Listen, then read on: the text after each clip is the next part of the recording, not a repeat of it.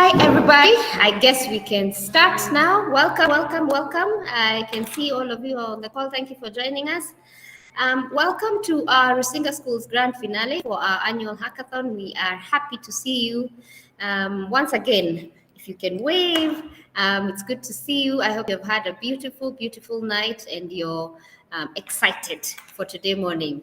Group members, group participant, good morning, Mr. Nyawari. For those of you, if you're able to turn on your video, just turn on. Hi, Lucy. Let's see. I can see some people on the call. Hi, Steven. Thank you for turning on your video. Hi, Patrick. Hi, Chapi. Hi, Mrs. Gidanga. Nice to see you. At least it's not very lonely over here. Good to see you. Hi, Mr. Nyawari. Nice. Karibuni to our annual grand finale for our Rusinga Schools Hackathon. Just before we start, just a brief recap. Now, a hackathon is an event that brings together participants from all over the world, depending on how the event organizers have planned it, bringing them together so that the participants can come up with solutions, through code programming, they come up with products, depending on the challenges they have been given. Now, for us as a school, as Rusinga Schools, we are happy to note that this annual hackathon is our fourth season, and we brought together participants from different schools, from the local and international curriculum schools. They came together, we put them together in groups and challenged them using coding language and programming to come up with solutions for the various SDG problems that we had given them. Now, it is important to note that we receive participants with different levels of experience using different coding languages. So we have participants who joined us who are, their coding language is Python or JavaScript, C++, HTML, and among many others. We would also like to note that as a school, and while we are running the annual hackathon, we try as much as possible to incorporate learning experience as part of the hackathon. So for us, we're not only interested in the students or in the participants just coding, just coming together as a team, we would like them to learn something from the week. So it's an event for us that runs for a whole week, where we invite and partner with key strategic partners, depending on the theme of the year, to bring about a successful event. And this year, the challenges and the SDGs that the students were acting on were SDG 3, that is on good health and well-being, SDG 4 on quality education, and SDG 13 on climate change. So the hackathon, which ran last week, Monday to Friday, incorporated different learning experiences as noted. We have various work time with mentors, and we'd like to do a shout out to all our mentors who joined us, as well as shout out to all our facilitators. Thank you for answering the call. Thank you for joining the week activities. Thank you for, offering your time to work and mentor with our students. We do not take it for granted. And we appreciate and we say, God bless you. God continue expanding your territories, increasing your wisdom, that you may continue mentoring more and more. And, working with us, we're looking forward to working with you together as well in the next academic year. We would also like to note and appreciate key people that have worked with us in addition to mentoring and facilitating by sponsoring this year's event. Of key note is Liquid Intelligent Technologies, who are this year's bronze sponsor. They sponsored the event to a whopping 150,000 Kenya shillings. A big round of applause to LIT Intelligent Company. We are so grateful. Thank you so much, Helena. Thank you, Bruce. Thank you, Ben Roberts. We truly, truly appreciate. We do not take it for granted. Would also like to acknowledge Oracle Academy, who will be providing the winning team's gift hampers. And as well, we have one of their judges who have joined us on this call. We'll get to hear and learn more about them as we, go about later in the morning's activity. We also have Microsoft ADC, who have worked with us and worked with us since we started the hackathon journey back in 2020. We do not take it for granted. They will also be providing our winning teams gift hampers, a tour of the ADC garage for the winning teams, and as well, they have given us one of their members to work with us as a judge for the grand finale. Microsoft ADC, we truly, truly do appreciate you and say thank you. Safaricom as well, we took note of collaboration working through Jane Wanza. They have provided, airtime for the winners.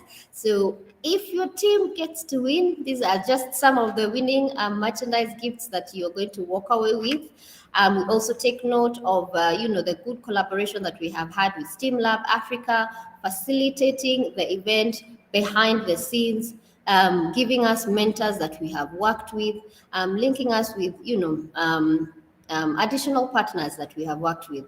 Sim Labs Africa, asante, asante, asante. We do not take it for granted. Moringa School. Steve Biko, if you are on the call, it was nice working with you. It was nice meeting you this year. Asante, asante. Thank you for providing us with a mentor, facilitating one of the week's workshop. We say asante sana. We do not take it for granted.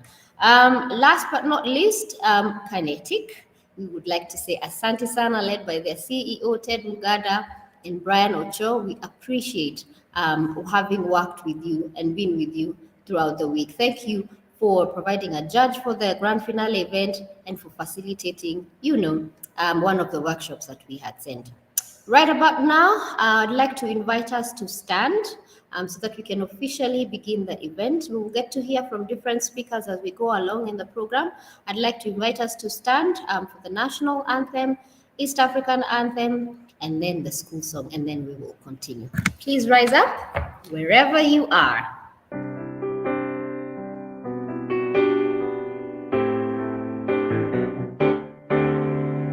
Lord, we come to you today, giving thanks as we pray that you will bless us in all we do. For we seek to honor you in our work and in our play. Come shepherd us as we walk your way. To love you is to serve you is to live for you every single day. To live for you is to please you. It's a matter of the heart. To fear God is wisdom. That's where it starts. To fear God is wisdom. That's where it starts.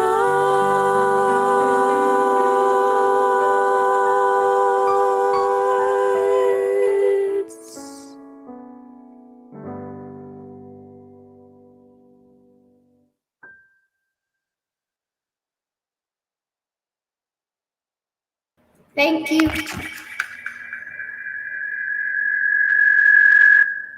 We may all be seated. Thank you.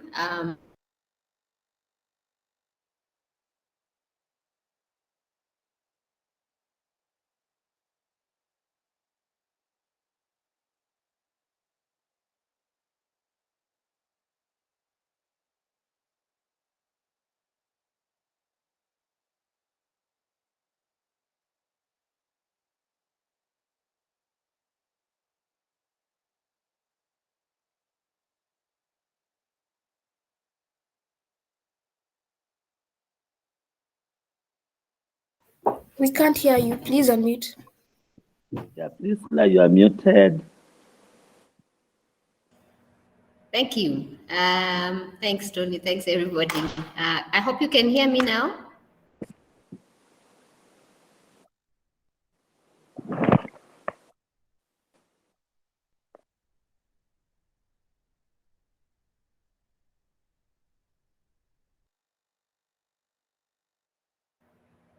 Okay. Take two. Can you hear me now? Yes, thank you. Yes, we can. Okay. Participants, sorry, as I was saying, in case you have, thank you, Joash. In case you have any of your group members who are yet to join, please just give them a nudge, just remind them. In case they have any challenges joining, we can assist them. But it's so good to see you. Right about now, we are going to hear from our beautiful chaplain before we get into the details of the rest of the day. So Mrs. Gidanga, karibu, our chaplain. We love her very much. We call her Chappy. She takes care of our souls, she takes care of our physical, and works with all our students, our parents, and staff members here at Rusinga School. Mrs. Gidanga, karibu, as I run behind the scenes. Thank you. Thank you very much, Priscilla, and good morning, everyone. This is an exciting day, and I'm sure we've all been looking forward to this day. As you have been informed, I am the Rusinga School chaplain, and I work with a wonderful team of pastoral leaders in just driving God's agenda at Rusinga School. Now, even as I go to my time of sharing this morning, at this culmination of the hackathon, I would like to recap with you the Rusinga core values that have indeed been running through all the activities in this hackathon. And indeed, these core values run through all the activities that happen at Rusinga School. And you may have recalled your devotional leaders touching on the value of mastery, the value of fortitude, adventure, compassion, and leadership. Now, those ones you would have either been able to identify them as you're working together as groups, because there's no way you can be in a group and a leader does not come out. Or when you're going and you're thinking about amazing thoughts and ideas and you're going into an adventure, or you really have to stick to it as a team. And it takes more than just strength. It takes you to come together in the spirit of fortitude. And of course, this is a coding competition, and the skill of mastery was also the main thing there. Again, even as you worked together, I'm sure you had the spirit of compassion amongst yourselves. And so those are the main core values. But the one that may not have featured and is going to feature today is the core value of honor. Today, we're going to honor all those who've been participating in this hackathon, and especially those who will be the winners. It is the place for us to honor you. It is a godly core value. And as we do that, allow me to share one or two things from the scriptures that will encourage us as we go into this grand finale. Now, I noted, and that is what really has been the theme for this term, for this particular hackathon, is about creativity, coming up with ideas and realizing solutions. That has been the underlying theme. But I want to take you to the scriptures because that is where creativity comes from. Really, it comes from our Creator God. And I just sharing with you Ephesians chapter 2 and verse 10 that reads, "For we are his workmanship, created in Christ Jesus for good works, which God prepared beforehand that we should walk in them." That really applies in us in this particular hackathon. And the creativity we're referring to, dear friends, is not just creativity for the fun of it. It is creativity with a purpose. And we can move on to the next slide, Priscilla, just to expound on this.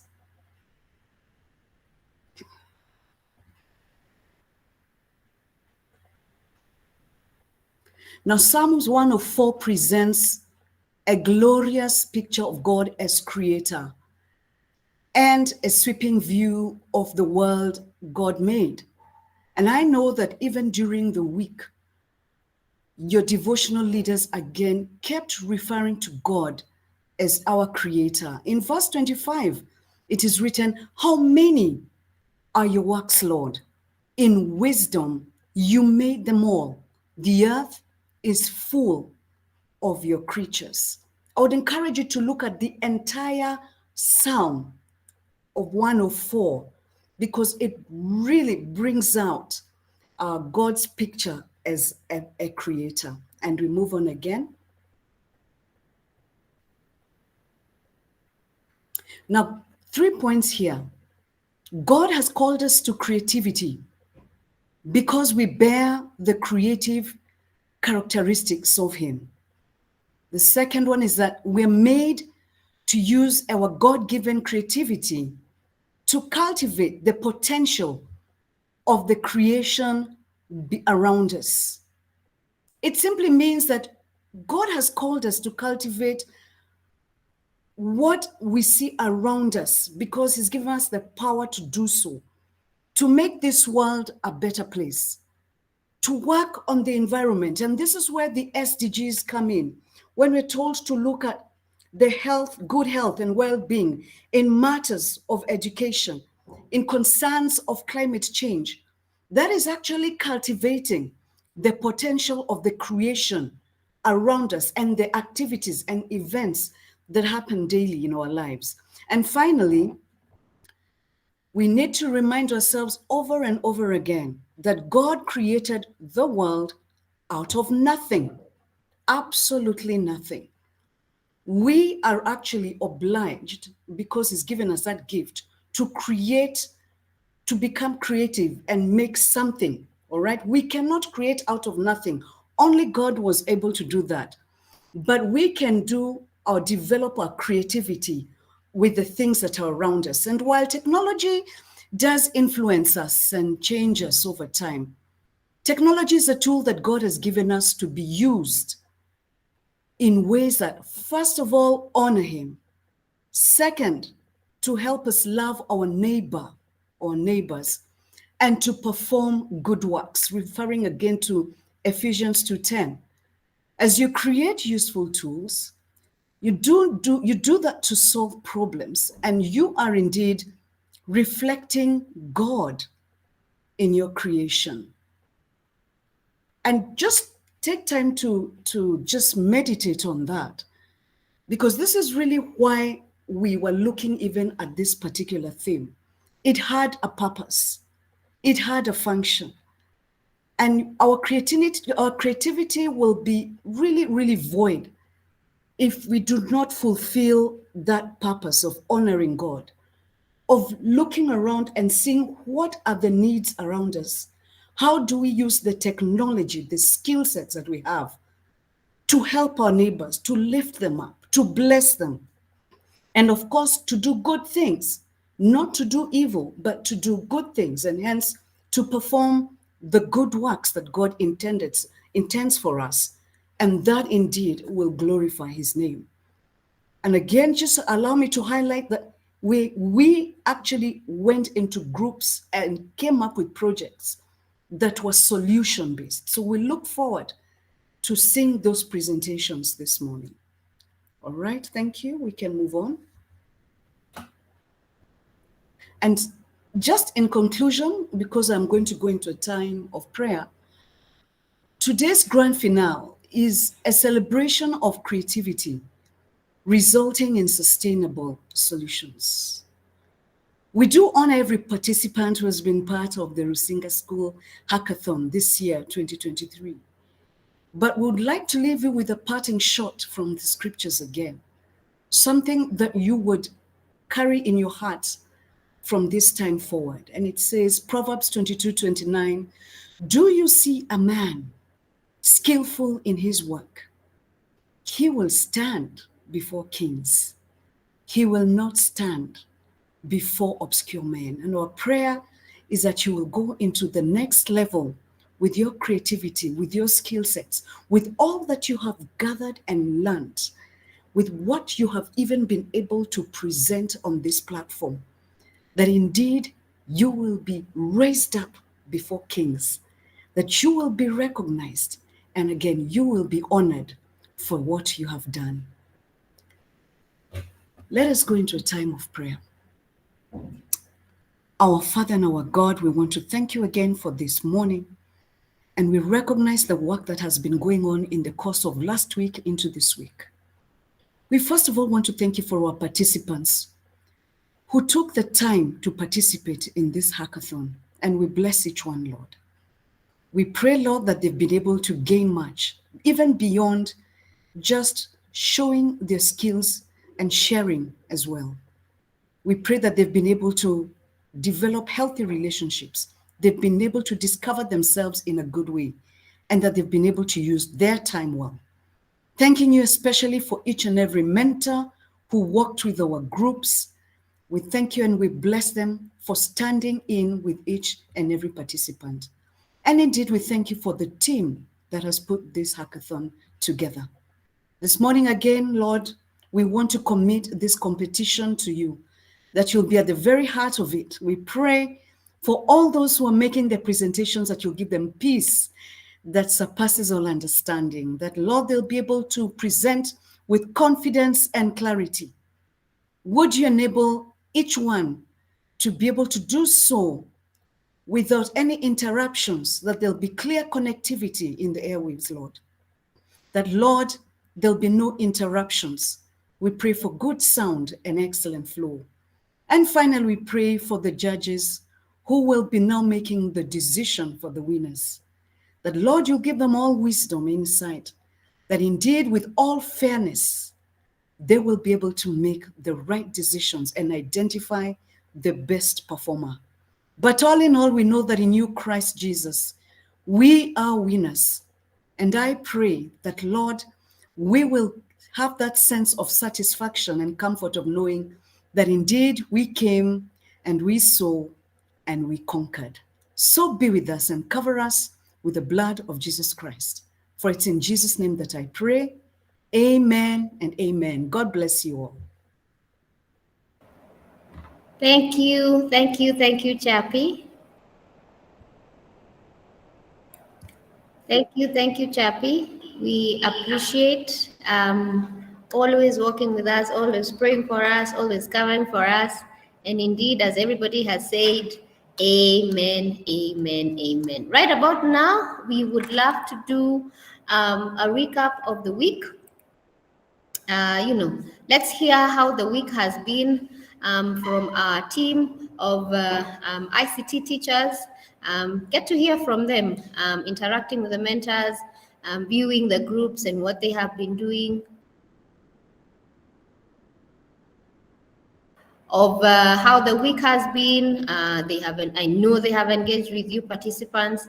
So let's hear from our team here in Rusinga schools on how the week has been. So we will start off with Mr. Patrick Mutuku, if you're on the call. Yes, I'm right there, Priscilla. Karibu, Mr. Mutuku. Oh, thank you very much. Let me first appreciate all of us, because we have been really part and parcel of this event. Good morning, everyone.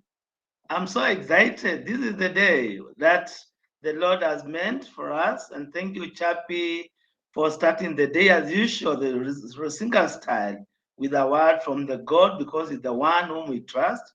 And this is the one who has enabled us to see this day. It has been a week. Actually, I remember we started this event last week on a Monday. So we went through the whole of the week, that is last week, full of activities. Let me start by saying this idea came in the year 2020, and that is why we are saying right now we are in the season 4. Can you imagine? And that is how time flies. I just remember the other day in 2021, when we were in season 2, we were really looking forward for season 3, and there it is now, the grand finale of season 4. That is how time flies. I truly believe that all of us were in the learning experience, right from the mentors, the participants, and even our sponsors.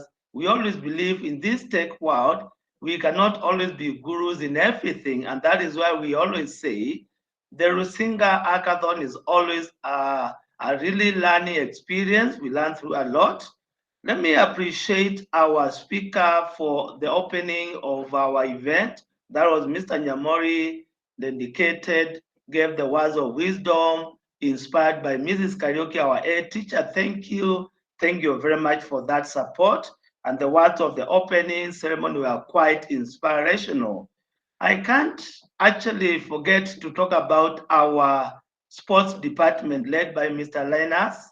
Remember, the coding, the hackathon is not all about sitting down over the screen, doing through the problem solving, providing the solution. It is always good to keep fit, because if our physical fitness is okay, mentally we are good, and we can now provide the solutions to the problem, as far as this year's hackathon theme was unleashing the creativity. And we are really able to go through a lot of physical activities to refresh our minds. But of course, by starting, remember how we started the day, participants, by the word of God from from our inspirational speakers who were leading us through the devotions.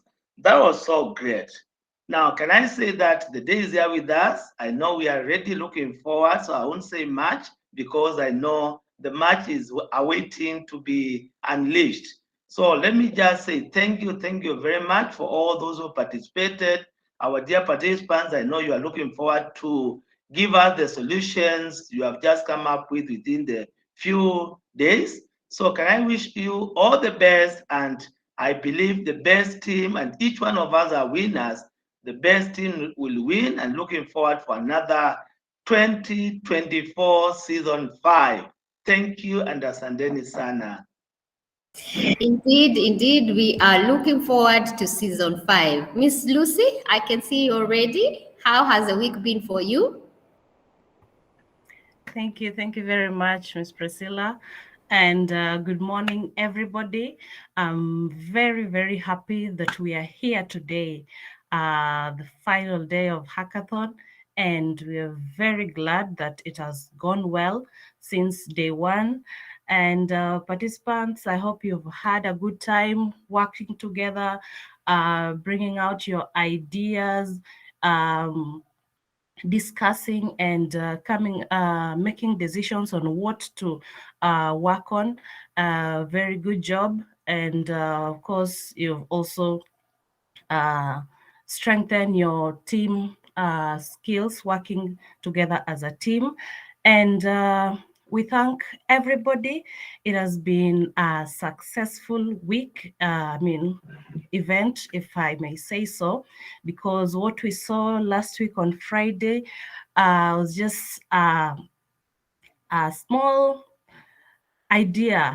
You gave us an idea on what beautiful ideas you've been working on, and we wish you all the best as you get ready to present to us the wonderful ideas. And I'm sure we've learned so much working through all these. Mentors, facilitators, we're very happy that you've worked with our mentors, and our sponsors. We're very happy that you've worked with us to nurture these young minds and make this a success. And thank you so much. God bless you. I've had a great time engaging with you all. God bless you. Thank you, Miss Lucy, the only girl among the boys. Okay, Mr. Serede, I have seen. Let me read out your comment. Mr. Serede says he's not able to talk, but he notes it has been great interacting with all the participants. He managed to visit all the teams, noting amazing work that was going on. Yes, I agree with you. The grand finale should not be the end of our learning and coding exploits. All of us are winners. Thank you, Mr. Serede. It was a blessing working with you, and thank you for taking time to join and mentor the young ones. Mr. Odido, I'd seen you earlier. Karibu. How has the week been for you? Good morning, everyone. Good morning. The week has been graced well. It's Been a wonderful week. I hope you can hear me. Loud and clear. Good. Been a very, very good week for me since we started. And first of all, I'd like to thank Priscilla for pulling it through again with a team of our sponsors and speakers. I took away a lot of things. One of it is that teamwork still stands out to be one of the qualities that are needed in tech. Number two, leadership and leadership skills is still very vital. And I saw our team pull this together, coming together in the teams that they were in and coming up with an idea, actually geared towards the theme that we had for this hackathon season. The speakers gave us wonderful ideas that as the mentors we had to take away, and especially also our students. I think they learned a lot. And here we are gracing the culmination, which I hope that all of us are winners. We saw their mini presentations, and it was just wonderful. Looking at how these young ones were able to pull it and come up with their tech ideas is great. Collaboration stood out really well for me, and especially for the use of Slack as a collaboration tool. This Slack basically is used across most of the platforms in tech, and I know our students had something that will catapult them in the world of tech and the years to come. Number two is the online repositories and how to just load the online repositories on GitHub. It was amazing for them to learn this, because as they move forward, it shall be one of the baseline tools for them to use to pitch their tech skills and also to share codes with the world all over. Mine is to thank all of them, the mentors and the judges, and just tell them we are all winners, and may God bless them and God bless Rusinga. And I see an amazing tech hub in Rusinga in some years to come. We're gonna make it big and bigger. So thank you, Priscilla and the team. Thanks a lot. Asante, asante. Thank you, Mr. Odido. Indeed, it was interesting listening to the devotions, linking the word of God to coding, because that is all what we are about at Rusinga Schools, bringing the word of God to all our students, to the Rusinga family, in a language that they can all understand. So we got to listen to hear about the story of creation, linking it with coding, one of our core values, linking it with coding, and just to note, appreciation to all our teachers for actually bringing it to that level for our participants. Mr. Malombe, last but not least, how has the week been for you?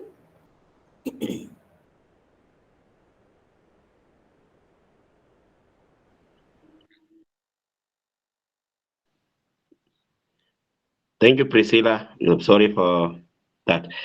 Nothing issues with the gadget here.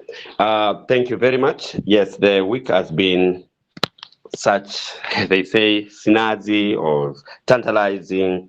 It has been such an awesome week, engaging these great minds that have been, doing their best to get, to bring out the ideas. We say creativity is best seen when among the young people. And so we've been able to invoke that creativity in the approach that we could. But then the young people have come out very strongly. And today we're going to be hearing the best of Kenya at this time. And so I wish them all the best. I look forward to hearing and learning from them. Thank you. Priscilla, back to you. Indeed, indeed. We have been working with the best minds in Kenya, and we are looking forward to, as challenged participants, fully ideating and taking your idea to the market. That is why we linked you up with key mentors. I hope you managed to get their email address. I hope you managed to get their mobile numbers, so that you can work with them, run with them, and get to continue the discussion offline after the hackathon. Please do not let it stop now. Allow me to repeat what Mr. Serede has noted and emphasized. The grand finale should not be the end of our learning and coding exploits. All of us are winners. By virtue of you participating in this year's hackathon, all of you are winners. I know some of you have honed the skills that you've continued to, garner throughout the years. Would like to note our repeat hackathon participants, Alex Chepkoni, Wildan Omar, I'm trying to see anybody else I can remember top of my mind. But just to note, we have had participants who joined us right from when we started the hackathon journey at Rusinga schools and have been ardent participants throughout the year. I would like to note a big asante. As well, we did have one of our participants who joined us last year as a student, and this year he was with one of the groups as a mentor. As noted, you never know. The hackathon exploits and direction could be what you would want to pursue in your future, could be what you want to pursue in terms of your future career and growth prospects, or you just want to give back and mentor, the young ones as they're growing up in this field. Right about now, allow me to invite Mrs. Echesa Kariuki, our head teacher. She's going to officially welcome us to the hackathon grand finale. And before I do give her the mic, please allow me to, read her profile. Mrs. Kariuki joined Rusinga Schools 15 years ago and has been the head teacher since 2009. Her experience spanning over 32 years in teaching and various administrative positions. As part of the senior management team here at Rusinga, she has led and overseen the facilitation of transformational leadership training in Rusinga Schools, the Council of International Standards CIS accreditation process, awarding of the Schools Association of International Schools in Africa, that is the ASA accreditation, the introduction of the BTEC programs for our senior school and sixth form and BTEC college, along with the formulation and implementation of the whole school strategic plan. Mrs. Echesa Kariuki, we are so thrilled that you have joined us today. Karibu, karibu, karibu. Let us hear what you have for us. Karibu sana, Mrs. Kariuki. Thank you very, very much, Priscilla. And good morning, good morning, good morning. This is our 4th season hackathon. Thank you, Priscilla. I could not thank you enough. I know you've worked a lot behind the scenes to ensure that this is as successful as the previous 3 seasons. Thank you so much, Mr. Malombe, Felix Malombe, our EdTech lead, for supporting Priscilla in the lot of background work. Thank you, Mr. Mutuku, Mr. Odido, Mr. Serede, Miss Lucy War, for this support, because I know that the tech teachers are very keen to have this. I want to thank you very much, and the sports teachers and all those who have given their devotions in the morning. Young men and women, I must commend you highly for some of us have been repeat participants. This will not go in vain, what you're doing now. And if you'll allow me, just to use the example of Alex Chepkoni, just to continue this process of, it never really ends. This is not just a game. This is real life. Because you're dealing with SDGs. You're going into, finding real solutions. So, and there's somewhere in the Bible where it says, don't let people look down upon you because you're young. Because you have and this is the platform for you to actually have solutions to real life issues, which is what you've been working on. So commendable and congratulations. Now, Alex actually brought in a lasting solution. We had an issue in our school, Rusinga School. We had come back from COVID. We were wondering, how do we get the canteen running? that is cashless, and these are all under 18, so they do not have M-Pesa accounts, what happens? And Alex, after hackathons such as this, came up with a solution, a cashless solution. We had meetings with ABSA, and voila, here we are. Rusinga now runs a cashless solution for their canteen. So Alex Chepkwon, you've left a legacy in Rusinga, and we thank you very much. And it is because of Hackathon. So let us not take this for granted. So welcome to this season 4, and I hope, I know throughout the week I've been very, very busy. I really do not like to miss the hackathon, and I am going to listen to a few of the presentations at this grand finale event. And this year's theme, Unleash Your Creativity, what a fantastic theme. Just crafting your ideas and how do we come up with solutions? Because young people, we want to get out of talking too much and really just get into action. And this kind of hackathon is precisely that. It gives you a platform to get into action and to begin realizing the solution immediately. So looking at the challenges that you had coming up with solutions, SDG 3, good health and well-being. I mean, this is a given. All we work towards is good health. That's why we have to include, keep fit. We can't sit throughout. We've got to stand up, we've got to stretch because we are taking care of our well-being. But what about the larger picture? What solutions do we need? And therefore, really looking forward to hearing those. Education, it's big. And even currently now in the presidential working party, looking for how we can improve education in this country. You have the solutions. You are the partakers of this education. You have something to say about what you're learning and how to, you want to learn. And then finally, you have the SDG 3 you've been working around, which is climate change. These are very, very powerful, really at the top of, the head initiatives that we need to think about. Because in certain parts of the world, we have extreme cases of temperatures, we have floods, we have droughts, and all because we've messed up our environment. So we are looking at then how do we then shift this back to what it needs to be. So fantastic. I think I want to really, because having an event like this is not something that happens in and of itself. It takes a lot of working behind the scenes. Thank you, Priscilla. Thank you, Malombe, and the IT teachers, the PE department, and our key partners to help us ensure that this is a success, as a success as it has been. As we come to the finish, Liquid Intelligent Technologies, who are a bronze sponsor, who have given us, and young people, some of you will walk out with cash. And this has come from the support you are getting from Liquid Intelligent Technologies, who have given us 150,000 to spread out and dish out to you, the winners, just to encourage you to keep going.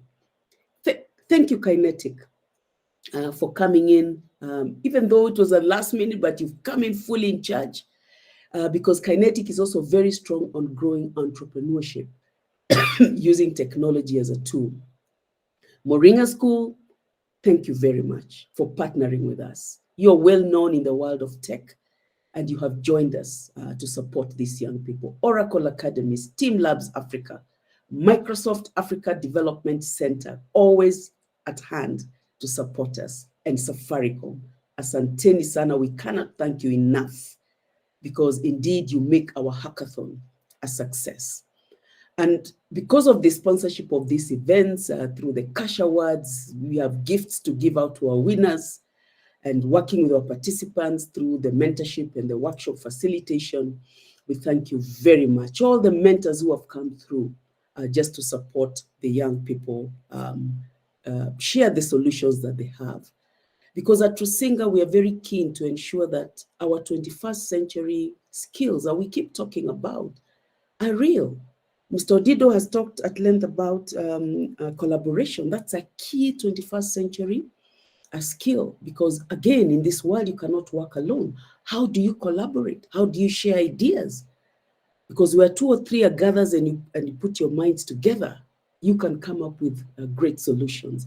And you were given this platform to actually share the solutions you have, real life solutions to the world issues. So we want to be, even in Rusinga, to support you in that. Be a thought leader. Be a thought leader in technology, in the world of technology and innovation, because this space is growing and it continues to grow. So we are giving you this space and this field to be able to express yourself. We also want to think about our alumni. A lot of our alumni go out and do, computer science. Some of them get into the world where technology is really the main tool that they use. So we want to continue calling our alumni back, because they are our key strategic partners as well, to continue enhancing the teaching and the learning of our students currently, which is yourselves who are still in school. And because when we bring them in, they're coming with what they're experiencing right now in the real world, to continue encouraging you, young men and women, to take technology seriously as a tool that is important to have, to know how to solve world issues. So the mentors want to thank you very much from wherever it is that you come from, that work with us and work with the teams.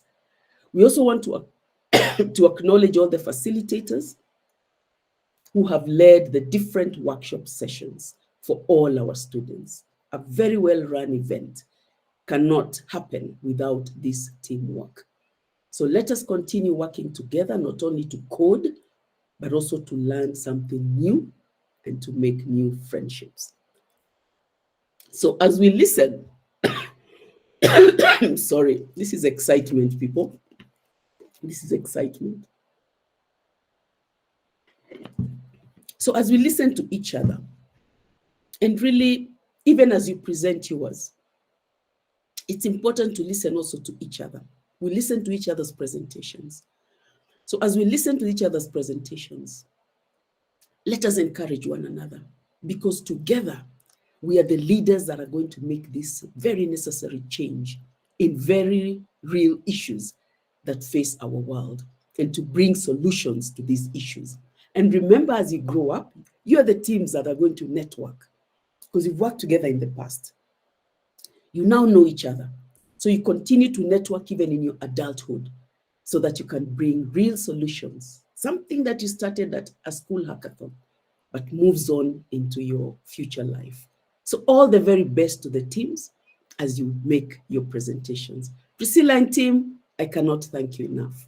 Actually, I'm having a meeting right now with the board, and I'll just go back as we finish that meeting before I come back to just let them know what a wonderful, wonderful 4 days it has been, and this being the 5th as we close, that you continue to raise the issue of STEM and STEM knowledge and STEM information are very, very high. So asante sana, and may God bless us all. Thank you. Over back to you. Thank you, Mrs. Kariuki. Asante sana. It's always a blessing hearing and listening from you. Participants, in case you did not know, that is our beautiful head teacher. This is Achesa Kariuki. We all love her, and we all always want a piece of her, near us and close to us, as we love listening to her words of wisdom, words of encouragement. Thank you, Mrs. Kariuki. We appreciate. And thank you for being with us. Anytime you'd like to leave, please, you have our blessings, and we'll see you later in the day. Right about now, participants, we are going into skip and stretch session. Our judges who have joined us for today, skip and stretch is an important and integral part of our hackathon, because we not only want to flex our, thinking and coding space, but we also want to flex our physical, keep fit, as you're keeping fit as you hack, as you code. So we'd like to invite our sports teacher, Mr. Linus Okinda. I know he's on the other side of the campus. He's going to take us through our skip and stretch. Participants, please turn on your videos. We want to see you skipping and stretching, jumping up and down. Linus, over to you. Yes. Thank you so much, Miss Priscilla, for inviting me. Yes, I'm on the other side of the campus, and I must say that apart from all the advantages you've said about skip and stretches, this is also in line with the SDG number 3, that is good health and well-being. So I hope we've all begun the day with a positive mindset, and we'll do so moving forward. So kindly join us, because today I'm not alone in the skip and stretches session. I hope you can see us. See me, please. Let's see you. Yeah. Your video. Let's see your video. Turn on your video, please. I thought we did.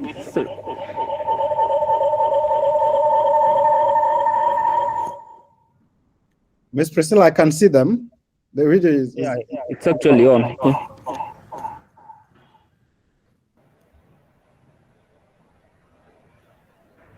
Anyone else who can see us? Yes, Linus, we can see you. Priscilla, I think Linus is using a different gadget, so we can just pin one. Yes, thank you. Okay. Yeah. So can we continue? Yes, please. Oh, sorry. We can't see you. Yeah, there are quite a number of people who are saying they can't see you. Let me just end the call from one end and rejoin using the other one. This should take less than 10 seconds. No worries.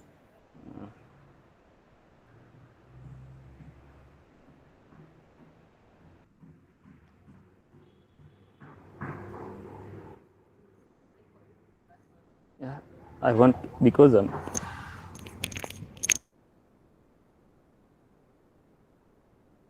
Yes, new. He's using 2 gadgets because he wants you to be able to see him and as well also hear him.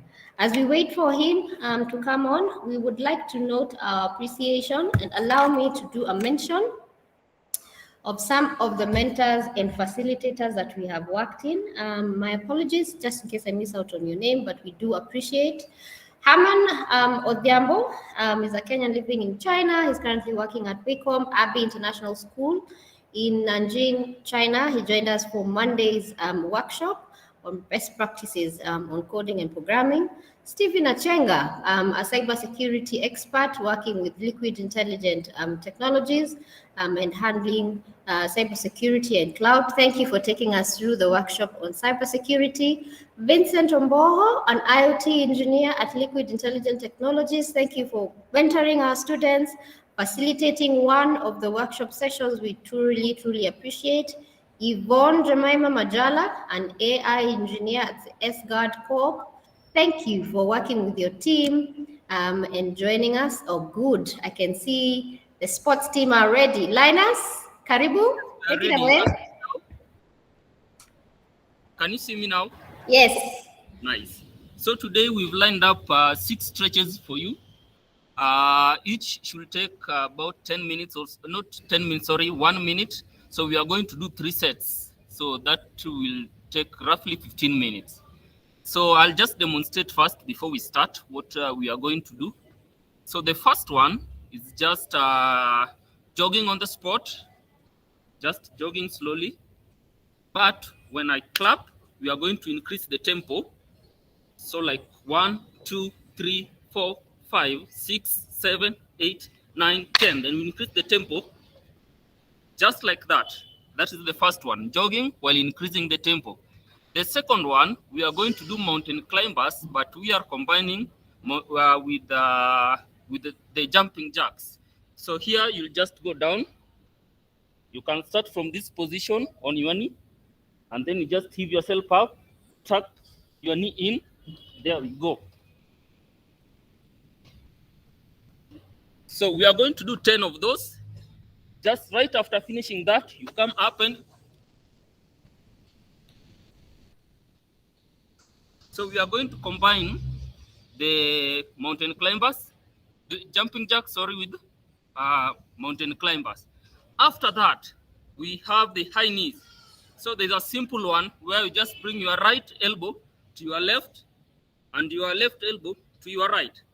There you go. But you can also crisscross your legs, crisscross and combine with the high knees here.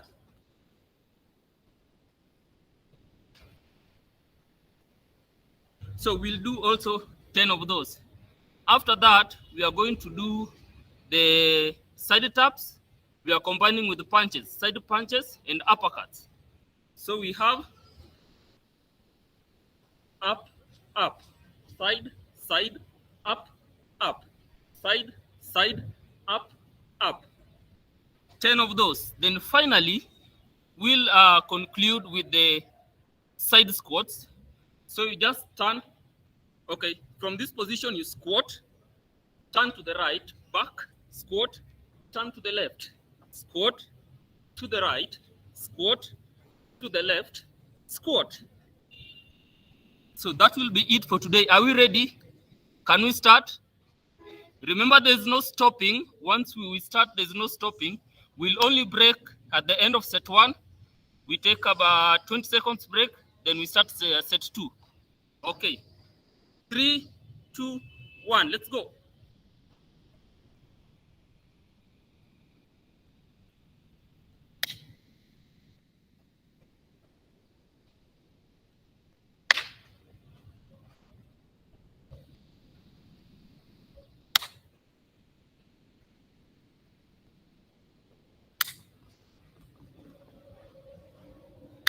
Mountain climbers down. 1, 2, 3, 4, 5, 6, 7, 8, 9, 10. Up.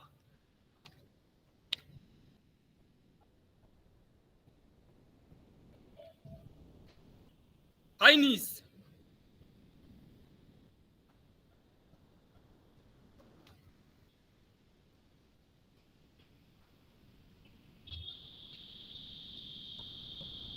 Three, 2, 1.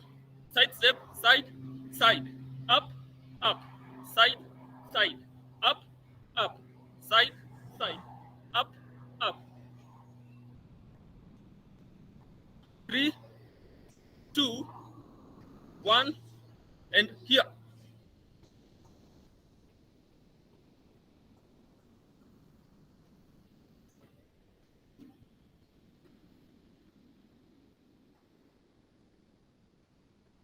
Three, 2, 1, and stop. That is set number 1. 2 more to go. 20 seconds break.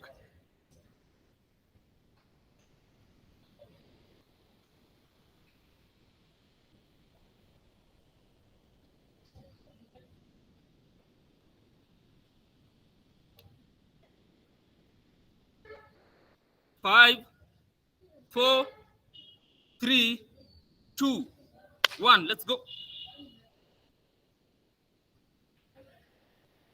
Remember to increase the tempo.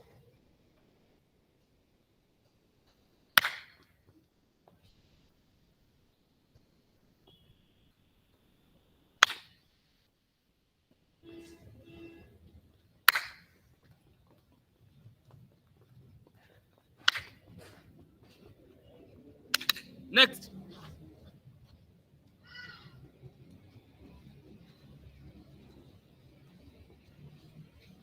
Up.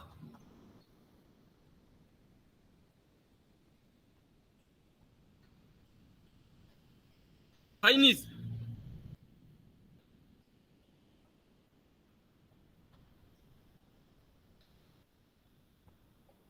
Three, 2, 1. Side step. Side, side, up, up.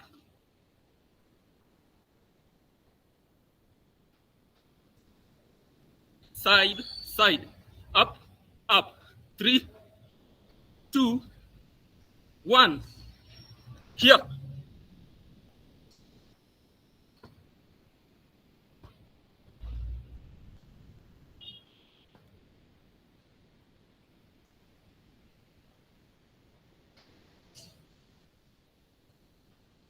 3, 2, 1, and stop. Set number 2.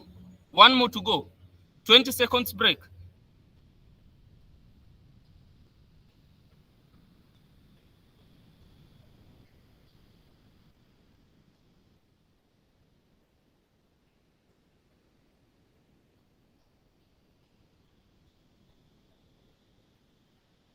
Five, 4, 3, 2, 1.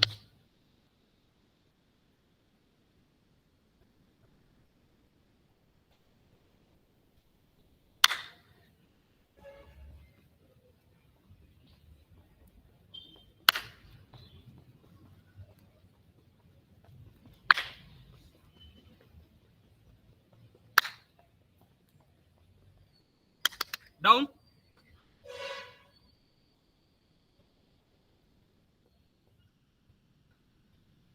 9, 10, up.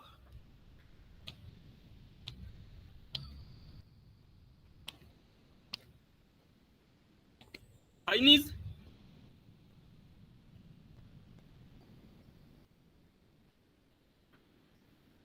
1, 2, 3, 4, 5, 6, 7, 8, 9, and 10. Side step. Side, side, up, up.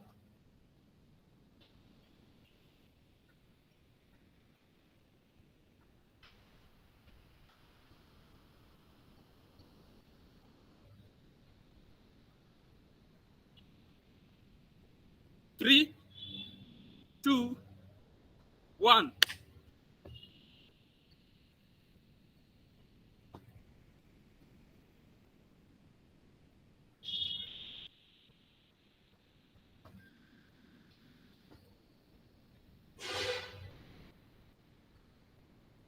Three, 2, 1, and stop. So that is it for cardio, but we are going to take you through abdominal stretches, okay? That should take about 2 minutes. So I hope you'll be able to see us.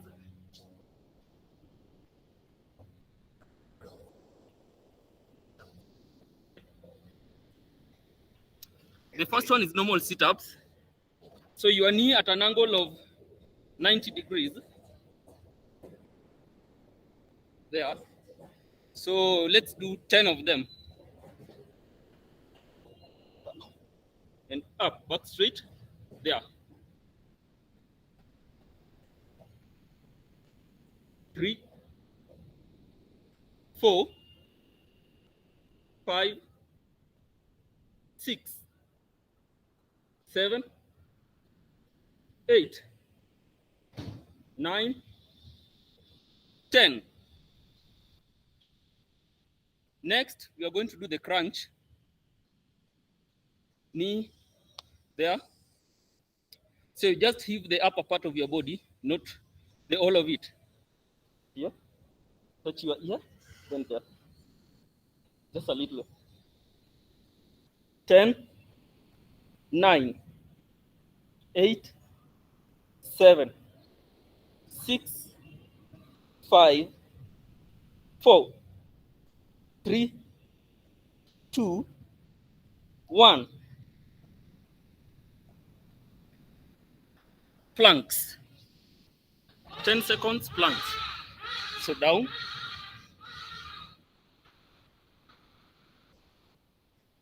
Face forward, not down. 10, 9, 8, 6, 5, 4, 3, 2, 1.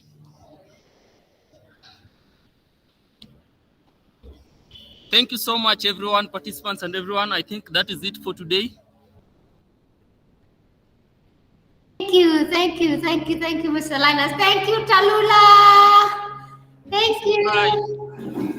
You're welcome. Thank you, participants.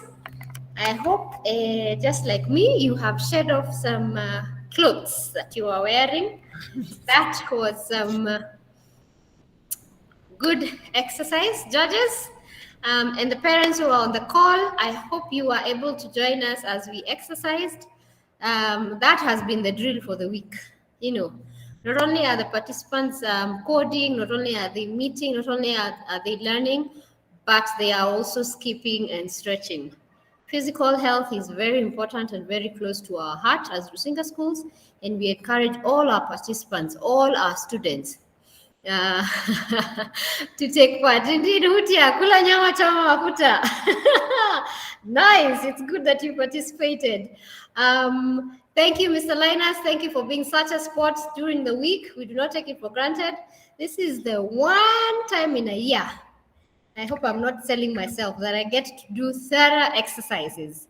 Right, but now we'll move to the next phase. This is an announcement for all the teams, all the groups. We will request that you kindly prepare to present your presentations. So as we are going through the next steps, where we'll get to hear from our partners, get to hear from our sponsors, we'll ask you that you please prepare to present your group presentations, your pitch, your portfolios, and everything that you have prepared for your group. As I was saying earlier, just to note the mentors and facilitators that we have worked with throughout the week. So Herman Odwar, Stephen Achenga, Vincent Omboho, Hasia Shah, who is currently a student at the University of Alberta. Hasia, thank you for joining us. Last year, Hasia joined us as our participant, and this year he joined us to mentor one of the groups. So as I was saying, this is a way in which you can progress, either career-wise or mentoring somebody who is younger than you in that field. We can never grow old of the important role that all our mentors play in our lives, whether be it in coding, in your learning, in your day-to-day lives. And as Hutia will tell you, getting a mentor, getting a coach is very, very important. Wayne Gakuo, who is a front-end engineer at Skydog Garden, thank you for joining us. Thank you for facilitating one of the workshop sessions. Stella Waithera, a technical mentor at Moringa School, we appreciate you being with us and working with the teams. Neville Lusimba, who is a senior software engineer at Harbour Incorp. Thank you for joining. Brian Kimani from Crawford International School is a STEAM teacher. Peter Moshine from Braeburn School, teacher there. We thank you, and any other who are on the call that I might have left out, I apologize, but thank you for taking your time throughout the week to work and mentor with our students. I could see the discussions happening on Slack, and I could tell that the discussions were going on throughout the week and late into the days. Right about now, we will be hearing from our sponsors, our partners, get to hear what it is that they do and know about them and who they are. Allow me to present. And as well, we'll also get to know our judges and who they are, what they do, and get a feel of how it is to work on the other side of the coin. So first off, we will be hearing from Liquid Technologies, Intelligent Technologies. LIT is a leading technology and telecommunications company that operates in Africa. LIT specializes in providing innovative solutions in the area of connectivity, digital infrastructure, cloud services, cybersecurity, and digital transformation. LIT aims to drive technological advancement and enable digital inclusion across the continent. And we'll be seeing how they have been able to do that shortly. Liquid Intelligent Technology recognizes the significance of education and believes in a digitally connected future for Africa, leaving no African behind, and have connected a total of 5,000 schools across the continent using their 100,000 km Pan-African fiber network. Yet, to note, over 200,000 schools in countries we work in have limited or no access to digital education. One of LIT's initiatives involves partnering with organizations like Raspberry Pi to bring more schools online and enhance access to affordable devices. Through these partnerships and initiatives, LIT strives to bridge the digital divide in education, making technology more accessible and empowering students and educators with the resources they need for effective learning. And how do they do that? Let's listen to that.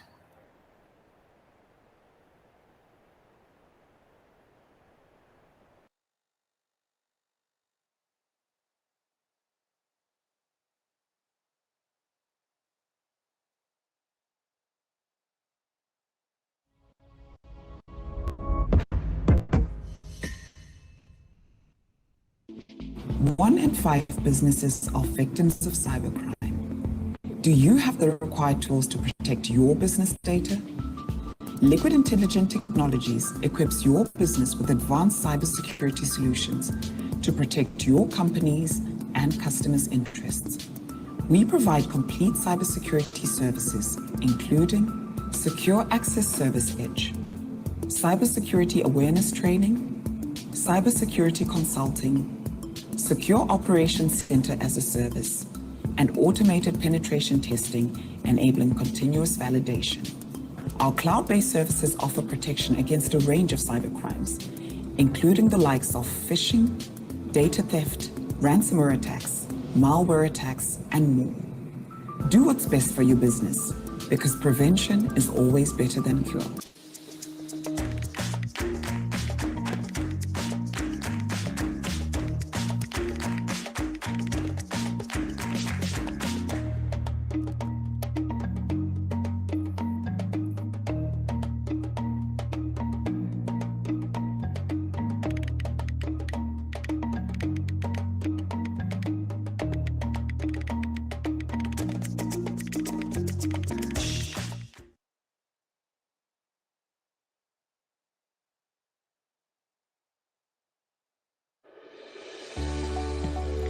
The trip to install internet at Kauai Primary School, 60 kilometres by boat in the northeastern corner of Kenya, was a very special one. At Liquid Intelligent Technologies, we have laid over 100,000 kilometres of fibre in Africa and have connected over 4,000 schools to meaningful broadband across the continent. But there are many more that can be connected, and many are close to high-speed fibre.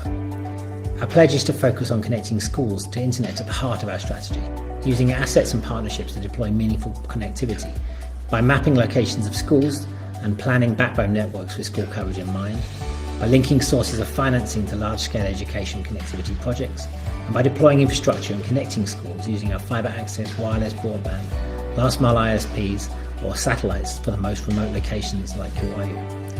All this will be achieved through global and local partnerships to solve this challenge to make sure no learner is left behind.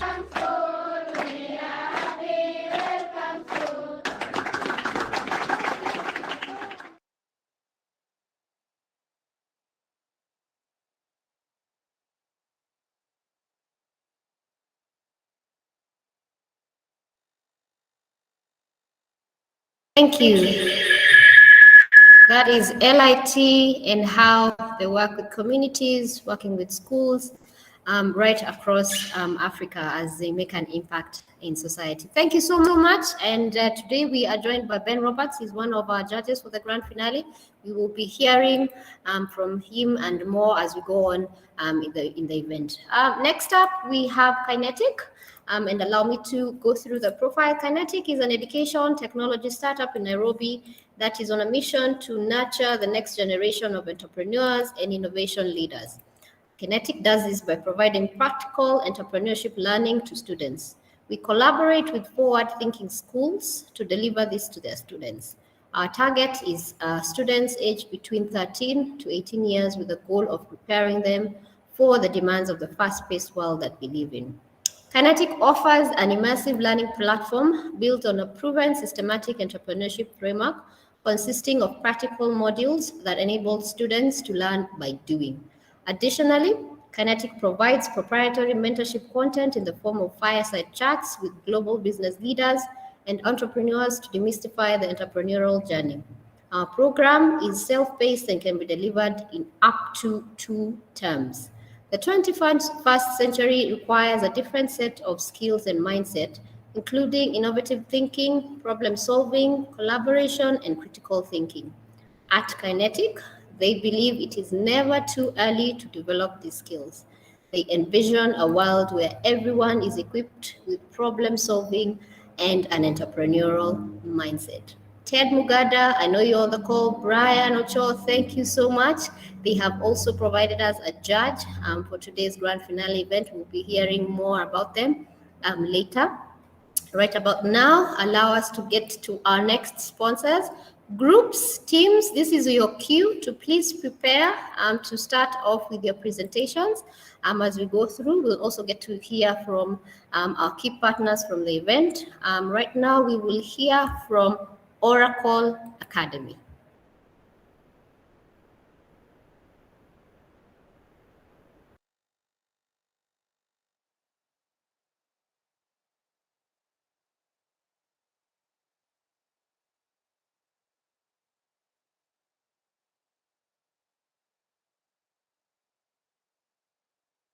Oracle's global philanthropic educational program, Oracle Academy, advances technology education in 130 plus countries. We provide educators with free resources, including curriculum on Java, database, cloud, and project management, Oracle Cloud, Oracle Apex, and a range of software, professional certification resources, and courses for educators. Members easily access all of these in the cloud through our member hub. Through their faculty, students have access to resources including courses, cloud, and a career center. With hands-on practice in the latest technologies, students attain knowledge and skills that help power them to fulfilling careers across industries. Learn more and join at academy.oracle.com.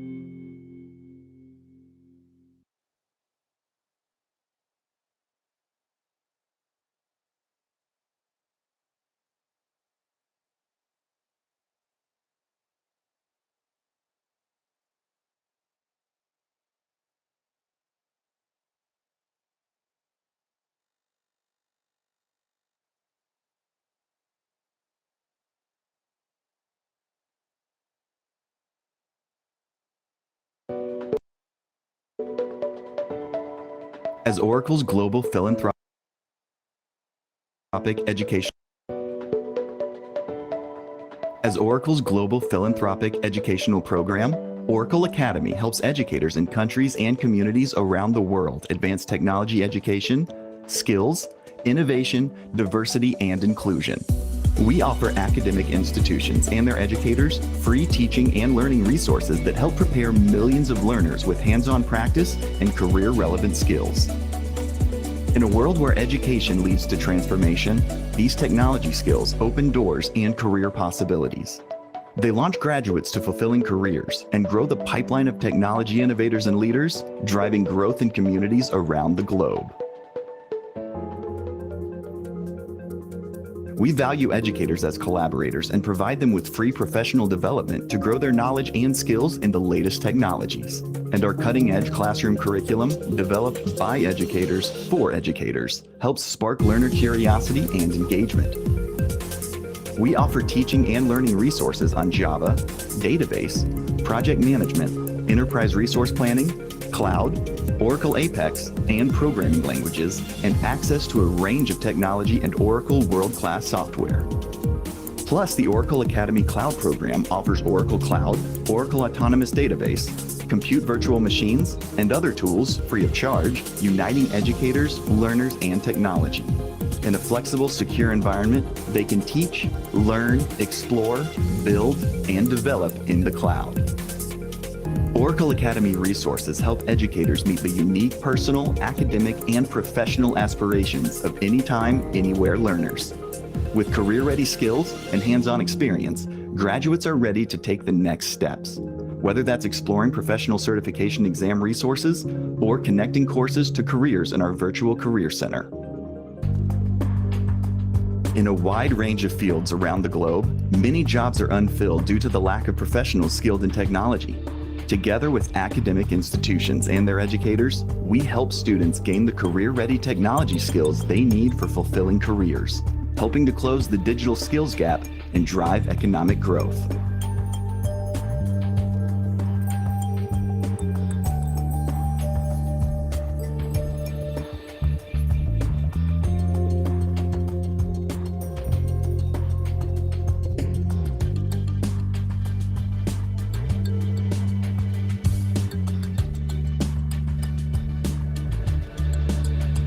With Oracle Academy, educational institutions, educators, and learners can be ready for what's next.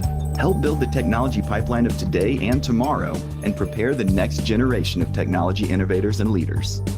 Learn more and join at academy.oracle.com. Interested in Thank you. Those are some of our key partners and key sponsors for this year's event. We will get to hear from more as we go along. Participants, I have seen a question from Samara Wangari. If you are able to, but please remember, we had noted about the time. The idea is to give the judges a picture of what it is that you have accomplished, what it is that you have managed to put together in your group.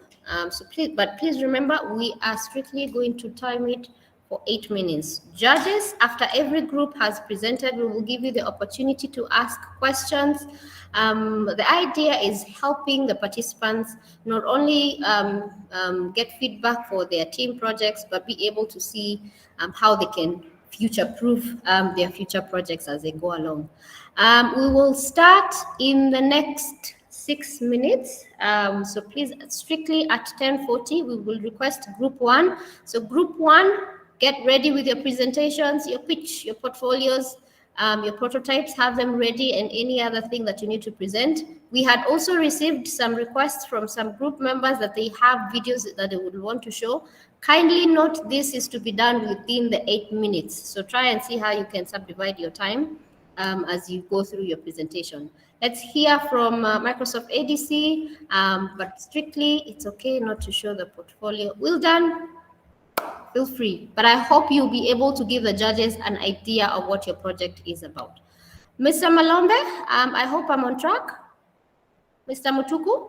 Totally, Priscilla. Let's do that. Priscilla, you are right on track. Okay, good. Good, thank you. In 5 minutes, we'll get to start group 1. Please be ready.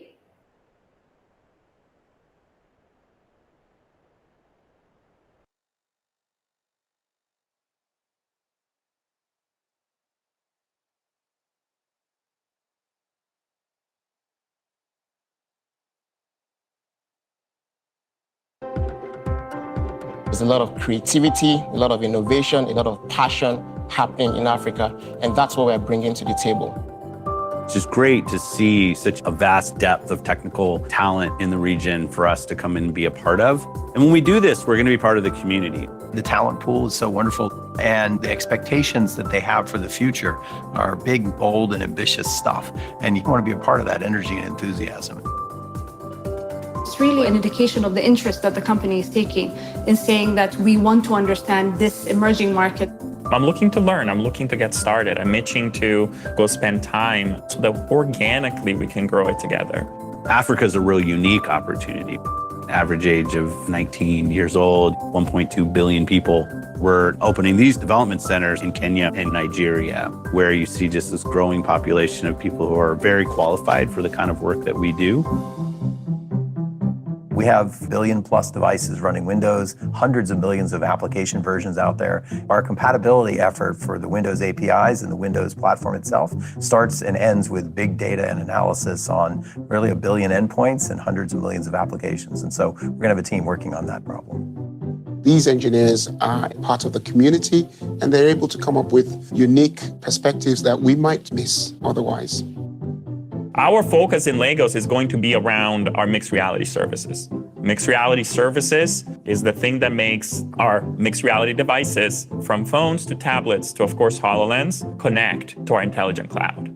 And as we build those teams, the objective is to make Lagos part and drive forward the scale of that service worldwide. Having a development center in Africa is going to be a game changer. 10 years ago, I would never have imagined that Microsoft would open a development center in Africa. To actually now see this level of investment, especially around skills, around engineering, is the first. And so I take great pride in seeing this coming to life. It's all about empowerment. The fact that we're able to use this opportunity to really live our mission of empowering every person and every organization on the planet to achieve more.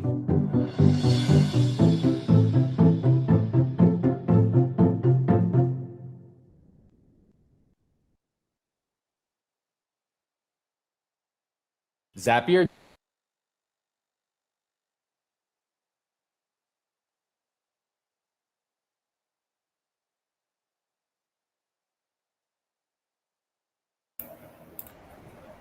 Thank you. Those are some of our key partners and key sponsors. Right about now, get to know your judges. We'll start off with Mr. Ben Roberts. Just give me 1 minute. I am pulling out his presentation.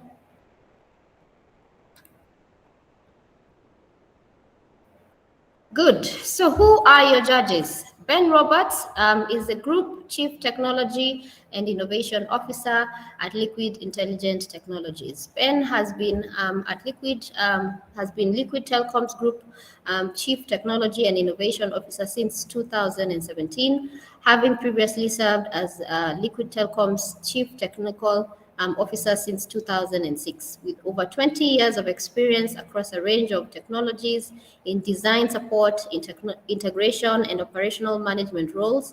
He has led the group's networking and product strategy, expanding its technology base and fiber network across Africa.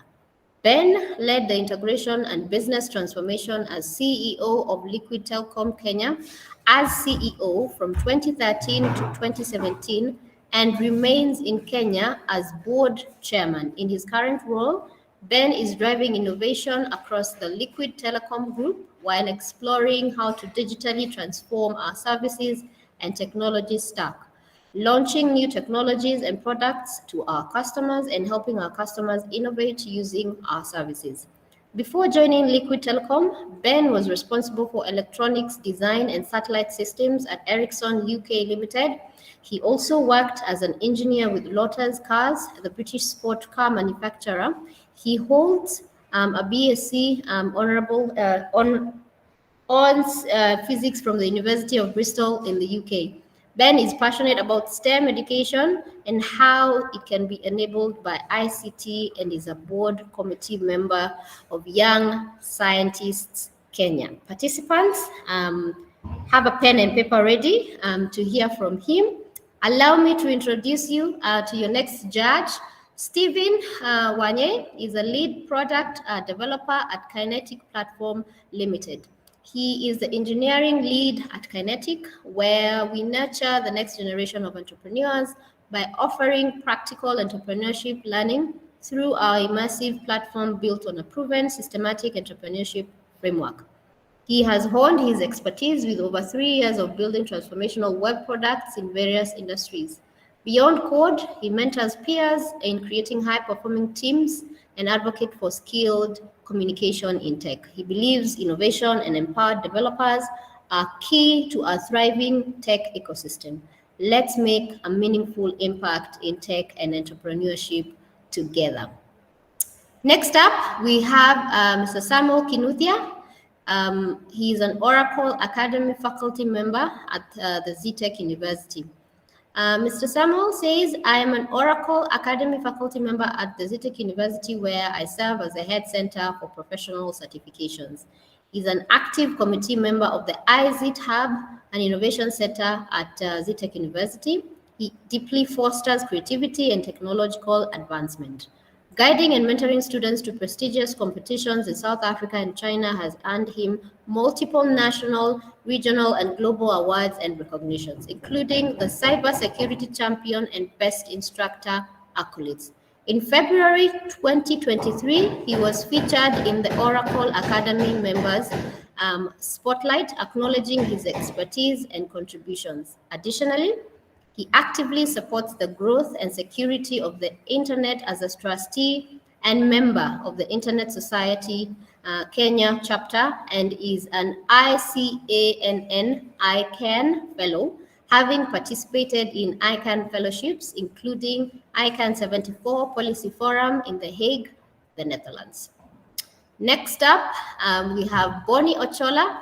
He's a program manager at Microsoft Africa Development Center. He is a learner. He enjoys not only things as it allows him to stay hungry, stay foolish. He says, I am customer obsessed. I enjoy finding solutions to their evolving needs. Above all, I love people. Let's have a conversation over tea, coffee, or your favorite beverage. Oh, I guess I'm supposed to mention that I'm an electrical engineer working as a product manager who wants to become a pastor after 10 years, after over 10 years in engineering, IT, fintech, product, program, and project management. Weird? Nah, I also don't think so, Bonnie. He says he will join the dots at the finish line. Participants, those are your judges. Let me see. Yes, last but not least, Hutia? Anthony Hutia, this one is my personal best. Sorry to the rest. He's a former parent at Rusinga School, but I am proud to have him join us. Mr. Hutia is born on 19th October 1974 in Nairobi, Kenya.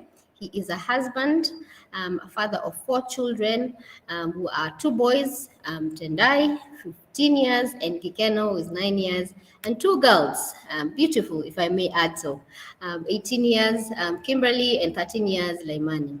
He notes that he is divorced and remarried. He holds a bachelor's in business administration degree, specializing in marketing, and a diploma in sales and marketing.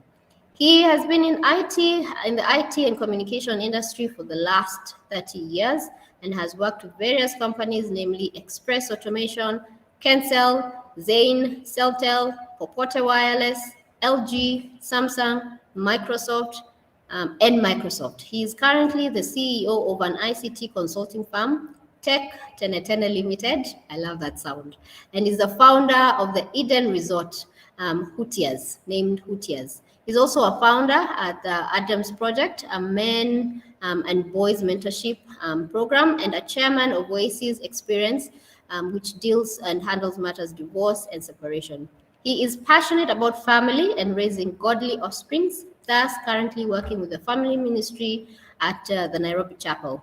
Man Enough, divorce care and marriages. He mentors young men, and people in marriage and relationships. He is dedicated in challenging men to being the best version that God created them to be.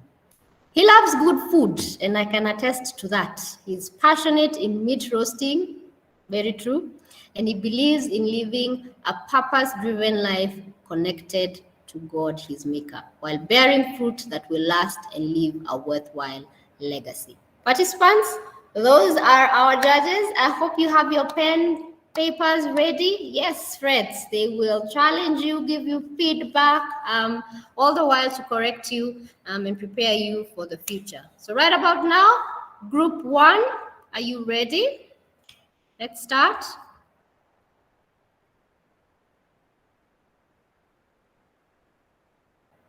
Group 1 members.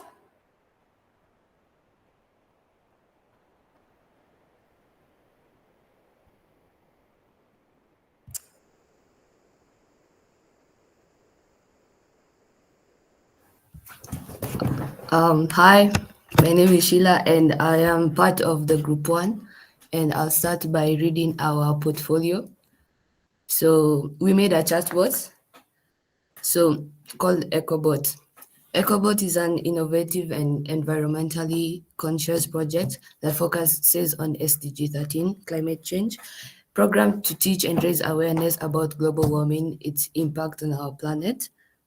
Developed as a user-friendly and interactive chatbot, EcoBot aims to increase the user's knowledge on global warming by drafting up meaningful conversations about climate change, the greenhouse effect, the effective ways to curb the effects. Because of its vast database of responses, EcoBot offers a wealth of information on global warming, its causes, and the urgent need for sustainable practices. EcoBot's user-friendly interface makes it accessible to people of all ages and backgrounds, equipping them with the knowledge and encouraging environmental responsible action. It offers insights into the fastest warming continents, the effects of global warming on ecosystems and weather patterns, and the role of human activities in accelerating climate change. Users can also learn about renewable energy sources, carbon emission reduction strategies, and the significance of adopting eco-friendly lifestyles by providing up-to-date information. EcoBot fosters a deeper comprehension of global warming, prompting users to make informed decisions in their daily lives. As an interoperable advocate for environment, EcoBot doesn't just inform but also inspires positive change by promoting eco-consciousness and sustainable practices. It encourages individuals all around the world to become part of the solution to global warming. EcoBot aspires to ignite a global and a movement towards a greener and more sustainable future where everyone plays a role in keeping our planet safe for generations to come. So whether you have questions about global warming or need guidance on reducing your carbon emissions, EcoBot is here to help. And now we're gonna go to the project itself, our pitch. EcoBots. What is EcoBot? EcoBot is a chatbot. As you know, chatbots are increasingly becoming popular as a way to provide an automated way for customers to communicate to the company.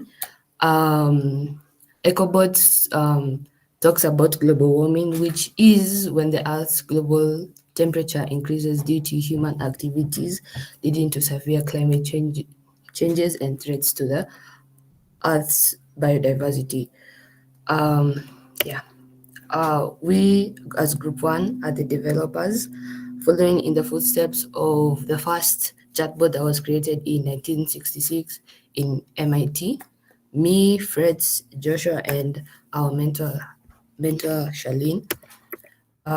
Here is our decision-making process where we all wanted to explore the area, the SDG 13. So that was honestly an easy decision to make. We all decided we made EcoBot using Python programming language because it was the language we were most familiar with. And after that, we just had to research on the different ways we could make a chatbot and decided to use a rule-based chatbot. And we'll see that as we continue. The coding just used a few of the Python programming techniques, namely dictionaries, conditional statements, and loops. And also a lot of research on how to make it and all the information that is needed for the chatbot. So as the portfolio said, we're gonna explain what it can do. So the EcoBot is intended to act as an educational tool to teach about global warming to all who interact with it. EcoBot chats with the user in a user-friendly manner, coded with up-to-date responses for any type of question the user might have about global warming. It provides facts about how global warming is caused worldwide and how it can be stopped from causing catastrophic damages to the Earth. Moreover, it provides information about how, of course, our country, Kenya, is caught up in the mix of all this global warming. Here, a quote that since EcoBot raises awareness, the importance of awareness is the greatest agent of change. So the benefit of EcoBot, the biggest and most vital benefit of EcoBot is that it teaches and spreads awareness of the critical damage that global warming can have to our Earth. It evokes people to be more responsible and stop polluting the Earth, and with that, our Earth becomes safer and stays inhabitable for future generations to come. So here is our real-life application of EcoBot where it can be used. So EcoBot can be integrated into the websites of environment conservation websites like NEMA or WWF to teach about global warming and to teach about global warming, yeah. And EcoBot can be used as an educational tool to teach students about global warming if they're doing research or cannot understand what their teachers are. Also, yeah, and reach out to millions of students around the world. So now we'll have a demonstration from my group member Freds. So, yeah.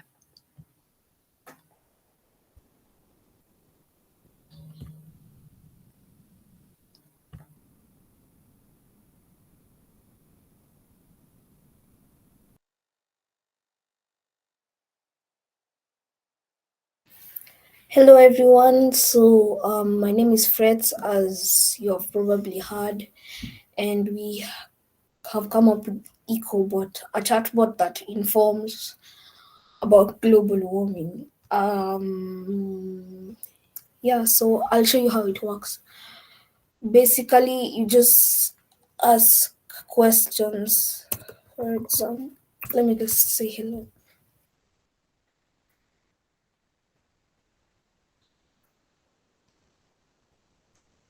Please give me a second.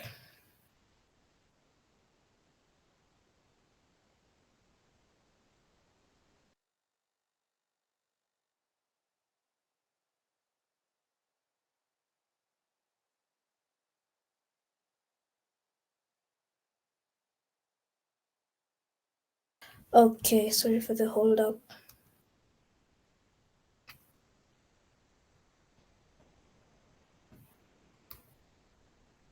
So yeah, basically it's just supposed to ask it some questions.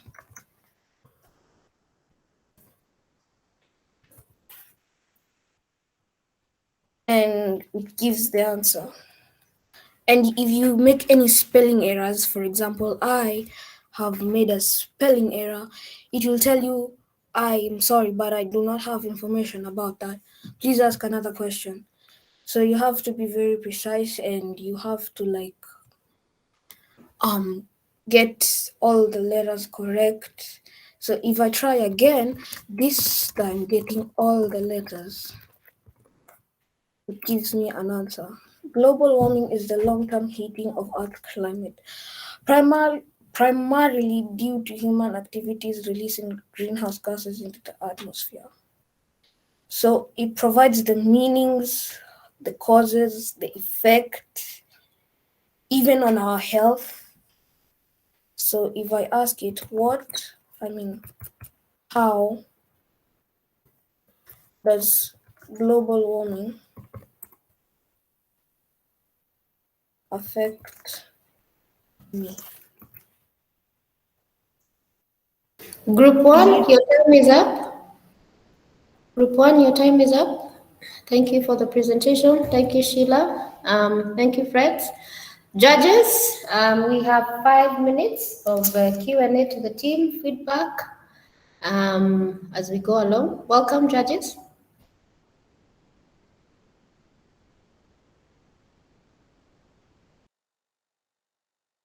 Please proceed.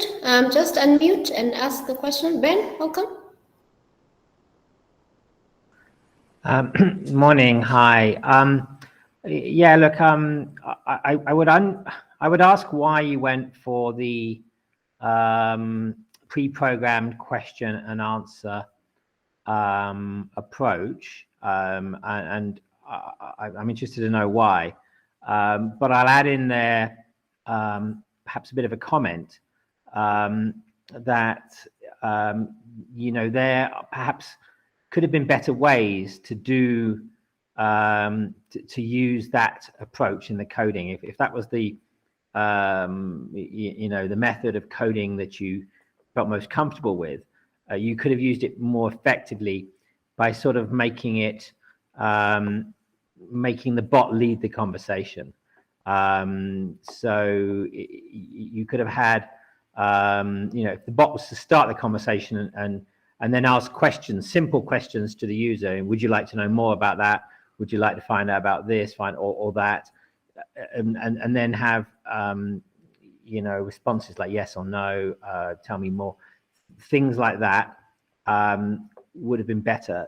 This way that you've got where you have to type the exact question in the exact spelling isn't really going to be working for a bot. So I think you could have used that. I guess you're doing if then else or switch or something in the Python coding. You could have used that more effectively and had it more gamified and guiding you on the conversation. But really my question to you is, why did you do it that way? Thank you. Another judge, then the group one will answer the queries. Yes, my name is Samuel. I would like to ask the group, what is unique about the chatbot compared to other chatbots? And another question, I would like to know, where does this chatbot get its data from? And how much data can it work with, or can it handle? And how safe is that data that it is working on? Thank you.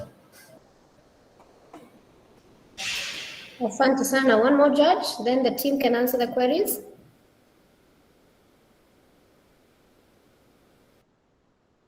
So like mine is more of a comment. I think a key thing that I found lacking is, and which is usually important when doing a presentation, is like the bit of storytelling. So like humans usually attach themselves to a story. So instead of going through some written words with paragraphs, it's usually good when you're selling something or selling an idea to include some sort of story. But yes. Great, thank you. Thank you, judges, for your feedback. Group one, please share your responses to the earlier queries. Okay, so as for why we decided to go on a rule-based chatbot is because keeping to the fact that most of us are beginners, as we would like to make the chatbot more flexible to all and make sure the user doesn't need to write the specific question. We're not that experienced in the Python programming language. We're mostly beginners. So we had to use the rule-based chat. That's why we decided to use the rule-based chatbot. And as for the data, different ways of making the chatbot, it requires you to get different ways of getting the information. So since our way was more of we research and we find the answers to the questions that we would think the user would want to ask the chatbot, and we put it, we code it into the program. But if you wanted to make like an assistant chatbot where we'll have to import our data from somewhere else, I think that would have been better. But as I said, the experience was also a factor in our making this chatbot. And yeah, thank you.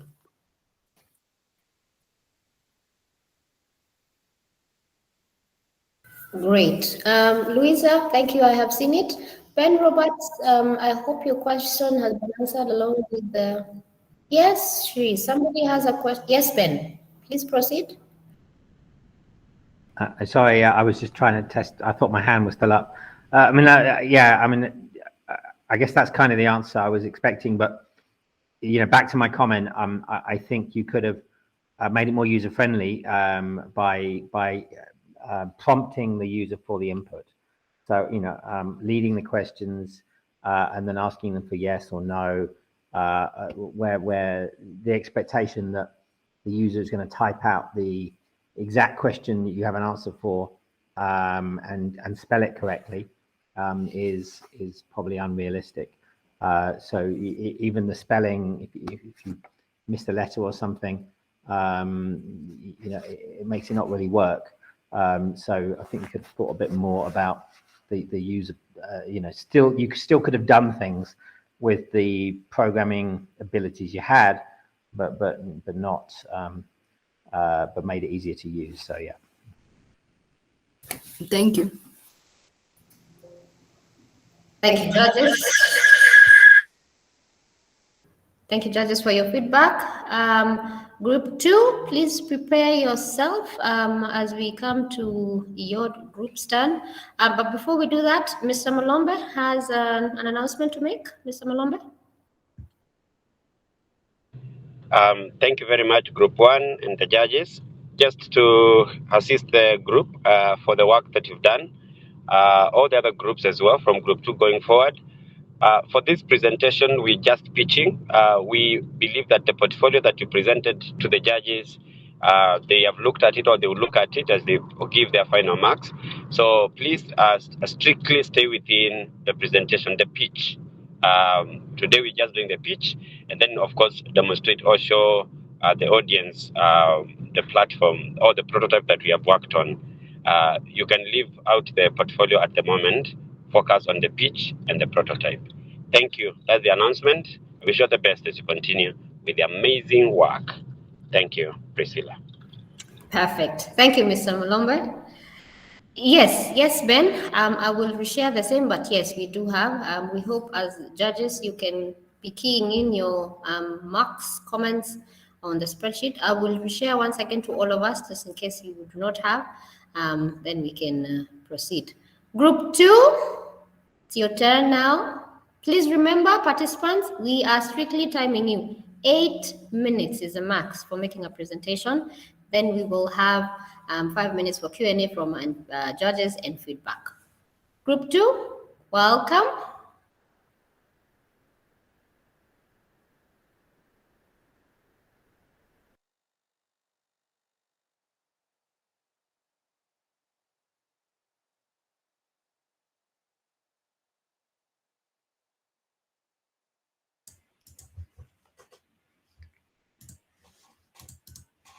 Okay, can you hear me?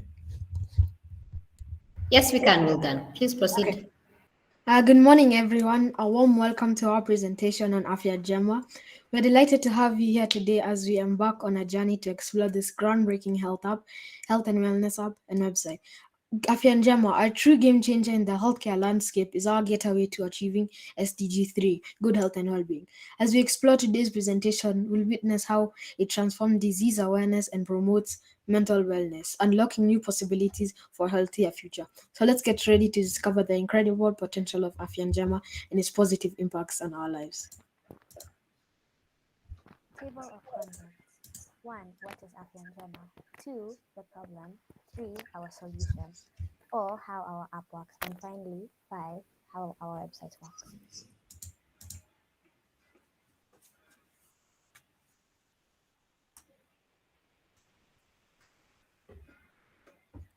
Meet the team.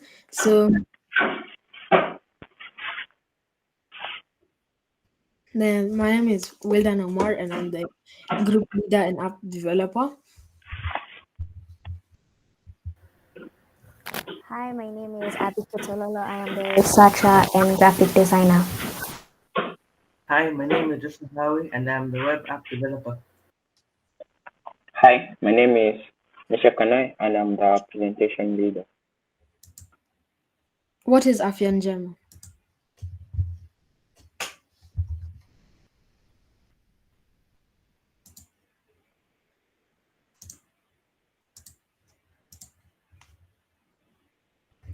Joshua, you're muted. Introducing Afya Njema, an all-in-one health and wellness app designed to empower you on your journey to optimal health.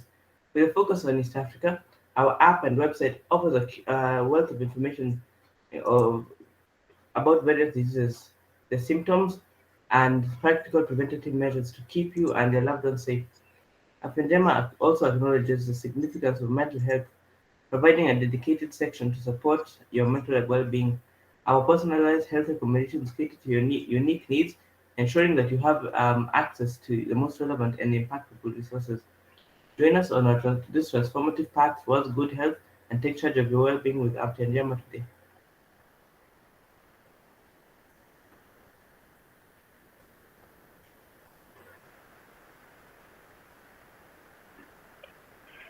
The problem. In Africa, the pursuit of SDG 3, good health and well-being, faces a lot of challenges due to the lack of disease awareness and limited mental health support. Important information about common diseases remains limited, leaving many individuals exposed to preventable health issues. The absence of early recognition, timely medical support leads to delay or misdiagnosis, worsens the impact of these illnesses on individuals and healthcare systems alike.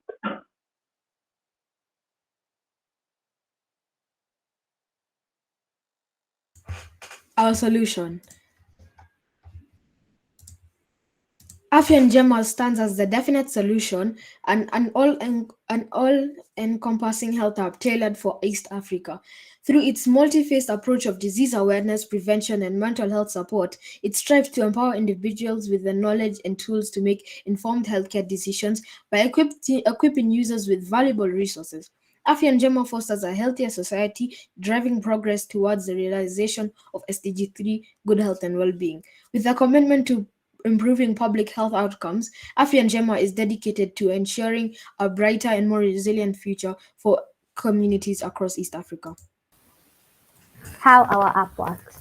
Afya Njema is a transformative health app empowering users with comprehensive services and unwavering support with a focus on disease information, prevention, and mental health. It revolutionizes health management by providing valuable resources, personalized recommendations, and addressing mental well-being. Afya Njema fosters disease awareness and enables informed decisions for better health outcomes. It aspires to create a proactive approach to well-being, empowering users to take charge of their health journeys. How the website works. Afya Njema is a health website dedicated to providing reliable and accurate information to its readers. Our goal is to empower individuals to take control of their health by providing them with knowledge and resources they need to make informed decisions. We cover both major diseases and mental health. Our team works tirelessly to ensure that our content is up-to-date, evidence-based, and easy to understand. We believe that everyone deserves access to high-quality health information, and we strive to make that a reality through our website.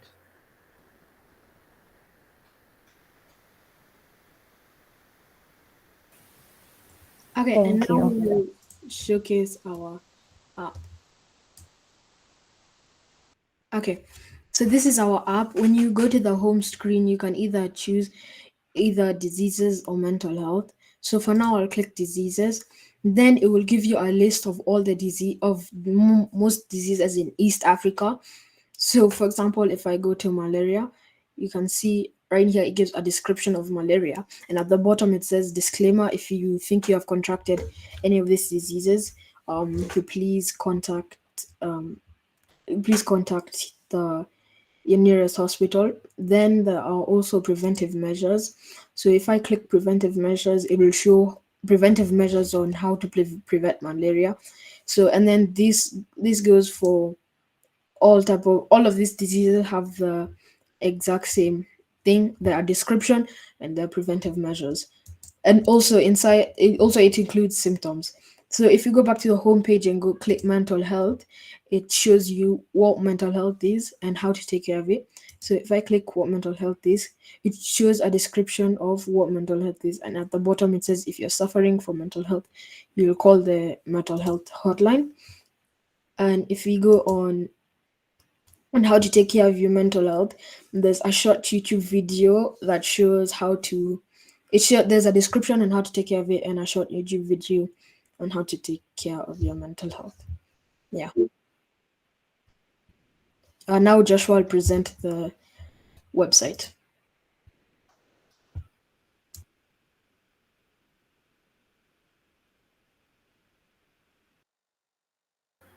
This is our Afya Njema website.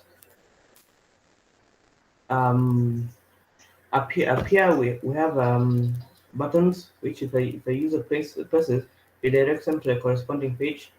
For example, if you click on our team, it directs you to a page with our team. If you click contact us, it takes you to the contact information. Down here, we have a button that leads you to a page where you can download the App Njema app. You choose to either go to the App Store or get it on the Play Store. Here we have a symptom checker, which are where you enter your symptoms. For example, if you enter fever, chills, cough, fatigue, and tiredness, and then I check the symptoms, it will give us the likely diseases you might be suffering from. And down here, we have a disclaimer that this is just a teaching tool for schools. It should not be used as a substitute for making medical decisions. Down here, we have pictures, and if you click on it, it redirects you to a page. For example, this will redirect you to a most common ailments page, where you have a list of diseases, and you can choose one and read more about it. For example, yellow fever, it gives you information about yellow fever. Group 2, your time is up. Well done, Group 2. Well done, members. Judges, welcome, feedback, comment. I didn't even press that. Wait, I'll also need add something quick. The app also works on a mobile device, if you could see. So you can also use on a mobile device. Thank you. Thank you, Group 2. Judges? Yes, Ben. Yeah, a small comment. I love the website and the branding, and the app is very nice. But there's already an app on Play Store called Afia Njema Fitness, which is completely different. It's about looks like it's about sculpting your body and fitness stuff. So when you pick a name for something like this, it's a great name, but you do need to check. Do search before, you don't have to pay a lot of money for searches because Google will do it for you, but you do need to search and check for pre-existing names, other people's copyrights and names. You can't just use a name that's been taken already. So that's the only thing I sort of advise you to think about that, and maybe you have to change the name now, but you've done a lot of work, but it's very nice what you've done so far. Thank you. Thank you for that. Thank you. Any other judge? Yeah. Good work, team. My question was, now that you've gone all out to do that great work on your website, maybe on the app, what I was wondering is, are you able to have an update or the current pandemics, ailments, or any disease that is currently running? Because when you land on the website, the first thing that you'd like to see is probably if there is a pandemic that is out there or something that is really top of the chart for that week, month, day, or something like that. Are you able to find that? Okay, I'll answer this question. So yeah, if there's a major disease, say for example, if Corona was still as much as it was, on the website, and there'll be something that it'll be basically a pop-up to show you the major disease that is happening right now and that spreads quickly, like how Corona spreads. And yeah, and our app and website will always be updated. If there any new information about any new diseases or anything, they will always be updated to make sure all the information there is up to date and realistic. Okay. All right. I was just going to reemphasize what Ben has said.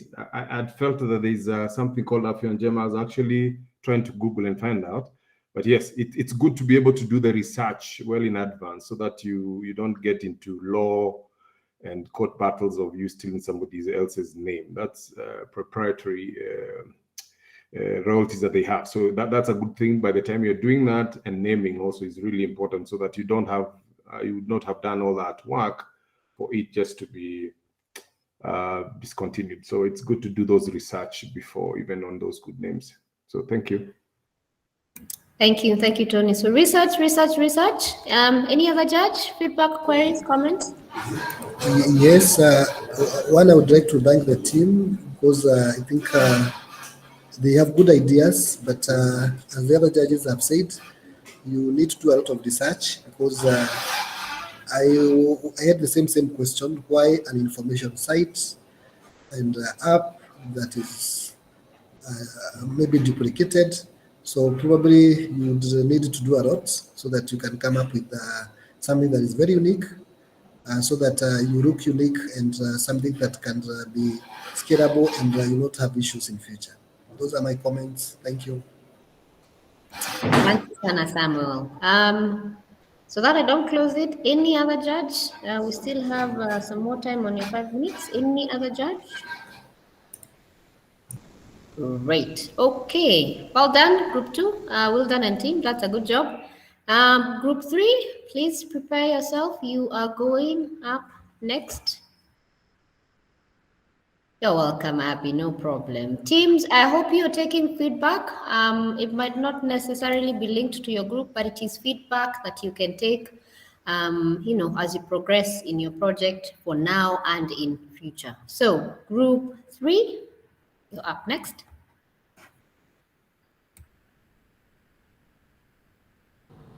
Okay. Can you hear me? Yes. Oh, sorry.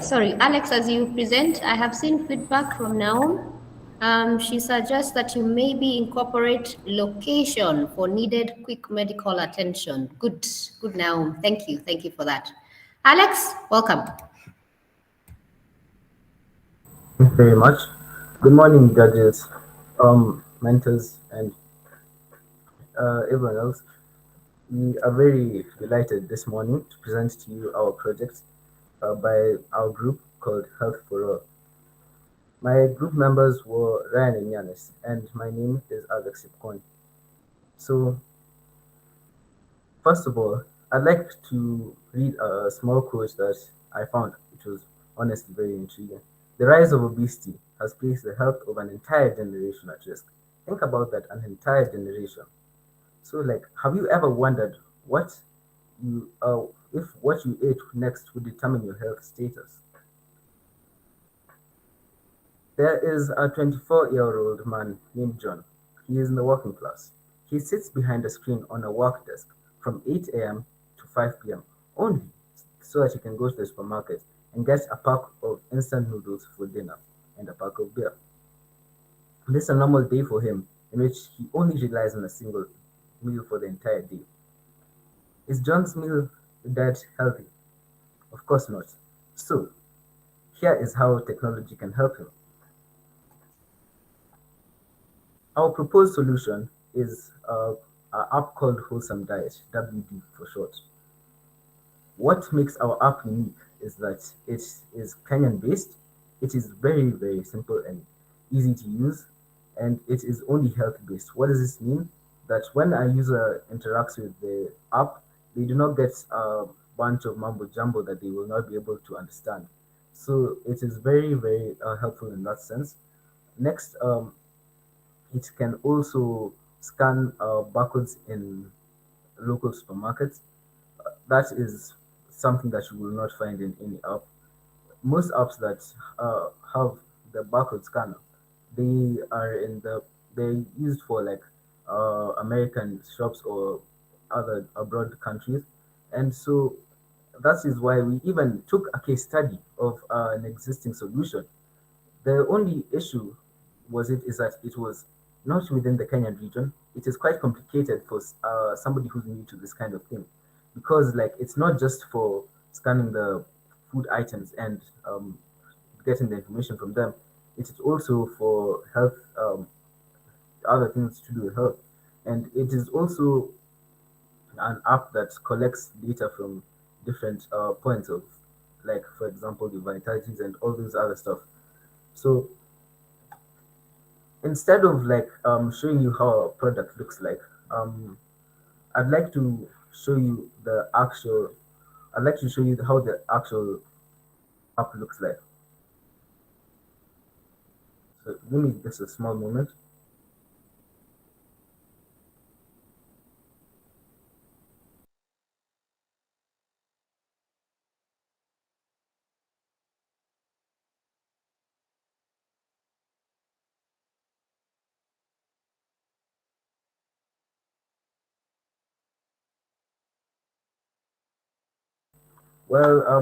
Well, what I'm waiting for is loading.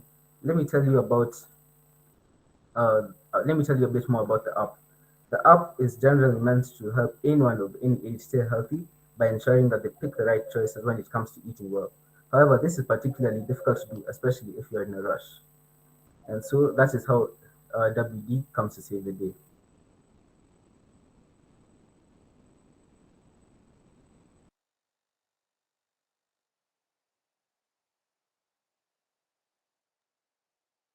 Okay, there it is. So starting off, you see it brings you to this page, and then it gives you the sign-in page where you can choose to sign in or register. Like if you're to register, it should bring you here. You select your goal, like your calorie goal, and like how your target, and like you enter your email address, your password, and all that. So after doing that, it will take you to like the main page.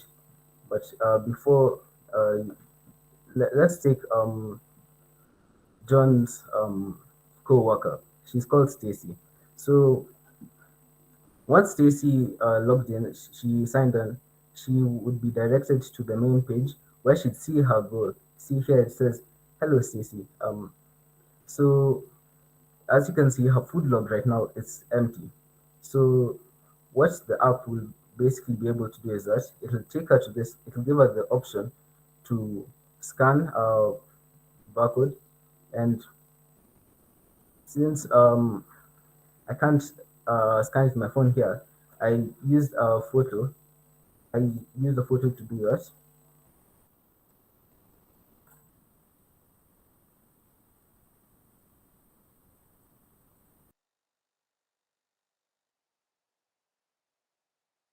Let me just present a video.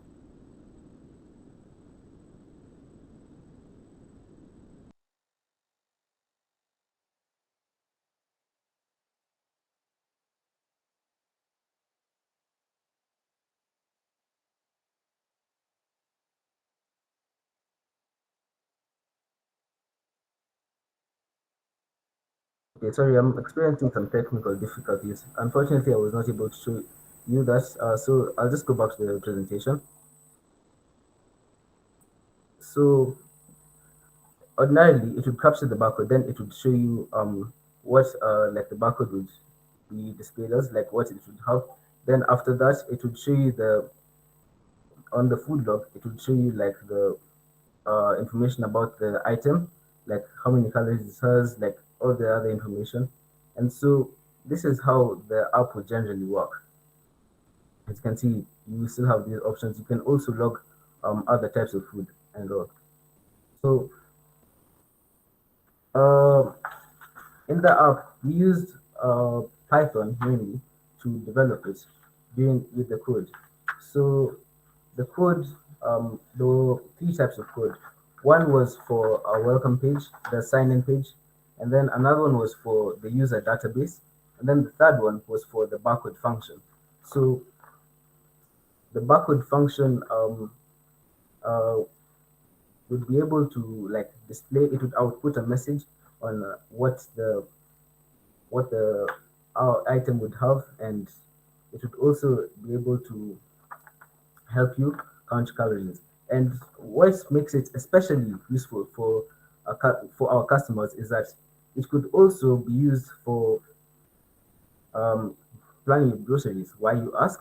Because essentially it can count your calories, it can track your calories, meaning that it can give you, it can advise you on, okay, you can use it to check whether or not you should put something into your basket.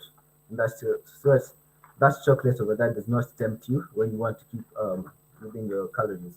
Another one is that it can be used to track your food, your eating habits, and it can also be used to um, make sure that you do not uh, go overboard. Lastly, this app can also be used as a medical assistive application for those who suffer from food-related illnesses, as it will advise them, it will also help them decide whether or not they should take something or not. So, as we have seen, dieting can help people stay healthy, and it is essentially hard to count calories while shopping for items. And that is why we believe that this app will be very, very beneficial and essential for all people and ages. Thank you very much. That has been our presentation from Group 3, Health for All.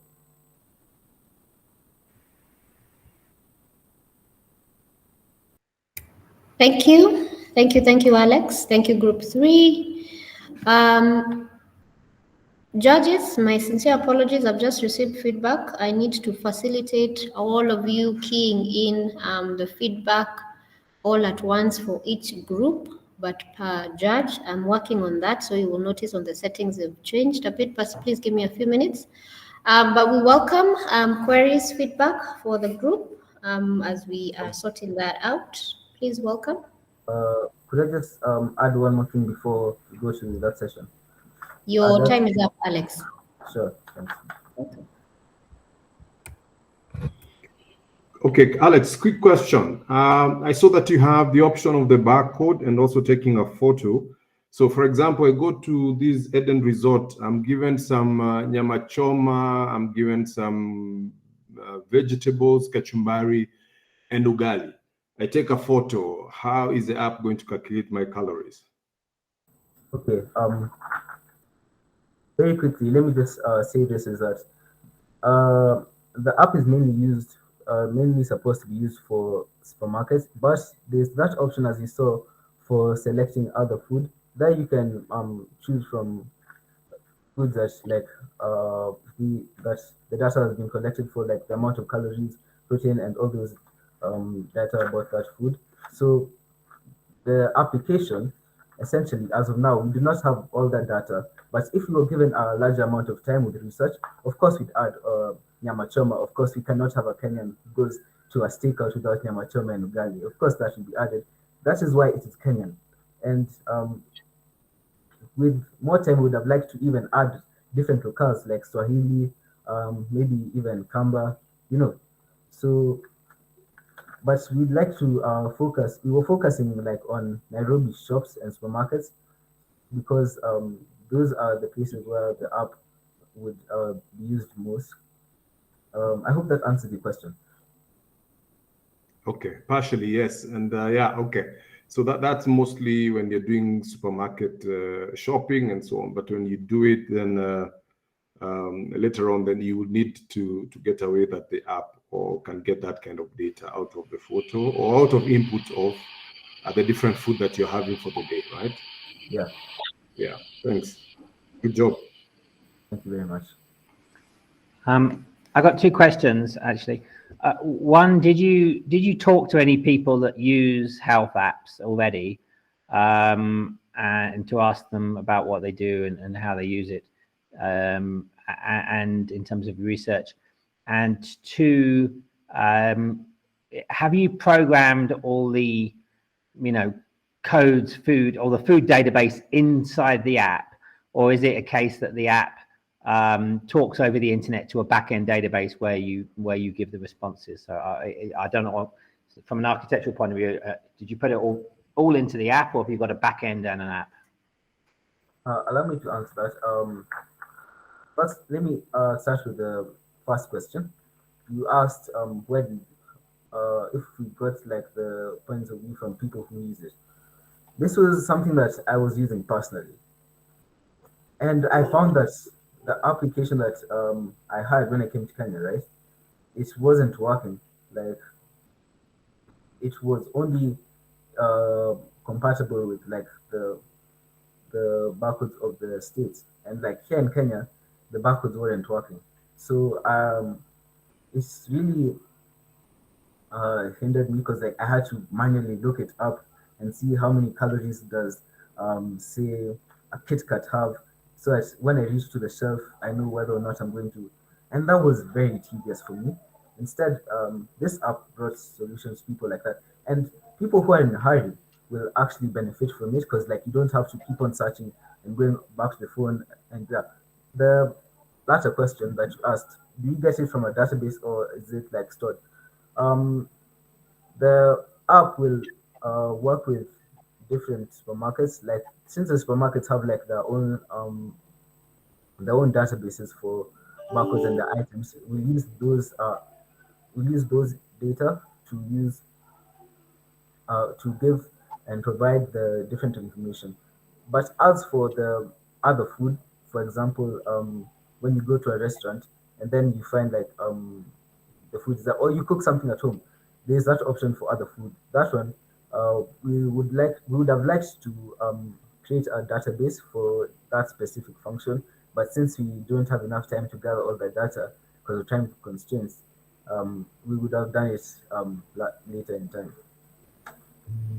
Okay, yeah, thanks. I mean, it's I like I think you've identified a real problem and a real lacking something, and come up with something that nobody else has done. So there's a good uniqueness to what you've done, and you know, certainly the reason I asked that's the question was I think if you were to develop this more, that you might actually find that that you know, the database side could be something that could work with other apps. People might already have a health app they're already using, like Apple Fitness or an app on their Android phone. They may already use that, but you get more value out of this. The hard work is in making the database. You've identified that correctly, but you get value from this by plugging into other apps and maybe charging them subscription to use your data. So that's why I asked that question, but it's very good. I really like it. Yeah. Thank you very much.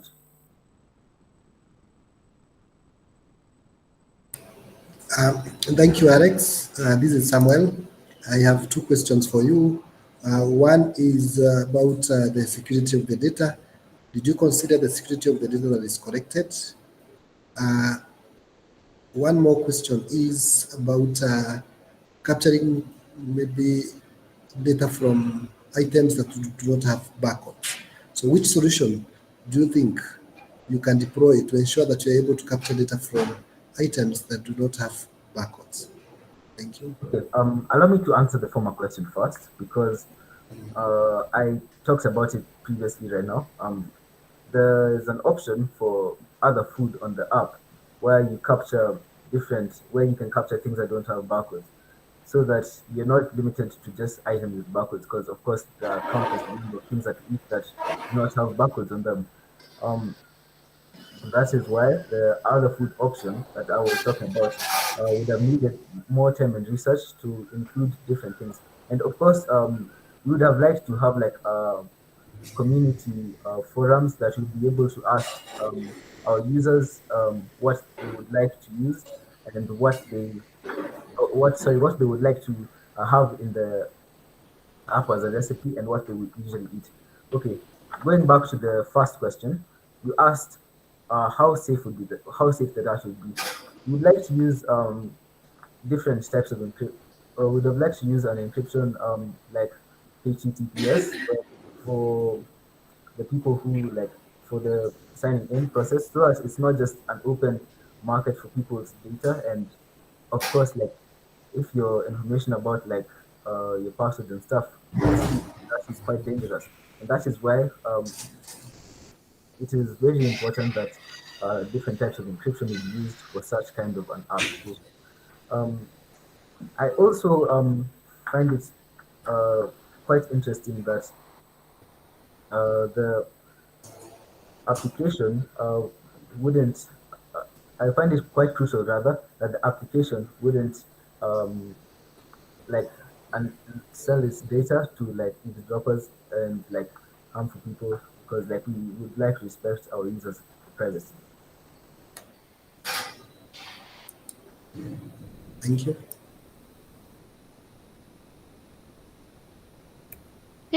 Thank you, judges, for the feedback, for the queries, clarifications. Group 3, well done, Alex. Well done to you and your team members. Group 4, please prepare yourself to present. But before we do that, let us hear from one of our other key partners for this year's annual hackathon.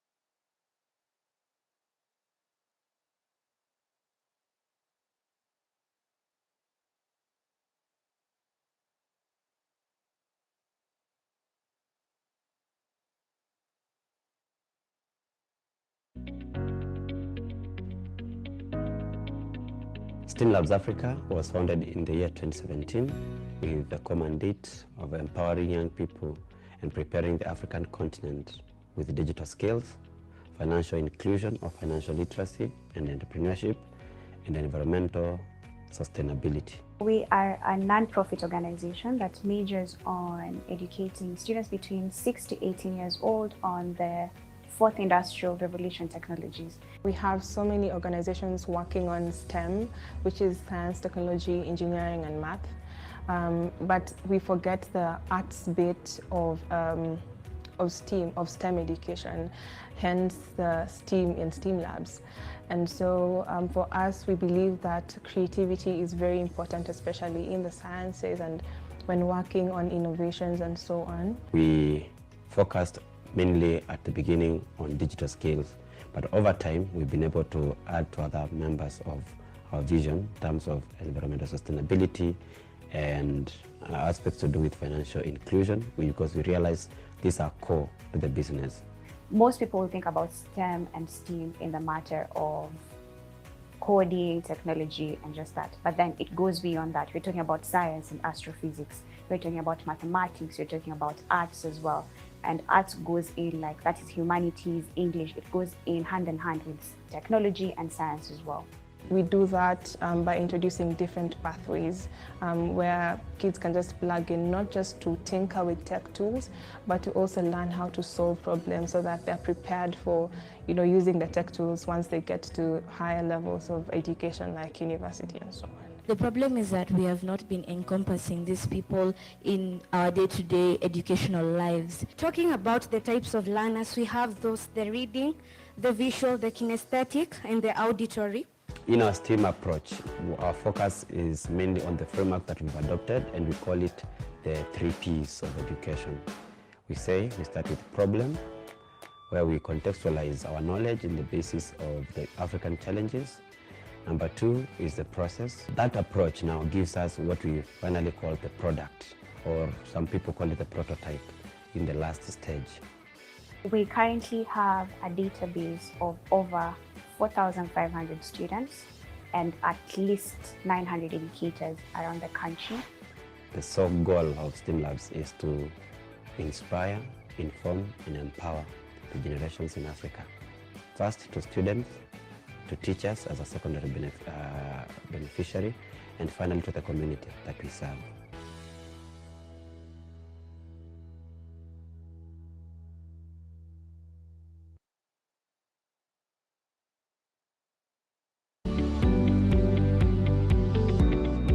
Making a difference.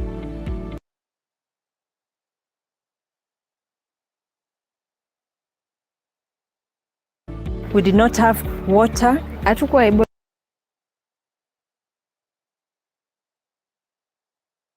to sterilize equipment. Many students didn't get the chance to interact with the computers. It takes a single idea, a single decision to do better.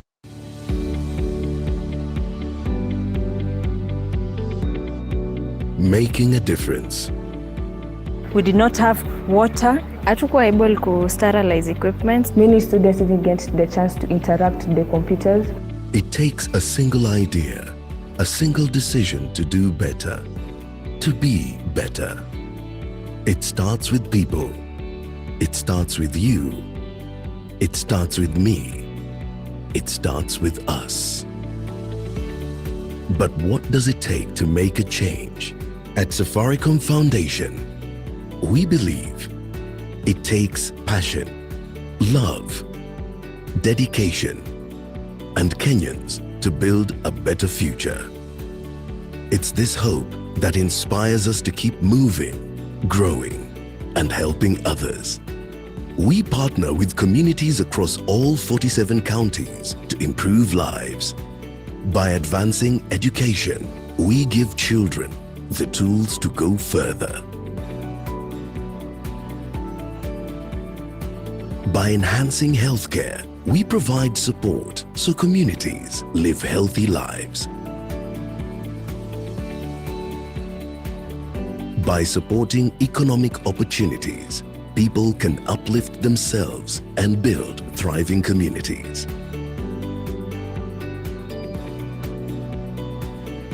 We partner with people through the values we share, the people who inspire us, and the lives we continue to touch.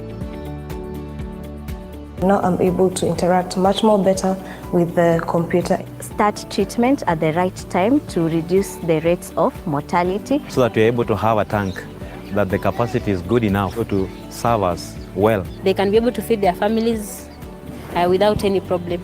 So, what does it take to touch someone's life?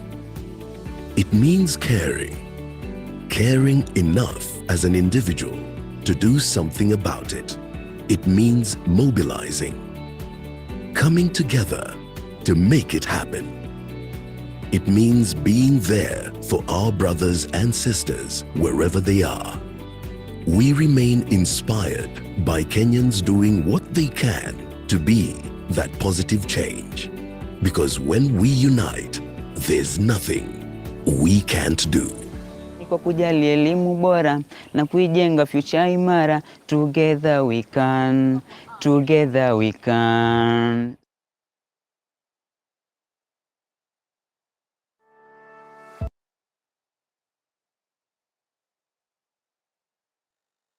Great. Sorry. Clean commercial break. We are now back. Group four. Judges, I'll be sending you a different link for you to key in your information. Please, we are finishing group 4. Please proceed. Can you hear me?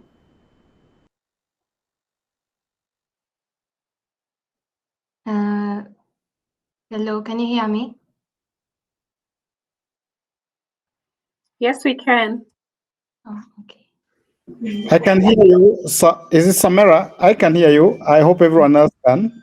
Thank you. A warm and heartfelt welcome to our group. We are Health for Wealth, giving a helping hand, and we are Team 4 of the Hackathon 2023.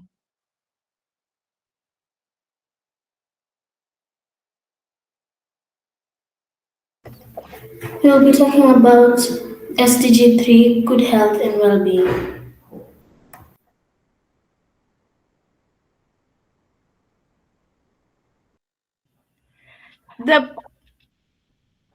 The problem is, it is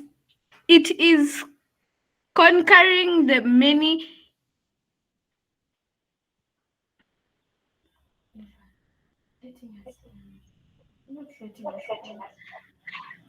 It is conquering that many individuals lack awareness about health and well-being issues. However, we have a solution in place to offer support to those who require it. We, Health for Wealth, have developed an educational game with the aim of promoting better health and well-being awareness. It is an interactive game called Health Force.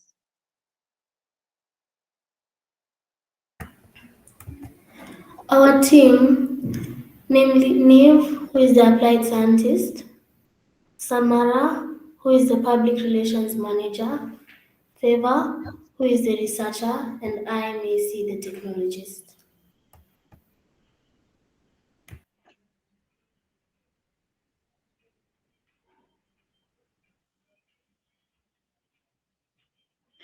Let's welcome Neve to present for us our game. Health for Wealth Force. At Health Force, our primary goal is to promote the significance of residing in hygienic environments and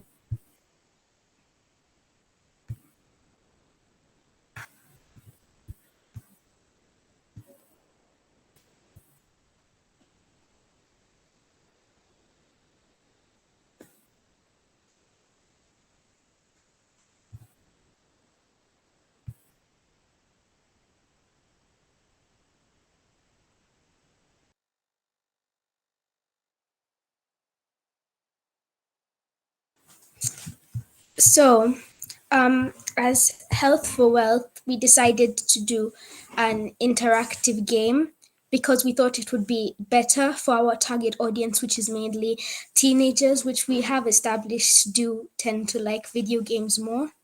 And seeing as it's our young generation, they can easily spread it throughout and build a reliable block, so they can continue spreading about how they should help others and they themselves should stay and remain healthy. Okay, so as you see, it's just an interactive game where you get to choose things and pick. So it says to click the red plus. So when you do that, it shows our SDG, which is good health and well-being. And then it says you can either click M to continue learning, or you can click the avatar herself to go straight to the level. Since this, we want to display the entire game, I will just Miko is the instead show you the narrator. whole. So it asks you what's your name, and when you say, for example, my name's Neve, and when I say that, it says, hi Neve, welcome to Health Force, a game where you can help the community with better sanitation.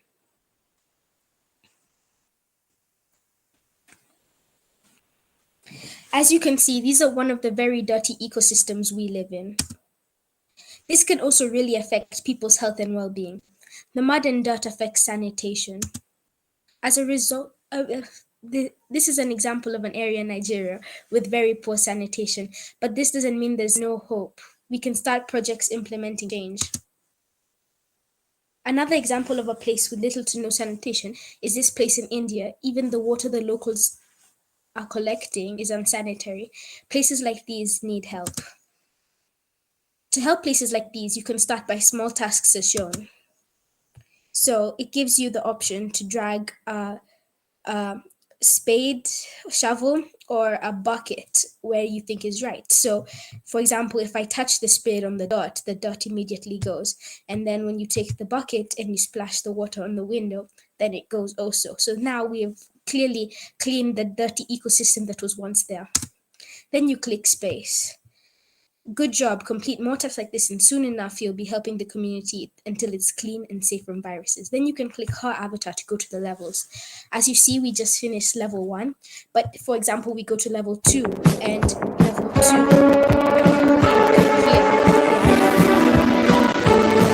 character, click it, press space. But if you go to the settings, it says click the arrows to choose your outfit. When you choose your outfit, click it, and after you click it, press space. And PS, there's no boundaries to healthy eating. Now I'm going to show you that you can choose different avatars you want. So I'll go for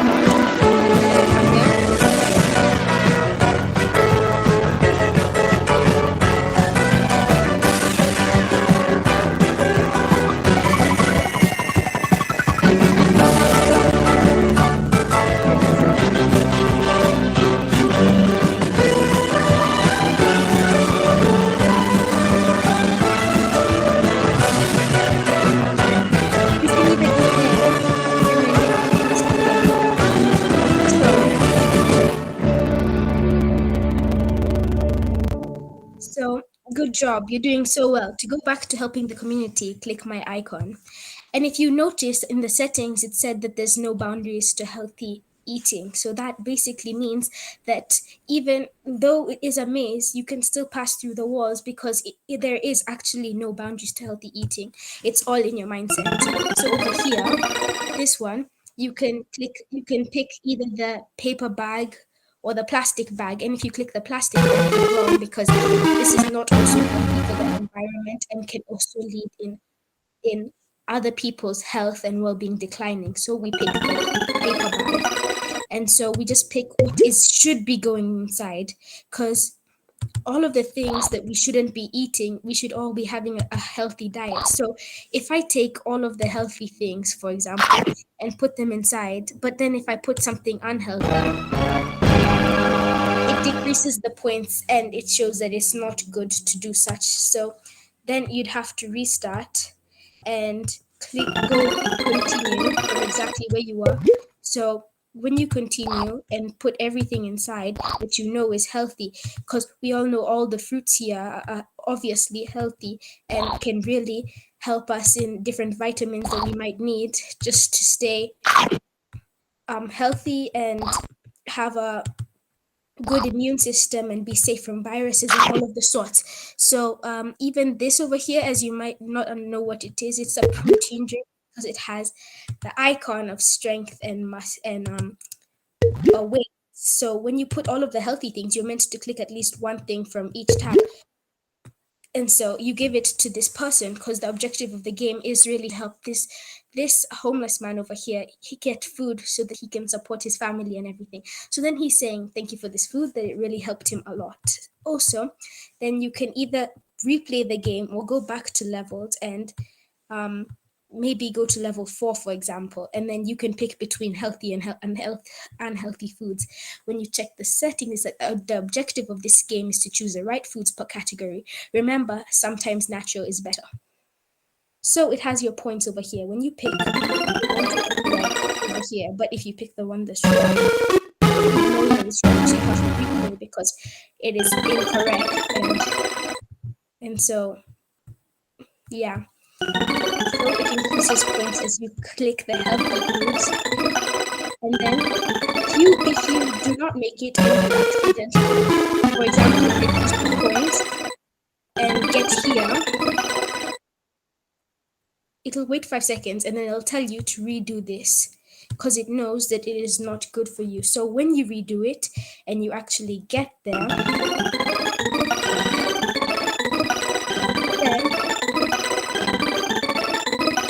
then it'll take you and show you that you've actually done a good job by helping over here. And so now the last level, which is our special level, which can also really, this is one of my favorites, my personal favorites, because you duck from, okay, so we can see the settings actually first. When you choose your costume and you want it, click that sprite, then press space, choose the fruit of your choice, then press N to choose which unhealthy food you want. After that, all you have to do is click C. The representation of N and C is next and continue. So it is pretty straightforward, as you just have to, yeah? Name, your time is up. Okay, yeah, okay. Judges, feedback, comments. Thank you. This has brought back very many memories of when I was growing up. Yeah. Judges?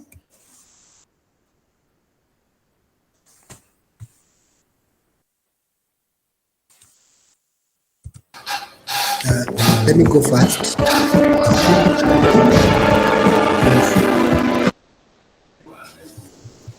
Yes, thank you, Group 4, for your project.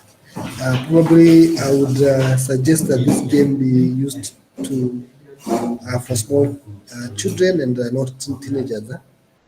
Probably you can explain why this game is for teenagers and not small children, as you have said. And I would also like to know how many users can play the game concurrently. And a final question is on the images that you have used. Did you consider image rights? Because you don't just use an image that you find on the internet, because you might have issues with the people who own those images. Do you consider the image rights? Probably you can answer those three simple questions. Thank you.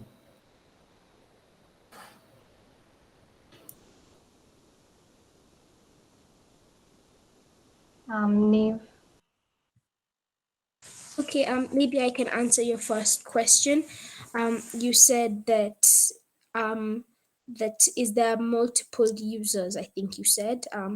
We do not have that option yet, unfortunately, but with more time, we might be able to add some more users.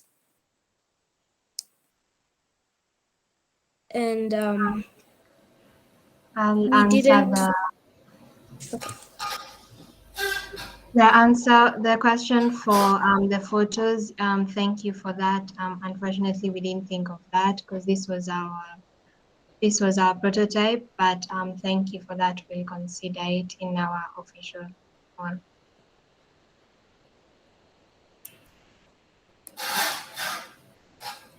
Okay. Have you answered all the questions? I think I had asked 3 questions. I had asked a question about the game. Why do you think it's supposed to be played by teenagers and not small children? Oh, well, so small children, some of them might not even understand completely the concept of the game, but teenagers will be able to understand and be more enabled, because this game is empowering someone and creating awareness for you to start other projects that can also implement change. So it also is really interesting when you finally gather the full storyline, because you have complete interactive, and if you also check other places and other games that are interactive, and they might, like on Netflix, there can be 13 plus games that look like they're for kids, but genuinely they're not. It's just because not some, actually, most teens still have that built-in kid type. Their brain still hasn't fully developed, so they still get interested in such things like games and everything. Because even myself, I do gaming and stuff like that, and it's fun because it's just like we just find it interesting to do games of the sort, and making it interactive is also one of the main reasons. So that and many other reasons is why I think it actually is for teens and preteens. Okay, thank you.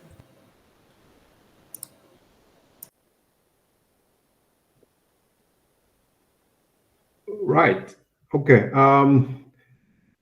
My first question would be, and I'm trying to remember when you started, I think when Samara started, I don't know if she mentioned this, what was the main idea or the purpose or the goal of the game, right? Maybe you answer that, then I can ask my second question. Maybe it would be answered on the first. Mr. Hutia, our goal was to make people aware, and you know there are different ways people try to make to get out to achieve awareness, and so our way is through this game, so that it captures your attention and helps you to be aware at the same time. So it's a two-in-one. Yeah. Okay, good. So that leads me to the next question. So when people get the people get aware, what's next? Then, okay. Our goal mainly, if I had time to show you the portfolio, was to help people to be their better self and to learn like to be kind and to help those around them, because we never know if it could happen to us. So our main goal was to help people to learn to be kind and to help those in the area. Okay. Daniela had something to say? Oh yeah, that was just following up and saying the exact same, basically the exact same thing, and why we'd find this game, because even stuff like CIC, which is a climate innovation challenge, can be somehow similar, because it's making people want to go out there and actually help the community. And this game is also providing a way, showing that it's actually not that hard to not only help the community but help yourself with your own diet and all of that sort. So it's basically completely incorporating all of the main aspects of the SDG 3, good health and well-being. Okay, thanks. So remember the purpose of this whole process, and I think it was mentioned earlier, is to actually solve a problem, right? You need to solve a problem that you want. It's good that you create the app for awareness. My suggestion would be you go to the next level, because we've seen, yes, the teenagers, the young people, the young adults are really happy doing games nowadays. But you only do games, but there's nothing after that doing the game. So you will spend hours on end. I have a son who will be on Fortnite for forever. Then what do you get out of that? Okay. So the question is this: when you create a game like this, which looks really good, it's giving awareness, it's showing people how to live well, do good diet. How then do you make sure that they're actually doing this and not just playing the game? My suggestion would be you need to push them to places, for example, you can have a competition where after they play the game, there can be a competition of how I clean my community. They can post some things where they've shown how it was before and after, and they've cleaned. Okay, you can create a group or a society, a community of those gamers of this particular game, showing actually how they're doing and how they're making the environment, or they're changing all that in their community and environment. Okay, that way you'll be pushing the people not only to play the game, but also to actually do what they have seen and what they have learned. That way, then it creates the impact that you require, and not just having that game and enjoying it and ends at that point. Okay, those would be my baby quick comments.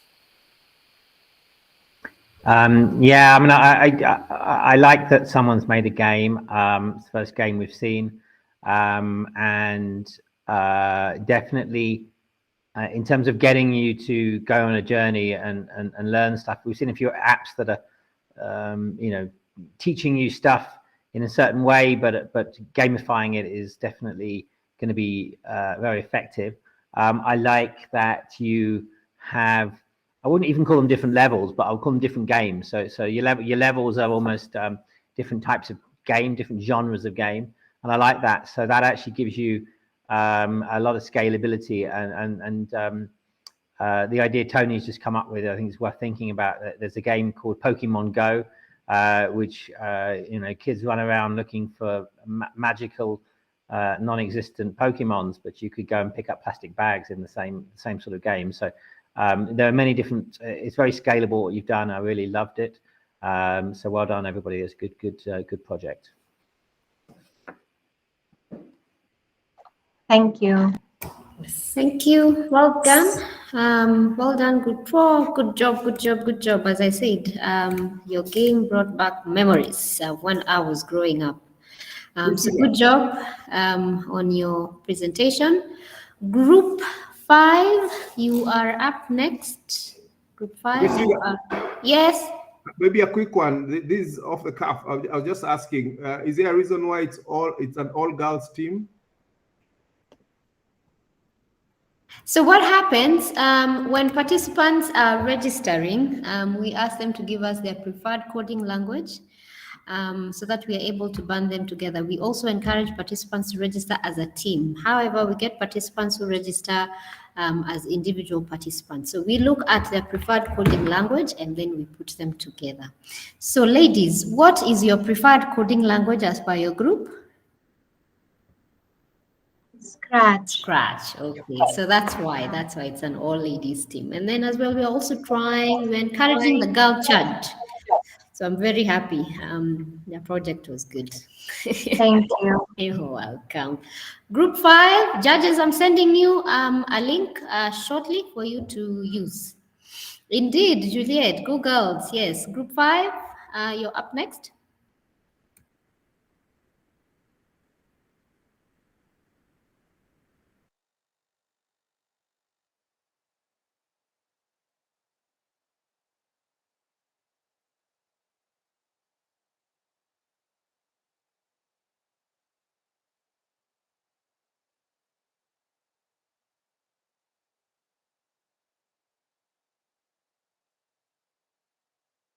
Okay, seems group 5 is not on the call. Group 6? Miss. Oh, you're there. Okay, Sawa. Take it away. Yeah, we're here.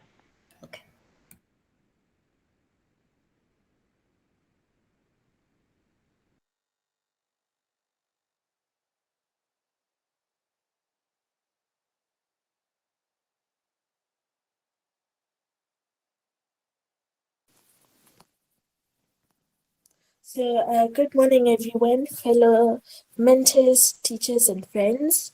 So, we are the climate changers, and we we are a group that consists of almost 5 to 6 people, and yeah. So, in our team, we have the team leader, which is Kamunya Manina, Elisha Wambura, who is our communications manager, Josh Joroge, who is our Our coder, and myself, Isabel Wambugu. I'm the presentation manager, and Kiran Kamani was like the organizer of the group. So who are we? We are a group of students who are trying to prevent pollution in forms such as water, land, noise, and air pollution. The problem. The type of pollution that we are trying to solve is plastic pollution, and the problem is people like to leave their trash on the beach, and this affects the beauty and well-being of the beach. Our solution is we created a Scratch interactive game that will teach the younger generation about this topic and what are the best choices to make when they find themselves in these situations. And it will also teach them about the dangers of pollution. And now Joash will share with us the Scratch presentation.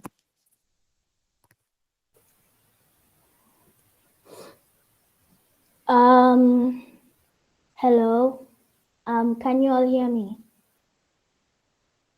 Am I able to be heard? Yes. Yes, we can hear you. Thank you. So let me just share the project.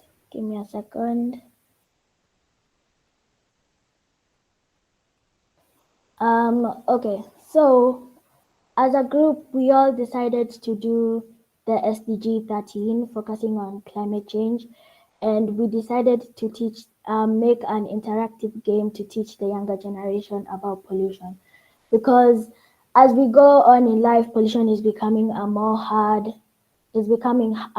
topic, and it is affecting our world as it is now. So if we don't teach the next generation about it, we won't be anyone else to solve the problem. So we also wanted to teach younger children about pollution. So if they go to school and if they find themselves in a situation like this, they will know how to help. So if you start the game. Hello, my name is Avery and I'm here to have fun and teach you about pollution. So there's a character called Avery who comes to teach you about pollution. So what is pollution? It'll ask Let me show you. And you'll have to interact with it and try to find the answers yourself. You might be wondering where we are right now.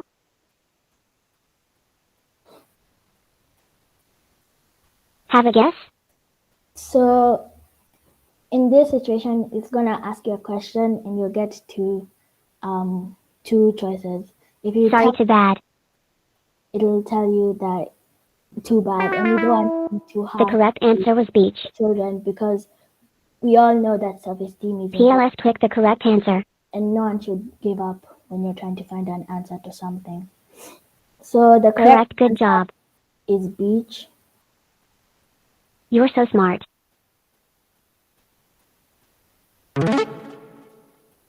So I bet you're wondering why something so beautiful is so trashed like this. This is the work of pollution.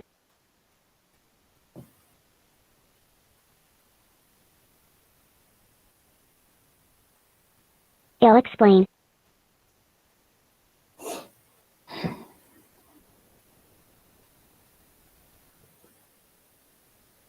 This is Max. He went to the beach to drink some juice. And it will take you through some Has done with the juice. What should he do?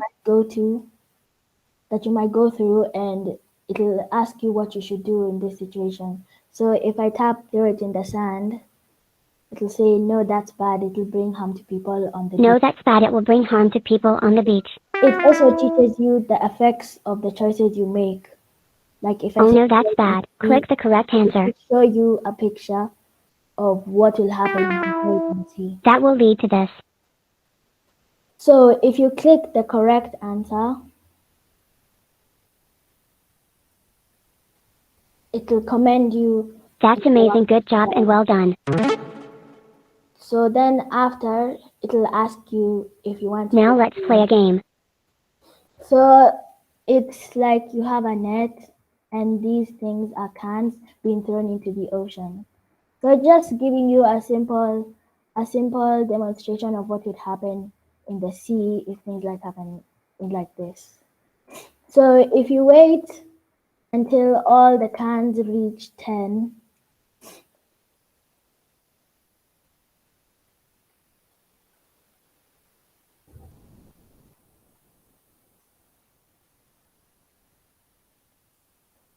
It will tell you, oh, too bad. Now we've learned about water pollution.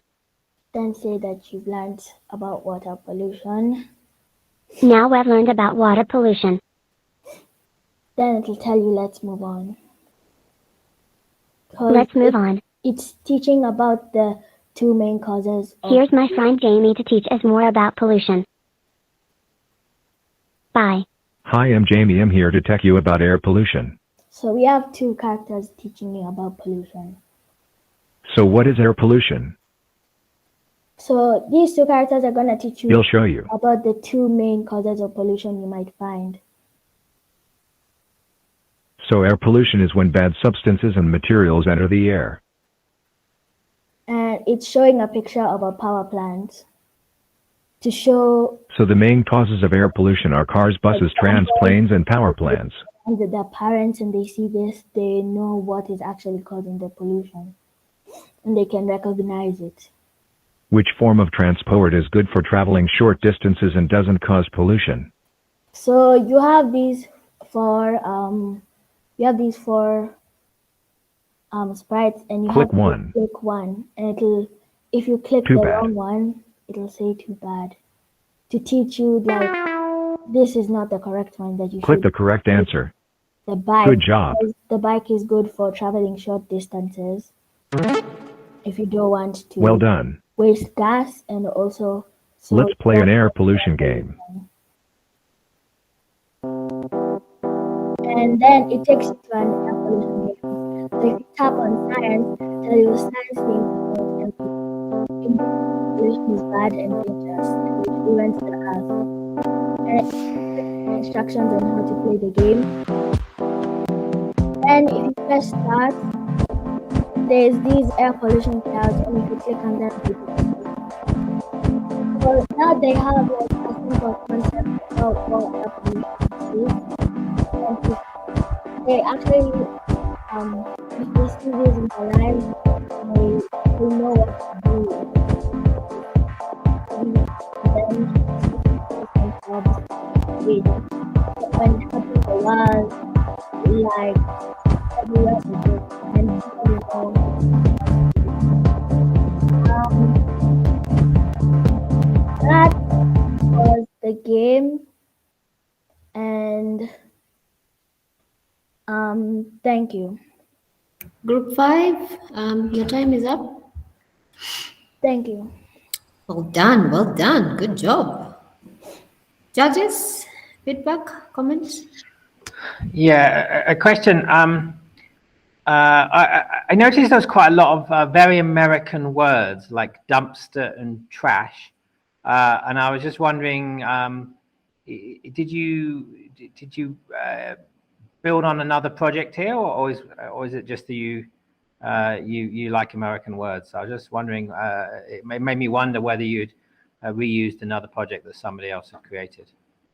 Oh, it was just that I preferred to use those words. Like, I thought Okay. to be the most preferred words that they could understand. Okay, no worries. Thanks.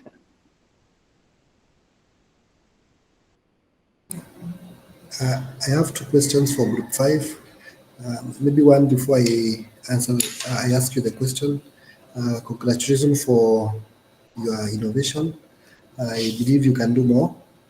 However, I have two questions. I would like you to tell me which platform did you use to come up with this solution? Probably which language, maybe in case you used in a programming language.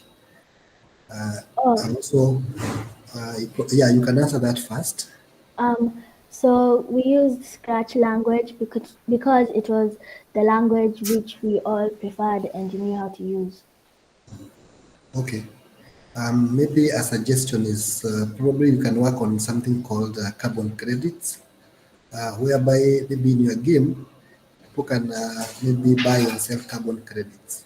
So probably you can research on that and try to enhance your game so that it can look like real in terms of what is happening in terms of climate change. My other question could be, why do you think your solution is unique compared to very many others which look like what you have? Because what you have presented, we have so many others existing. And I would like to hear from your team members why your solution is quite unique compared to what we have in the market already. Can I answer that one? Yes, you can, Joyce. So in our project, we didn't. So we knew the problem was pollution. So generally, we didn't really think about what we could do to solve it. We thought about both, but in the end, we decided to create something that will teach people or the younger generation about this matter about pollution, and also to help them in a way understand it even better. Joyce, my question was, we have so many other solutions existing that look like almost the same, and they're explaining maybe the same concepts that we're explaining. So why do you think yours is very unique compared to what is existing? In ours, I personally think it's unique because we, instead of creating only a game, we decided to first teach the person who is playing this game on Scratch about what is this thing that we are talking about, instead of just jumping straight forward into a game. So instead of just going forward and telling this person, okay, this is the game, you tap this and you do that to get this outcome, instead of doing that, we first decided to teach them about what pollution is and the effects of pollution on our earth before, and then after that we go to the game, which will give them a better, it just makes the project more different. Okay, thank you. Joash? I think that ours is different because if we raise awareness, we might be teaching future leaders on what to do in their situations. And if, let's say, a kid watches this and they become the president one day, they could have like a major impact in our world, in solving this climate change, in all these situations, and help many other people survive. Thank you. Thank you. One more feedback on the chat. Yes, Elisha? Before I get to the... Okay, he's typed. The difference of other people's work and ours, oh, he is a group member, is that it's a game and some people learn better by playing instead of reading. Adi says, although the presentation was made in good faith in this generation where kids are on social media platforms, wouldn't it be unlikely that kids would play this game? Joash and your group?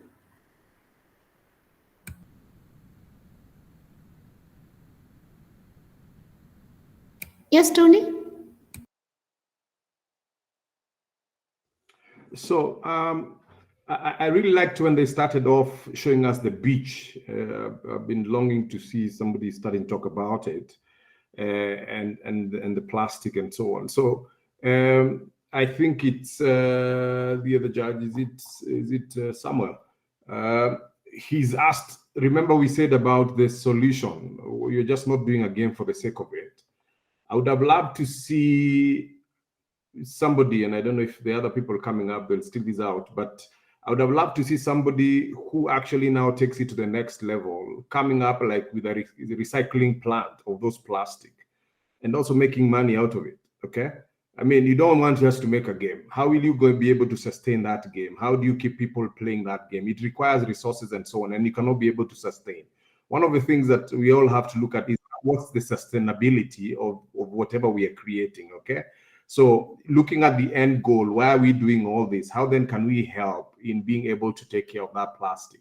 Can we come up with a recycling plant where we can actually be able to recycle that plastic and even make money out of it and create bigger games and support the community, support the environment, support the society? That should be one of the end games that you should be thinking about as you do that. Thank you. Thank you for your feedback. Yes, Isabel? To Mr. Tony's question. So I personally, in my estate, we have this recycling plan, and they are metal containers that each day after you finish using a plastic bottle or something, that you can put it in there, and at the end of the week it gets recycled. So I would have loved to put that on the presentation, but I hadn't asked the group leader if that would be possible, and right now I'm not in Kenya. So we would have put that, but I generally did not ask for permission to add that in the presentation. Okay. Great. Good stuff. Thank you, Joash, Isabel, and your team. Well done. Good job. Participants, bottom line is, why are you creating your solution? You need to be able to scale it up from once you have created it. What next? And that is what the feedback that we are getting from the judges. Next up, group 7. Am I wrong? Judges, please check your email. I have shared. It's group 6. Group 6. Group 6. Okay, all right. Group 6, please prepare yourselves. You're coming up next. Judges, please check your email. We have shared the judging criteria for you to use. Thank you. I have seen you have keyed in the information. Please share your feedback. Mentors as well. We also shared a nomination form. As noted at the beginning of the hackathon, we will be awarding participants who are going to win the Mentors Awards for this year. So we're looking forward to seeing who gets to bag those awards. Please fill out for us the information and who gets to win these participants. Kindly let me take you through what the judges are looking at. Number one, in terms of your idea, is it innovative? How is your project or solution different from what is already existing in the market or what is already in place?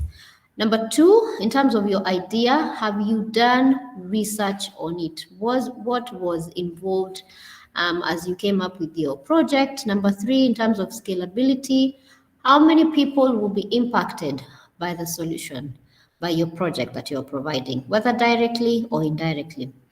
Number two, on experience, in terms of user simplicity, is the user experience easy to use by the target audience? Remember, we had a chat earlier in the week. You need to focus on your target audience. In this case, their user experience. Practicability, will this solution solve a real world problem? That's why you're being asked, what next? Are you going to, what is the next step? And then the other one on experience is the impact. Does your solution, does your idea, does your project provide a meaningful solution to any pandemic or any challenge? Number three, they're also looking at implementation in terms of functionality. Does the project function as intended? Are there any gaps? Or will there be any gaps that will arise during implementation? Number two, adaptability. Can the project be easily expanded in the future? That's why they're asking, what next? The children of nowadays are always on social media and playing games. Are they going to want to stop playing what they're playing and start playing your game in order that you can, teach them? Then on technology, is the underlying technology robust and enough to solve the issue? So those are some of the things they are looking at: implementation, experience, and ideas. So group number 6. Just give me a second, then I'll share the PowerPoint. No worries, Renee.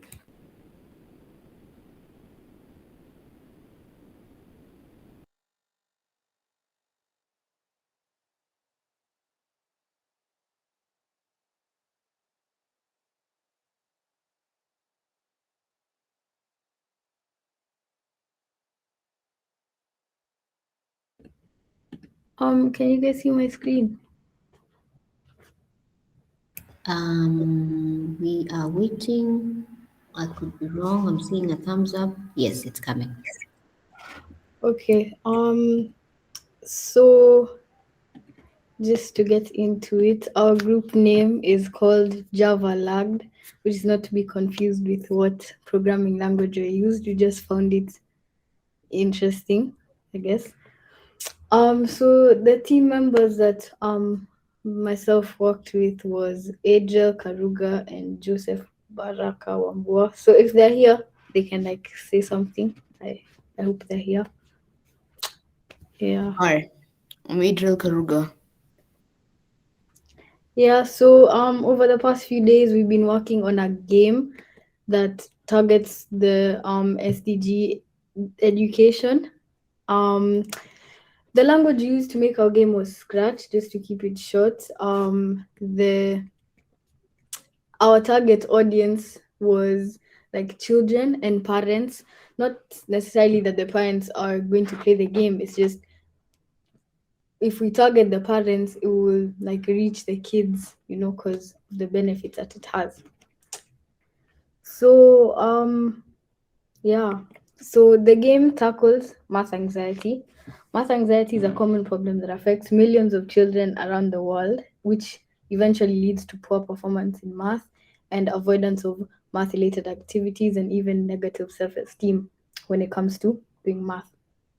So when individuals or more so children get math anxiety, it leads to a cycle of avoidance and underachievement that can be difficult to break due to the pre-existing notion that they have of math. So the solution that we aimed to create was Mathemagic. So this is a game that can help to reduce math anxiety in children. The game was designed by us in order like to to to give children a fun way to kind of test their skills and to build their confidence in a safe and supportive environment, because if the children aren't supported or they don't feel safe while performing tasks such as math, it leads to math anxiety, which is the issue we're trying to solve. The benefits of using this game is it improves the mathematical skills that the children would have over time, because they're practicing their skills in a fun way, I would say. It helps to build confidence. It allows them to build positive attitudes towards math, which eventually in the future will allow them to feel less anxious when it comes to solving sums or doing certain aspects of math. Okay, just to give you guys some statistics about math anxiety. According to the National Council of Teachers of Mathematics, 1 in 5 children, more specifically in the United States, has math anxiety due to the lack of practice and the lack of feeling safe while doing math. So, yeah, I think that's basically it for our PowerPoint presentation. Angel is going to share the prototype and just kind of show you guys how the game works. But if he has trouble, I can step in. And then, yeah, thank you.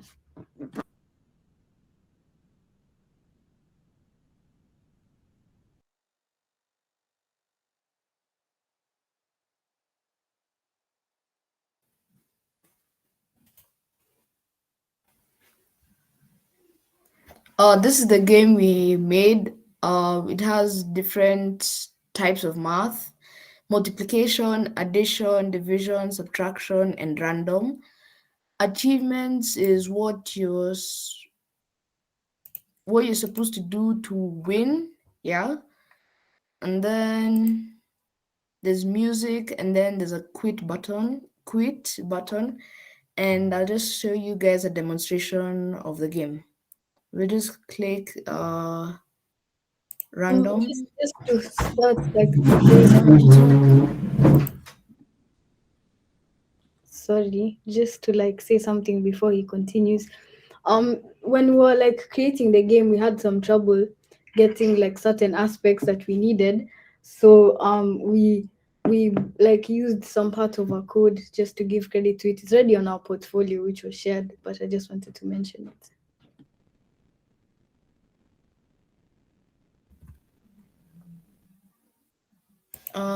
We can hear if you put in the wrong answer, for example, this, it shows that and then gives you the same question again to answer it. And then if you type in the right answer, which is... Adriel, are you presenting? Because I can't see that unless I'm the only one. Oh yeah, sorry.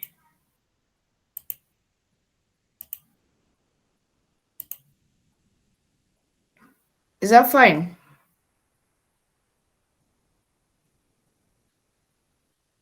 Yes, it is. Okay. Now, if you put in the right answer, it is...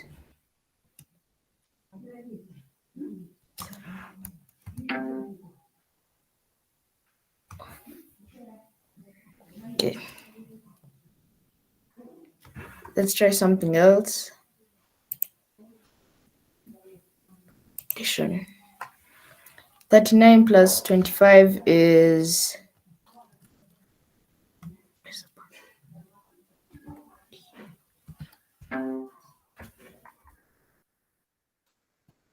Yeah, and that's the game. Thank you. Okay, so basically, like you were sharing, there's like a dog on the screen, and you're supposed to try you're supposed to reach the finish line before it, and when you don't, you lose the game.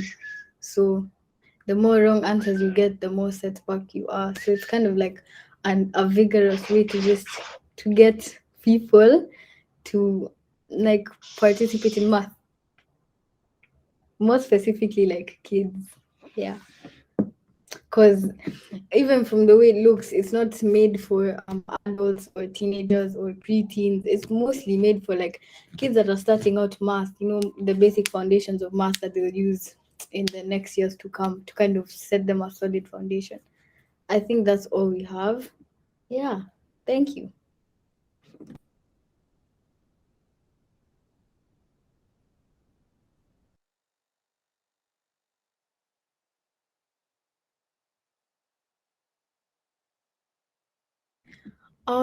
Okay, I saw a question about how it's different from other math games. Yeah, I get that there are different math games and they're like math games that are there, but I feel like they're more complex and they don't create the safe space that kids need to actually practice math and create math. Because same, I also used to play math games, but I still had the math anxiety because they were more like, I don't know how to explain it, but they weren't, I feel like, well suited for kids because it was kind of complex even in the way it looked and stuff. Yeah. Okay, team, your time is up. Judges, feedback, comments, questions?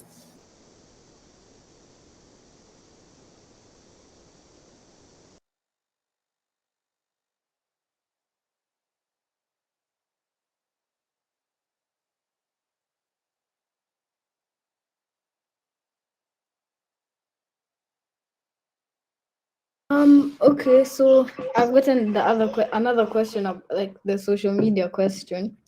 So let me first answer the first part of the question. So a lot of kids use YouTube, yeah, and there are a lot of ads on YouTube, right? So if we were to target this in terms of social media, we'd use YouTube because it's where like kids are watching stuff like Cocomelon and stuff, and when you get ads, the kids are intrigued by the ads and they ask their parents. So I feel like YouTube would be like a good way to use the social media and stuff, like to get an insight, to get more people. I mean, nothing really stops them from choosing another game because it's just nothing really stops them from choosing another game. It's just that we mainly focus on creating like a safe environment. I'm not saying that other apps don't. I'm just saying I feel like ours is more focused on the kids and helping them understand math more than like quickly rushing them through a topic and calling it an app. Yeah. Thanks. Stephen?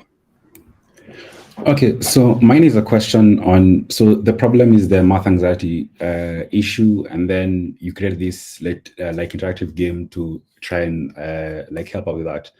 But have you guys thought about how you're measuring whether your users have less math anxiety, or like how effective in your approach is? Like you mentioned that the goal is to provide like a encouraging environment. Have you thought about how you're going to measure that and see whether it's actually being useful? Okay, so if we further coded the app, I feel like we will gain the data that we get from the achievements and see whether they're high or low or in the middle, and then we'll see how to change the questions or even add a new aspect of it where they can be taught like different math sums if they're not understanding. And yeah. There's another question by Josh. In school, the teachers don't allow you to play. I feel like you can play math games at home as a form of revision. Like, yeah, you're like the same way teachers can use Kahoot, they could also use the app to, better the kindergarteners' math skills. Yeah. Great. Well done. Well done, team.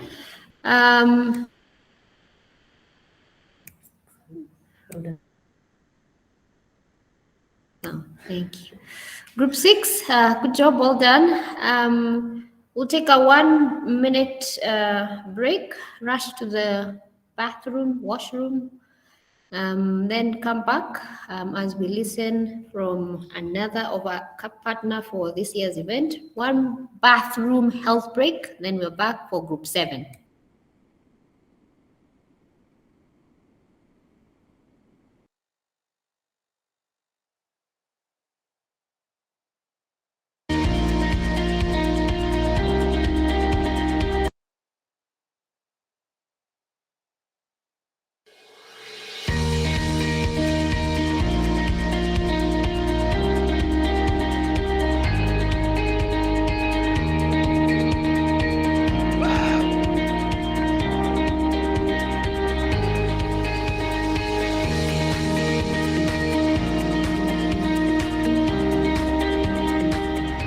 Moringa School was founded in April 2014, and I was working for Spanifund, which is a venture capital firm investing in early-stage tech startups across Africa.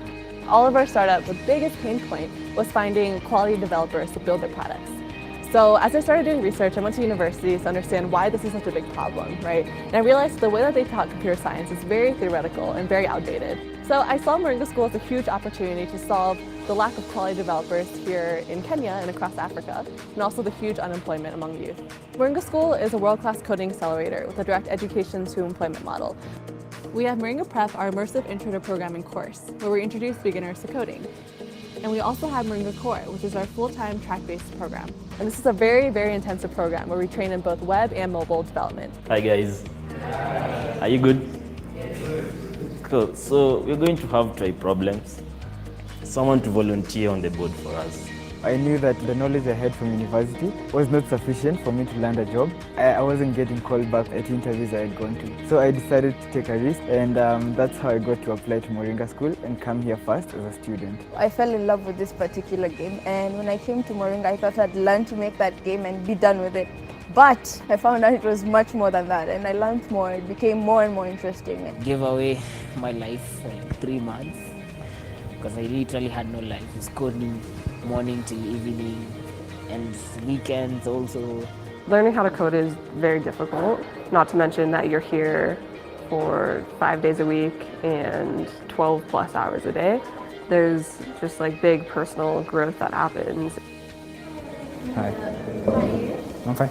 We tell students that if there's ever anything that teachers are saying that maybe doesn't make sense, question it. Or if there's an even better solution to the problem that we're presenting, then challenge us, right? So that together we can grow, we can become better. It doesn't look like a normal classroom. The boundary between the instructors and the students, it doesn't exist.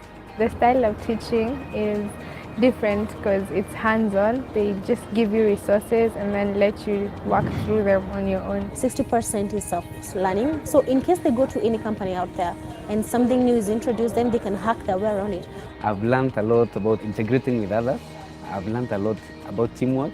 We do a ton of professional development as well. We bring in an outside organization and we make sure that people know how to tell their stories and to go out and make an impact as a developer, but also as a community leader and as a tech leader.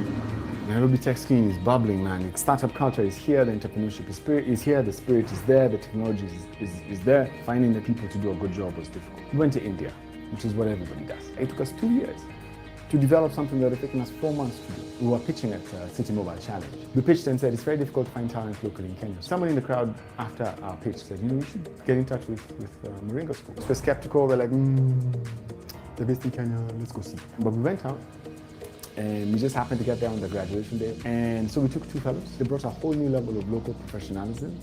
We were stunned. They were like, what? It's a year down the road. We've never been disappointed. What we intended and what they're creating is impressive, and not by Kenyan standards, by global standards. Moringa School is unique because it is not only a school, but it's a greater community. I've heard the word family a lot, and I think that's really important to come into a workplace where you feel like you are supported, that you are contributing to something bigger. The potential for our work is huge. Currently, we have students from 5 African countries, from Nigeria, Burundi, South Sudan, Rwanda, and of course in Kenya. Our applicants are coming from all across the continent, and we're starting to see the need for us to move. In 5 to 10 years, we're looking to scale to more locations so we can increase access to our quality of education.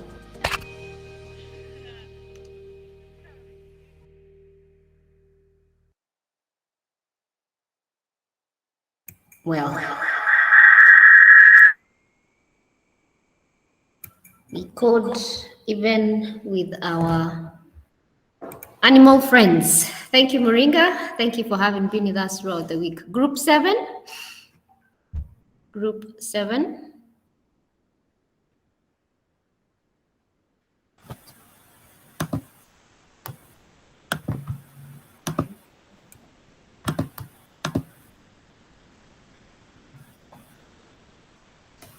Judges, organizers, mentors, participants, and everyone else, good morning.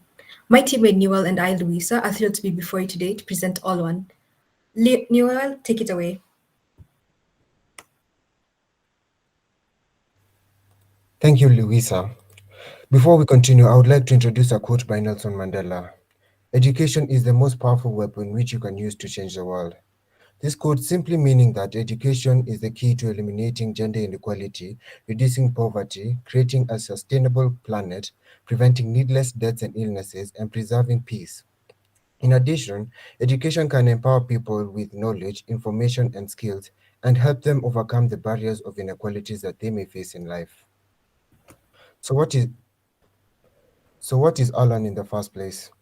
Olan is a groundbreaking resource hub designed to cater to low-income secondary school students and post-secondary graduates in Kenya. Our mission is to bridge the education gap and provide opportunities for all. What SGD 4 objectives does Olan address?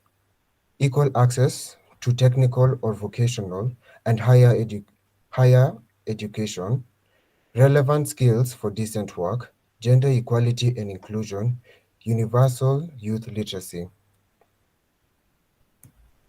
Most websites that offer educational resources for university-bound students suffer from bad user interface or user experience designs, paywalls, outdated information, or lack of resources tailored to Kenyan students. These resources are spread out in a number of different websites, which can be tasking to find and consumes lots of bandwidth. As much as a student may have access to internet connection, they may not have enough data to access dozens of websites. Luisa, back to you. What did we do to solve this? We created Olan. This is a website that offers resources to high school students to help them make informed decisions about university and advance their careers. Olan ticks all the boxes that other websites don't seem to get quite right. Our website has a user-friendly design, is completely free and forever will be. is up to date, containing relevant and current information that can easily be updated and tailored to low-income, high-achieving Kenyan students. Opting for our website allowed us to keep our bandwidth consumption low while ensuring accessibility on any device with browser and internet connection. This makes Online an inclusive and effective tool in empowering students. Who do we aim to impact? Firstly, students, the main focus of our platform. Online aims to provide them with an opportunity to access educational resources specially created for their success. Secondly, parents and guardians. Online provides them with valuable insights to various opportunities that children can pursue. They also play a pivotal role in supporting their kids, such as assisting them in obtaining the necessary documents for educational programs. Communities stand to gain from Online's impact. With more students gaining access to higher education through our platform, communities can enjoy the benefits of an increased number of skilled professionals. This influx of talents can contribute significantly to economic growth and societal development. We recognize the importance of collaboration with nonprofit organizations. Online's mission aligns with many NGOs working to improve educational access. By partnering with us, these organizations can extend their reach and amplify their impact in supporting students.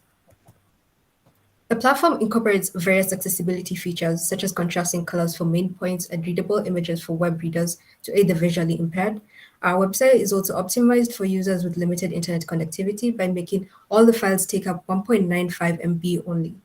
According to the Communications Authority of Kenya, 67% of all internet traffic was for mobile devices. This statistic made sure that our website was accessible on mobile devices as well. Online content is also available in Swahili, a widely spoken language in Kenya, making it accessible to more people. Thank you for listening in to our presentation. Up next, we have a short live demonstration of how our website works. This is the Online platform. You're welcome with a great image of a woman studying right here, and also the image has alt text that makes it easier for web readers to read. Right below here, there are some facts on education in Kenya, and right below here, you can learn more facts.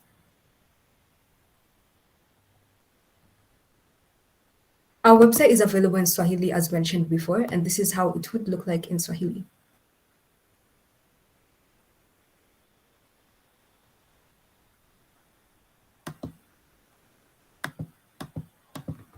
Let's go back to English and check out a couple of more parts of our website.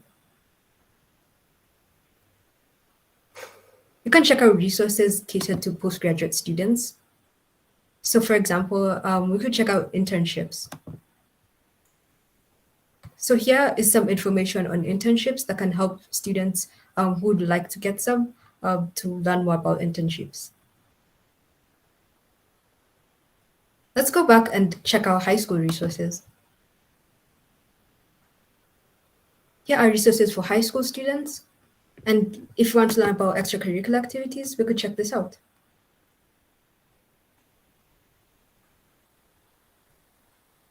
We also have an about page that tells the user more about the Online platform. As mentioned before, our website is also available on mobile platforms, which I will show it just right now. As you can see, our website is available on mobile platforms. Let's go back to the homepage and see how that would look like.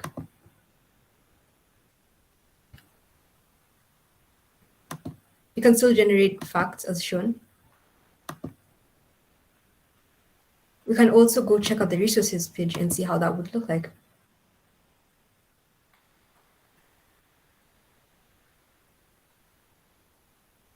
That's it for our program, and thank you so much.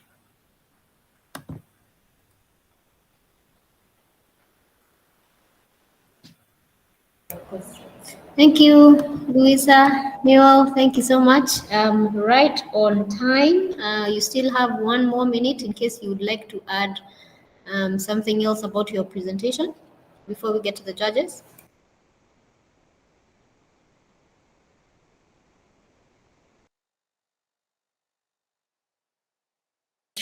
We're open to questions if anyone has any to ask.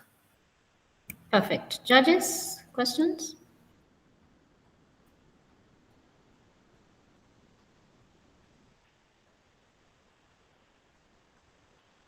Any judge with a query, comment, clarification?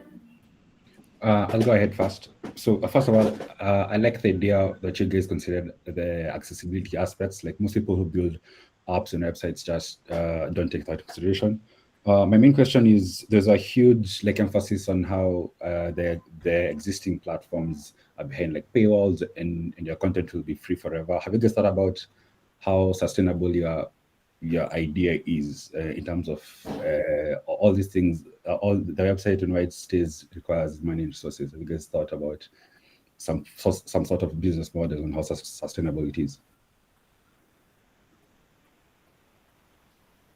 If I did understand the question correct, you're asking if how we can keep the project running as a free project. If so, it's more of a volunteer thing where we kind of work together. I and Newell work together to kind of collect these resources and put them into the website during our free time, rather than kind of making it a business model. Yeah.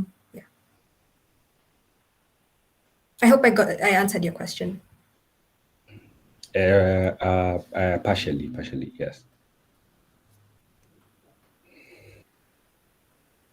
Thank you. Any other judge? Yes, I have one question for the team. I would like to ask the team whether you did a research on the other available sites that share the same information, because we have thousands and thousands of sites that shares a lot of information on academics. I don't know whether you researched on the same, and what unique is on your site compared to the rest of the sites that are available with the same information. Thank you. I could answer this one as well. We did do some research. Newell actually found a couple of websites like Advanced Africa that such websites lack the UI and UX designs that are user friendly. And sorry, and these websites and the websites that are available but aren't tailored to Kenyan students, for example, College Find, which offers resources for students who are going to American colleges, they lack they lack resources tailored to Kenyan students. So we did do research, and some of the websites we did look at are available on our documentation. Thank you. Thank you. Thank you. Thank you, Group 7. I must commend this team. They sojourned and forged forward despite all the other group members dropping off. So, Louisa, Newell, good job. Well done for hanging in there and even completing the project and presenting it as is. It's no mean feat. Good job. Good job, Group 7. Group 8, you're up next. Thank you. Okay, so good morning, everyone. Hope everyone's okay. So Group A consists of me, Ryan Wendell, Alan Mombela, and Nathan Madara. So I'll just be sharing my screen for the presentation.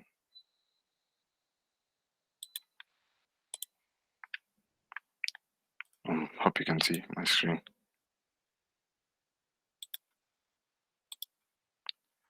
Okay, so our project is called Bucky's, and we decided to settle on SDG number 3, which is on sustainability in healthcare, right? So Bucky's is your personalized health companion specifically crafted to address back pain. It's an easy-to-use app that combines technology with guidance to support you on your journey to back pain relief. So unlike other generic fitness apps, the uniqueness in Bucky's lies in it exclusively targets back pain relief, right? So it only majorly addresses back pain. So what's the problem and the solution? So our problem is the increasing back pain epidemic that is affecting the productivity and health of many. So back pain has gradually become a prevalent health concern, and it calls for a specialized solution. So we sought out and decided to focus on this. So our solution is to introduce a focused pain management application that primarily enhance sustainable health by providing tailored exercises and tips for back pain and posture. So introducing Bucky's and some of its core features. So some of the features are pain tracking, tailored exercises, educational content, personalized recommendations, and reminder system. So the app in general helps you monitor and track your back pain progress in a personalized way. So this enhances the productivity of your journey to pain relief. So in terms of marketability and the target audience, our target market is wide range, right? So it includes individuals with back pain, office workers, active individuals, individuals with back pain, and active individuals, so like sports individuals, sorry, repeated. So the global back pain management market is projected to grow rapidly with significant potential for backies, right? And yeah, we'll have Alan take you through the app now. All right, thank you very much, Ryan. Really appreciate that. So I'm the group leader for Group 8. We decided to call ourselves the Hack Athletes. Yeah. So I'm basically like the main programmer, the main coder, also me being the group leader. So I'm gonna share my screen in a few seconds to see like what we've been working on. I know we've sent like a link to a prototype before Tuesday, before the deadline, but I have personally like just added more, a bit of variation to it, added more, I just added more programs to just, so, okay, give me a minute. Yeah. Can you guys see my screen? Let me know.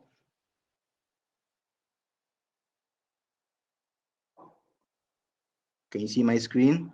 Yes, we can. All right, perfect.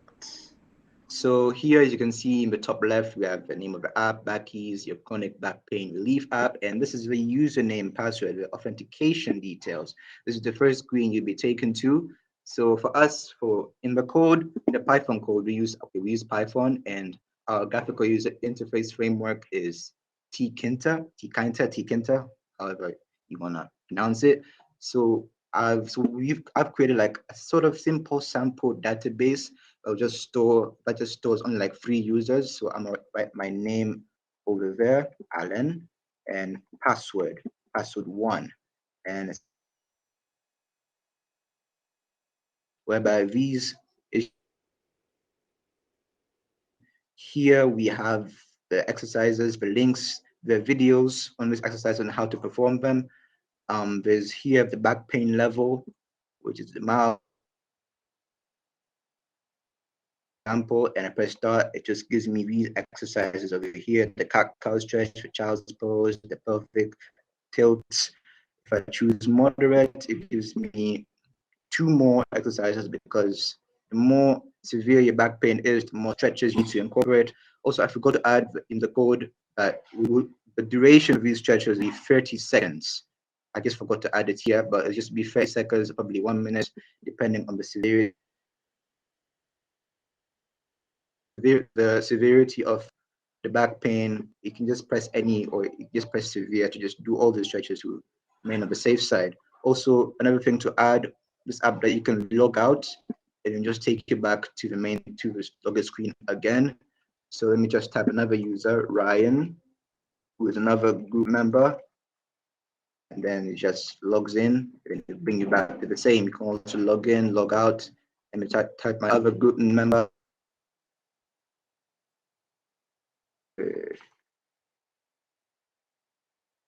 Okay, there's a bit of an error. Maybe I typed it wrongly.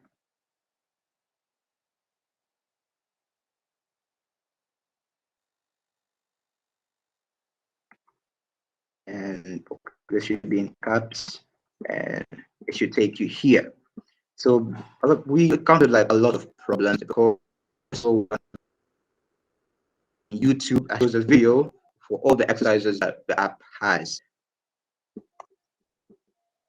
Okay, I'll take you to it short.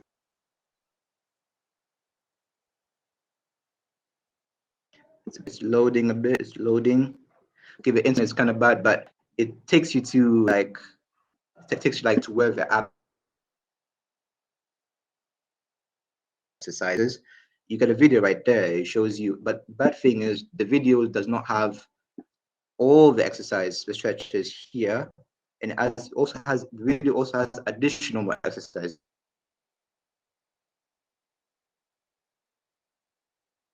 that are not in these 7 stretches. But yeah, we just managed to do our best with the amount of time that we had and the level of experience. Also, hello, Nathan Mayara, welcome to Backies. And you also go to the help here is about. It's just developed by Hackathon. Is your personalized health companion specifically created to it. So that's basically the app. It's just supposed to give you an exercise plan to relieve. If you have any back problems, anybody at all, whether old, young, or if just any like you just don't feel like there's something wrong. Plan for back strip to relieve your back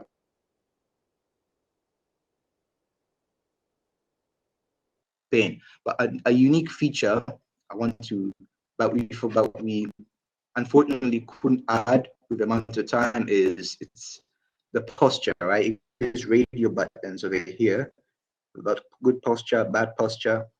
Usually the user doesn't know how maybe like implement, have an image of what the poster, how the right posture is supposed to look like, but using Python libraries such as OpenCV, but which was successfully installed, but it just brought an error while trying to incorporate an image. Also, other images I wanted to incorporate the logo from before, but it just showed nothing. It basically showed nothing. So that's just one of the errors that we have encountered. Also, I don't know whether time will allow for it, but we've also worked on.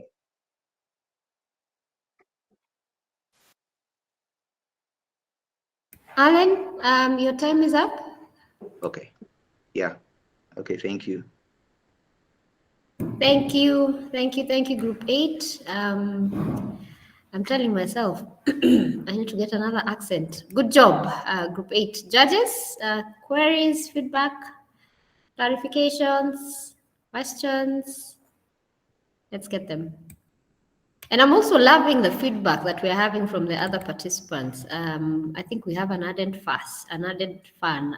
Adi, I hope I'm pronouncing your name properly. Well done. Palash. Thank you for the feedback, Hasia. Thank you for having joined us. This is the queue for the judges. Tafi, Karimi, Joash, Luisa. Yes, Lucy, I agree with you. The team comprised of Luisa and Newell, they did a good job, considering it was the 2 of them. So judges, feedback for Group 8. Group 9, please prepare yourself. You're coming up next. Yes, Steve, please go.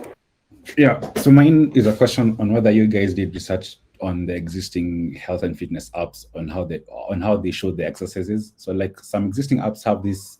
The reason I'm asking this is because you mentioned that the exercises have video format, but some existing apps have this combination of video and like a step-by-step like breakdown of the exercise, and then have a variation between if you're a beginner, you can do this variation, but if you are an advanced exerciser, you can use this like variation.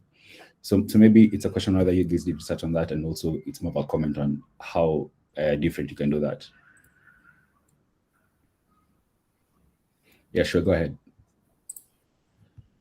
Okay, we looked through those options, we did our research, but time was a bit limited to put those to put all that into consideration. So we did what we could at the moment. Fair enough.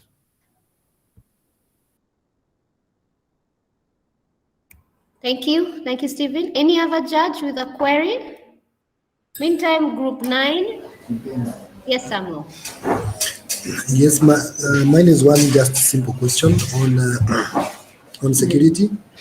I'd like to ask the team, can anyone log into the site, especially bots and other machine-powered spamming systems?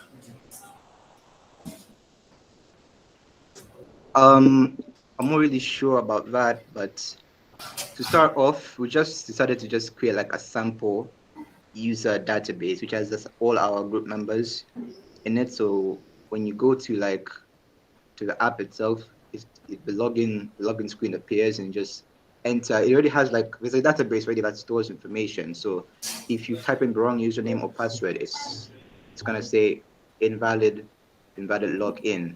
So I don't think really that bots can enter because it's not really we haven't really incorporated like you know how it's supposed to tie to a database, but as we just decided to just create a simple database within the PyCharm within Python itself, using the Python code. So I'm not really sure if I've answered that question appropriately, accurately.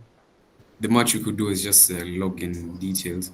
Coming up with, a stronger security system would have equally been time consuming. So we just worked with what you could at the moment also. Yeah.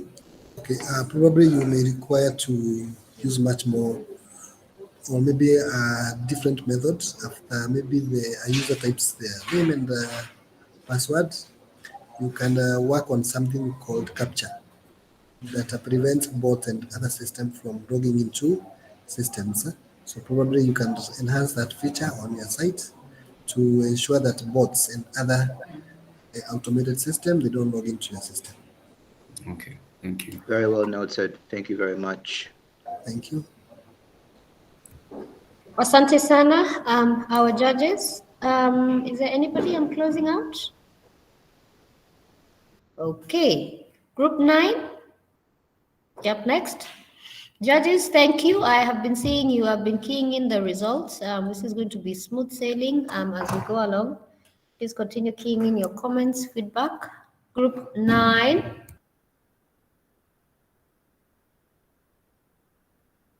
Hi, I'm the one of the team members of Group 9. Can I quickly leave and then join the meeting? I have a small network error.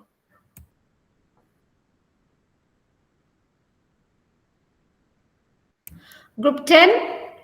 That's okay. That's okay. You can leave and then join later. Group 10. Please make your presentation.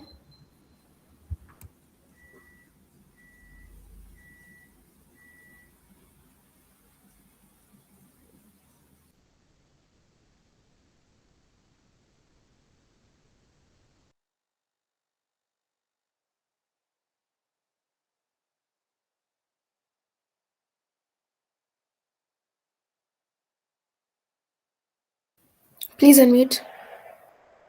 Sorry. Okay, so this is group 10 and we'll be presenting now.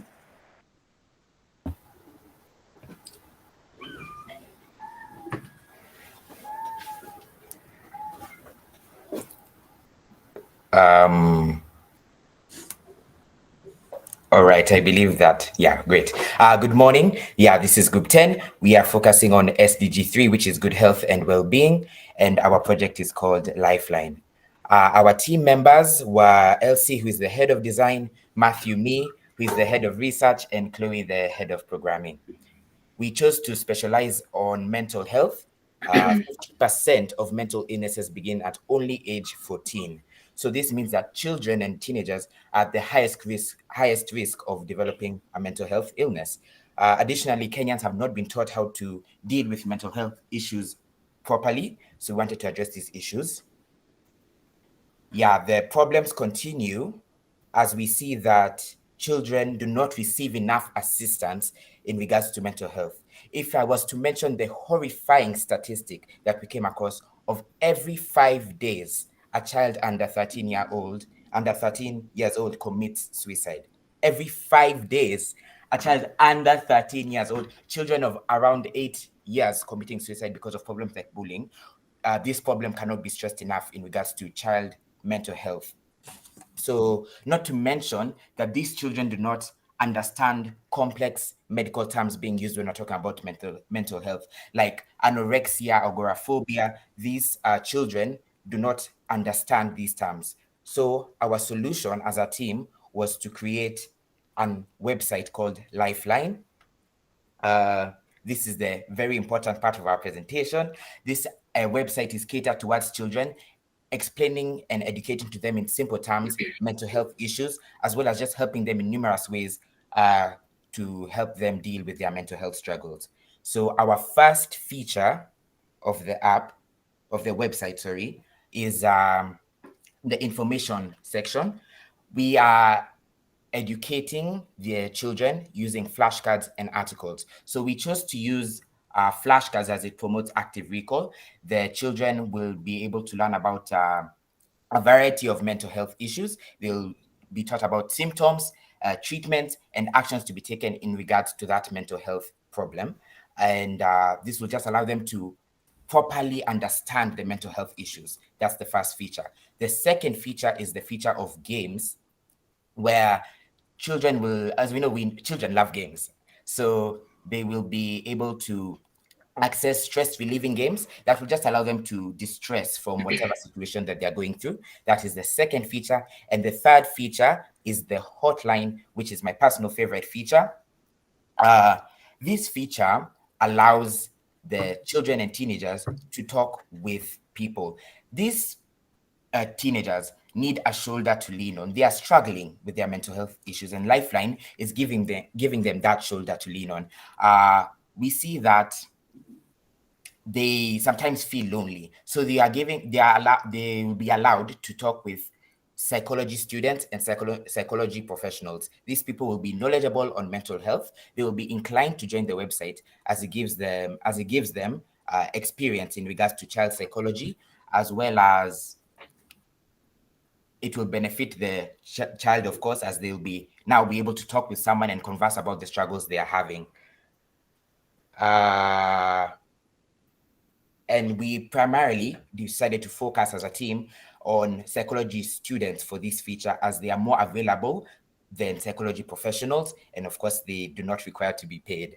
So we wanted to make sure that these three features of our website, Lifeline, are actually helping address the issue of child mental health. So we're in talks with our actual certified psychologist, and we even talked with a psychology student from the University of Johannesburg who agrees and says that these features are actually doing a lot for the children and the teenagers. Chloe will now continue the presentation by leading us through the code. Thank you.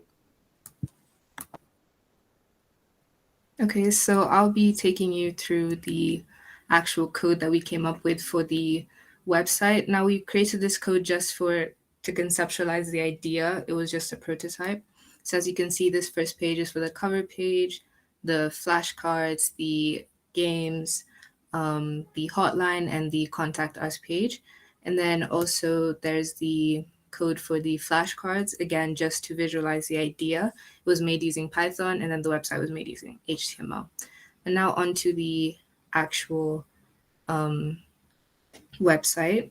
So what happens when you first click on the website, you'll see the homepage where you can see Lifeline and the slogan Exploring Mental Health Together. Now, throughout the website, the main color of the website is green, which is to symbolize serenity and health, linking it to other sites like I used with Docs and like Google Docs and also the Games app. So yeah, we did try to implement as many tools as we could with Wix. If I can answer the other question on the chat about the www.lifeline.com. Of course, we don't own the Google URL for Lifeline. First, you have to pay to own that URL with a proper name like that. You'd have to pay, as well as the prototype showed was just on Wix. So if we sent you that link, you would access the same site that we were showing you. But the www.lifeline.com, yes, it exists. And if we were to maybe scale up, we'd change the URL slightly to make it still Lifeline, but accessible to the general public, if that makes sense. And actually, I'll actually add to that. You know, I don't think you would have the question there, sort of asking about copyright challenges, and I don't, you know, copyright generally is very specific to a logo, or you can't copyright a word like Lifeline. It's a common English language word, so very few people get to copyright and own an entire word for themselves. So as long as you made sure that your logo didn't look like any other people who were called Lifeline, you would be fine. So you make your own trademark of your logo, but if you were to get lifeline.co.ke, that wouldn't present any challenges. I'd also like to add on what was said in the chat about do you realize kids under the age of 10 don't tend to have access to the internet? Well, actually, that's not really that true. A lot of kids actually do have access to the internet, not only like at home, but also in school, but also to their parents' devices. And also the other part about are not interested in reading, that's where the flashcards feature actually comes in, because it does promote active recall with less words and smaller points. And also the articles that we've created have actually, again, with the engaging pictures and the colorful images, it is very much made for kids. So yeah. Great, thank you. Good interactions with all. Well done. I think your question has been answered. Any other judge with a comment feedback? Thank you, Robert. Appreciate the feedback. Any other judge with feedback, query, clarification before we move to next group? Group 9, please prepare yourself. You're going next. Going once, twice. Okay. Yeah, we're just sharing my screen. Alrighty.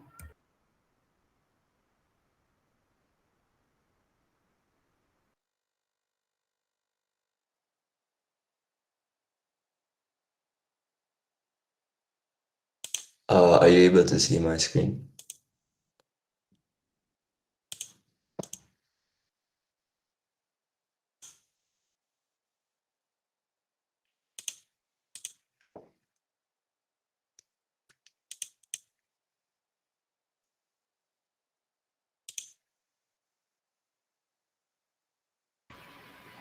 Yes, we can. Okay. So our team is called PJS Career Connect.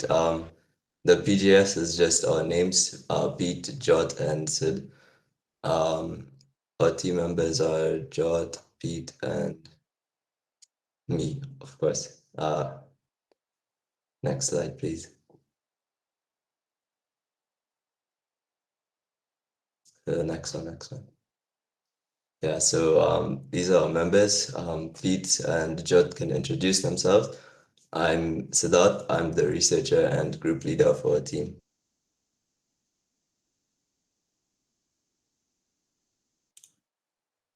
Pete, Jot, do you guys want to introduce yourselves? Oh, yeah, I'm Jot Kanval Singh Bamra. I am the head programmer of this project. And I was basically the one who designed the website as well as the backend for the project. Hi, guys.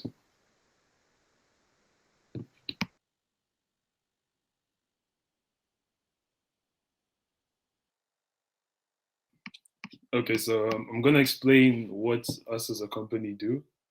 So we decided to go with SDG4, which is quality education. And through this, we made a website which creates opportunities for students to find job experiences.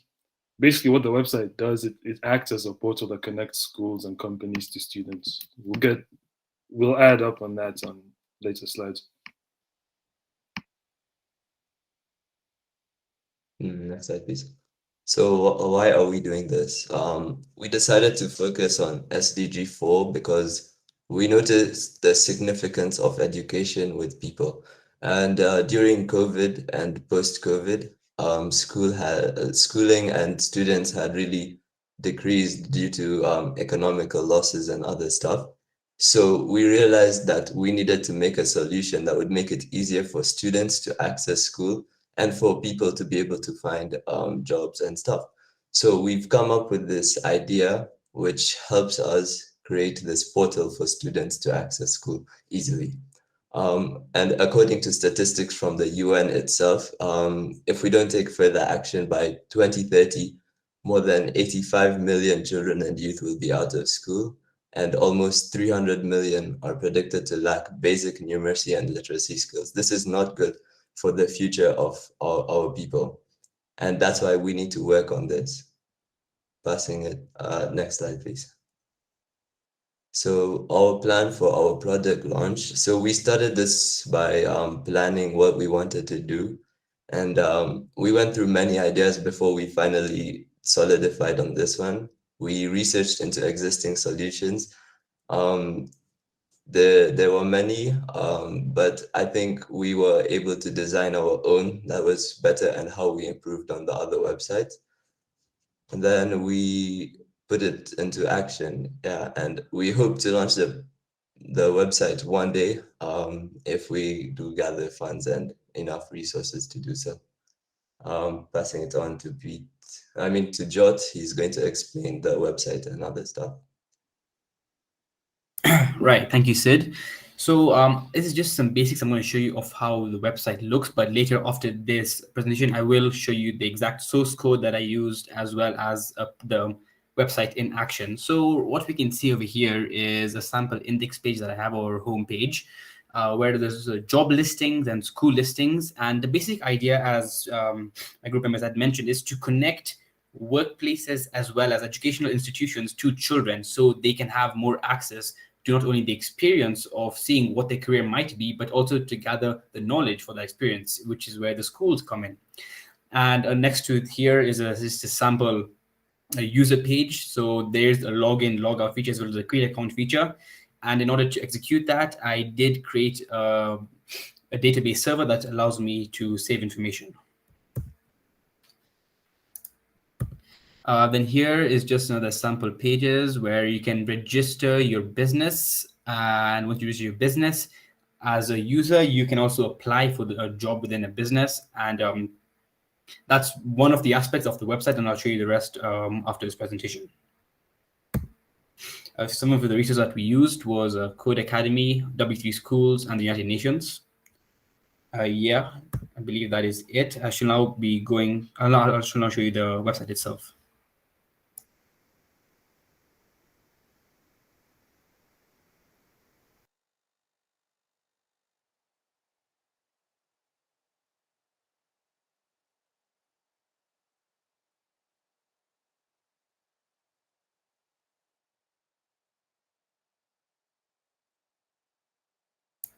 Can you see my screen? Yes, we can. Okay, great. So first I'll show you the website, and I'll show you the source code after it. So just to tell you in advance, we use a combination of HTML, CSS, JavaScript, and PHP to make this website. So for now, I cleared out the database, and for an example, we'll create not only a job listing, but a school listing as well as an account together. So I'll come in here to log in, but I see that I don't have a login, so I'll create an account. Let's just put in a name. Let's just say test as a name. They have test@gmail.com. Let's say they're in their bachelor's. I'll create a password.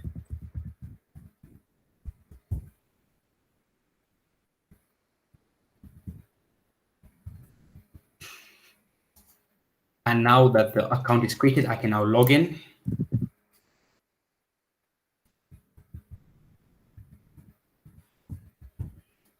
And once I log in, it takes me back to my home page. And if I check on my user place, my user icon, I can see all my information is over here. And as well, I can log out, or I can just go back to the home screen. For now, I'll just go back to the home screen. Now, let's say I want to, let's say I'm an employer, and I want to put out a job for a student internship program. So I'll click on the advertise job.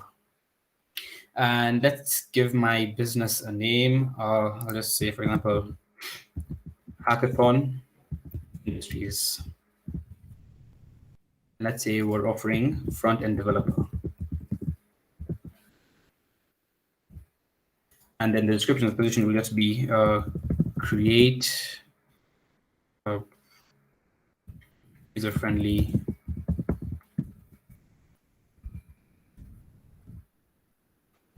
UI, and I just register. Automatically, it shows up as a job listing. Let me also put up a school now that we're on it. Let's also call this Hackathon, for example, an academy.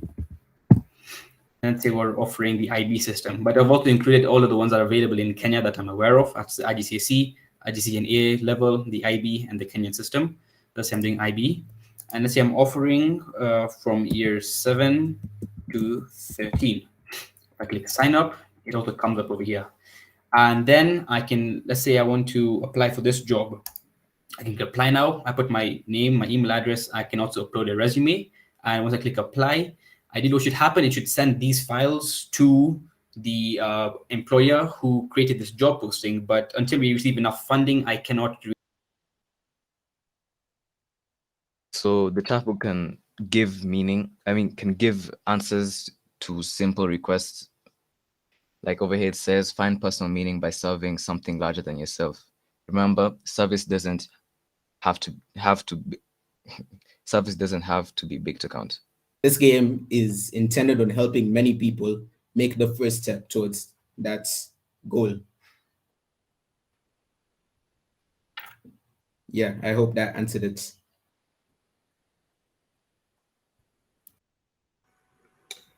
So I just want to come back to something that you said, where the children and their parents are not engaging. So this one would help them engage. How would that happen?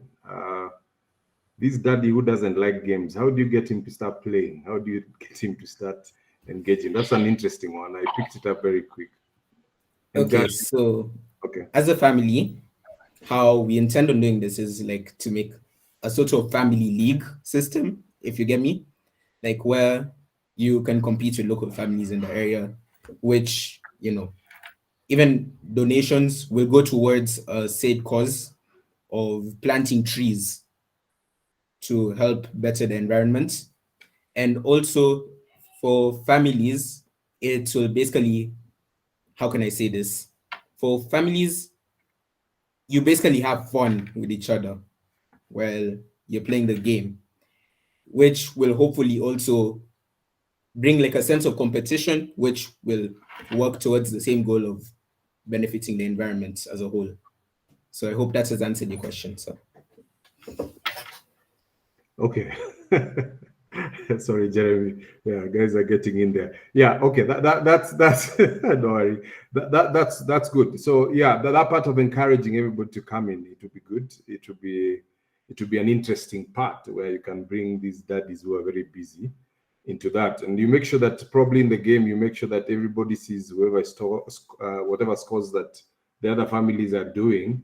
If daddy in family 2 is doing well, you can show your daddy and say, daddy, you're letting us down. So you can actually divide that in the family levels, where parents also have a score in how they're engaging, right? So that way then it can encourages that socialization and the social part of the whole part. So thanks. Good job. Thank you, sir.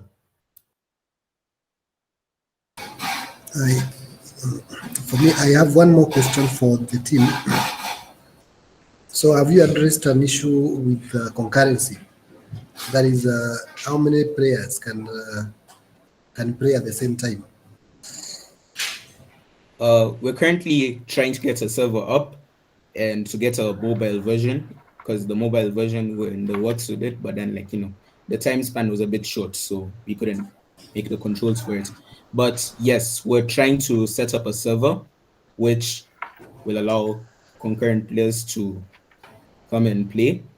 And it will also, we want to get an extra amount of people who can be online. So in case someone wants to join, say, the news spreads fast. So like someone just tells their friend, oh, we have this game that we want to join in. So yeah.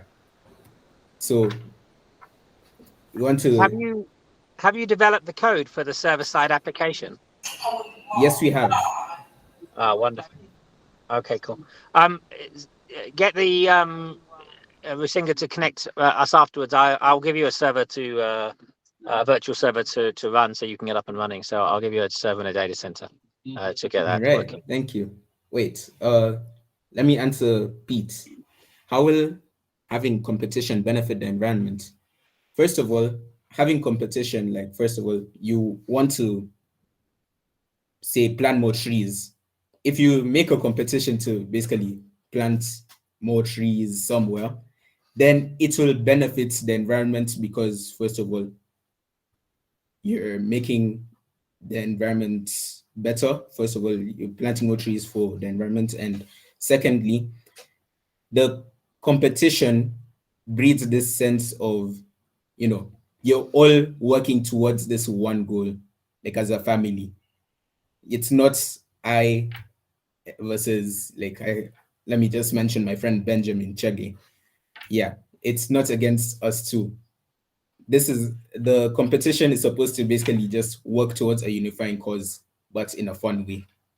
I hope that answers you.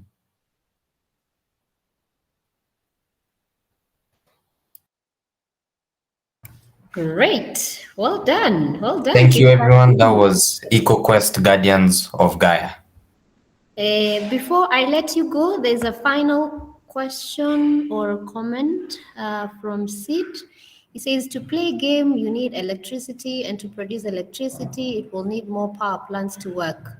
So by encouraging many people to play your game, they will all start to use more electricity and cause more global warming as more power needs to be created. And as of yet, sustainable sources are not where they should be for power production. Thus, we will still fall back to unconventional methods. Thank you. Thank you, Sidsha, for your comment feedback. Thank you, guys. Group 13, good job. Ben Roberts, thank you. We will follow up to ensure we provide these young men the support they need to take their project to the next level. Last but not least, Group 14, you are up next. Then we will get to announcing the winners, which is my favorite part of the day. Great. We can see your presentation, Ivy. Please proceed.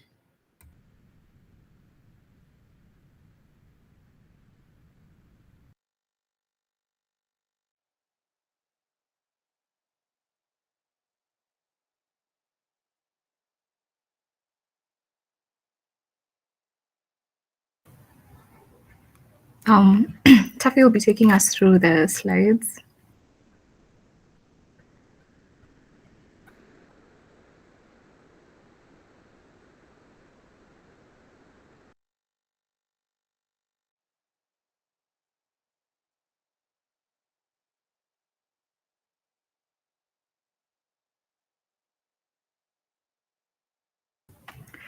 Taffy?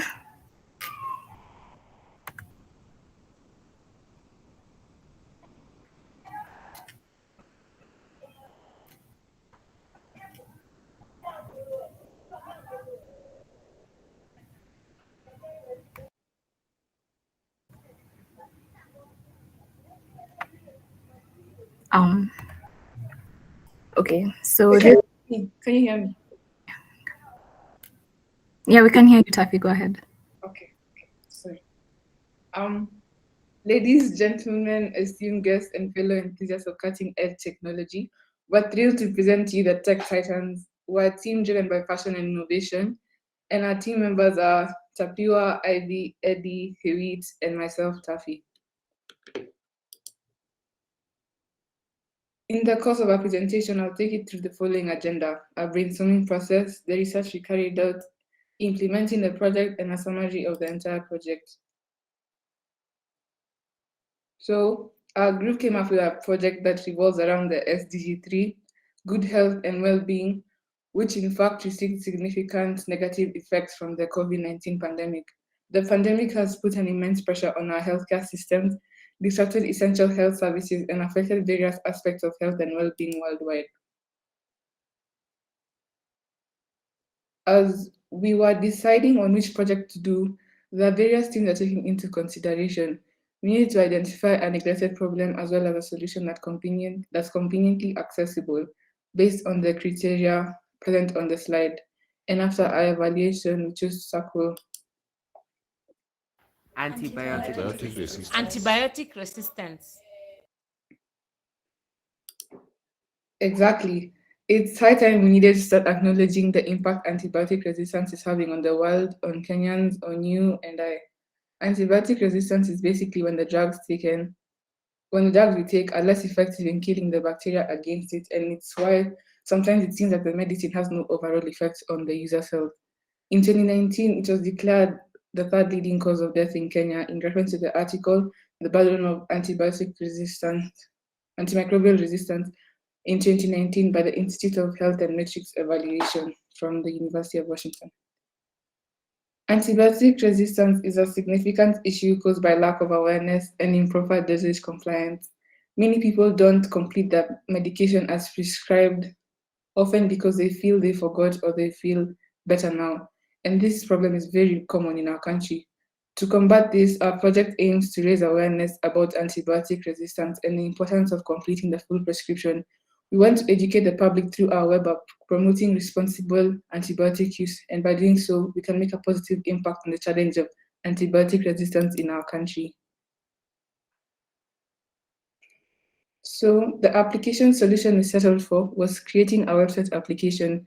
This could be very easily accessible solution because with the rise of technology, everybody always has smart devices on them, old or the youth, making it easier to reach a large group of people. With the use of credited images on the platform Replit, my team and I were able to create Dose Watchers, a web application where users are not only educated on the importance of completing their prescription regimen as required, but are also provided the medicine tracker where they simply log into their account and record their medicine routine. This includes the name of the medicine to be taken, the type of medicine, as well as the time before the next dosage.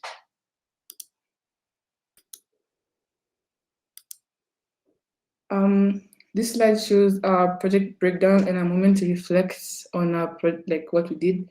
So our objective was to make an impactful project, and the action items, we identified a problem, we carried out a brainstorm, and we brought the project to reality.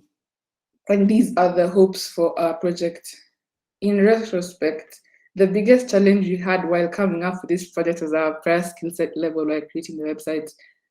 My members and I were at beginner level in coding HTML and CSS, but this project was, in fact, one of our biggest and proudest achievements. Yes. So thank you for listening. And now I'll hand it over to Tapiwa to present the prototype of the website we made.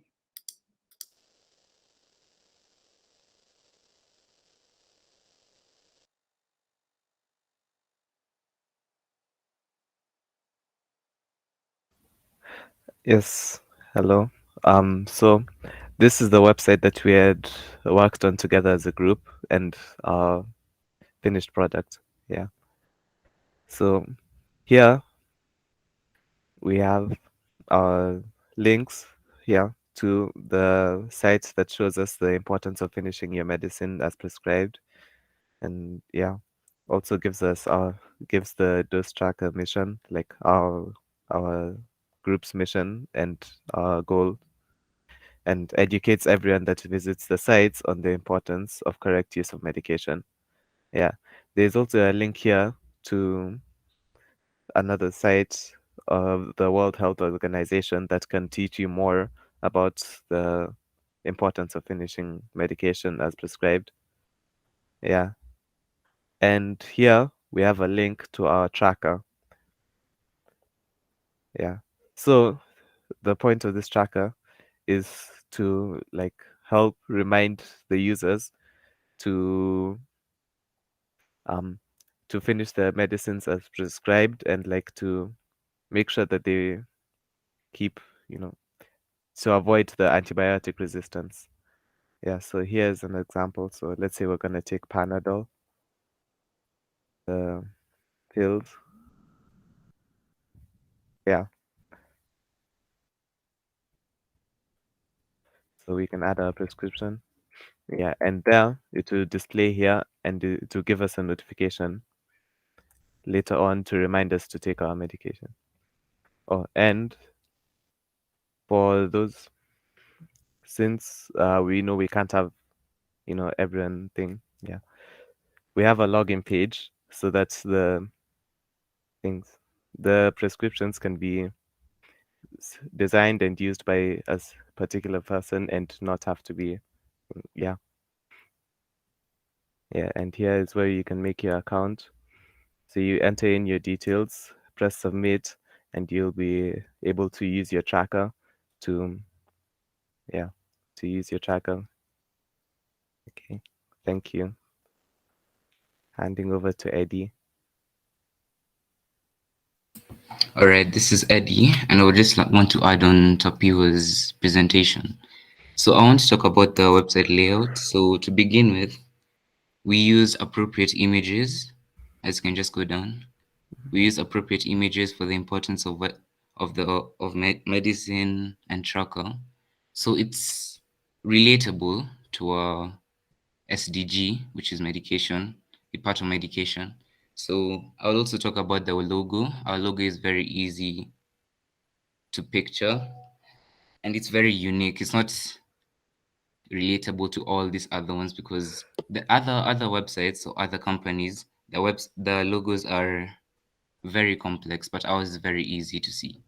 Also, I'd like to talk about the user requirements. First, to begin with, is our color scheme. Our color scheme is easy to read and it looks nice.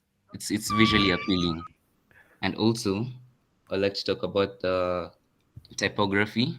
The typography, it's very, very Eddie? easy to read. Eddie, your time is Yes. up. All right. Eddie, your time is up. Questions, feedback, comments? Well done. Thank you. Group 14, good job.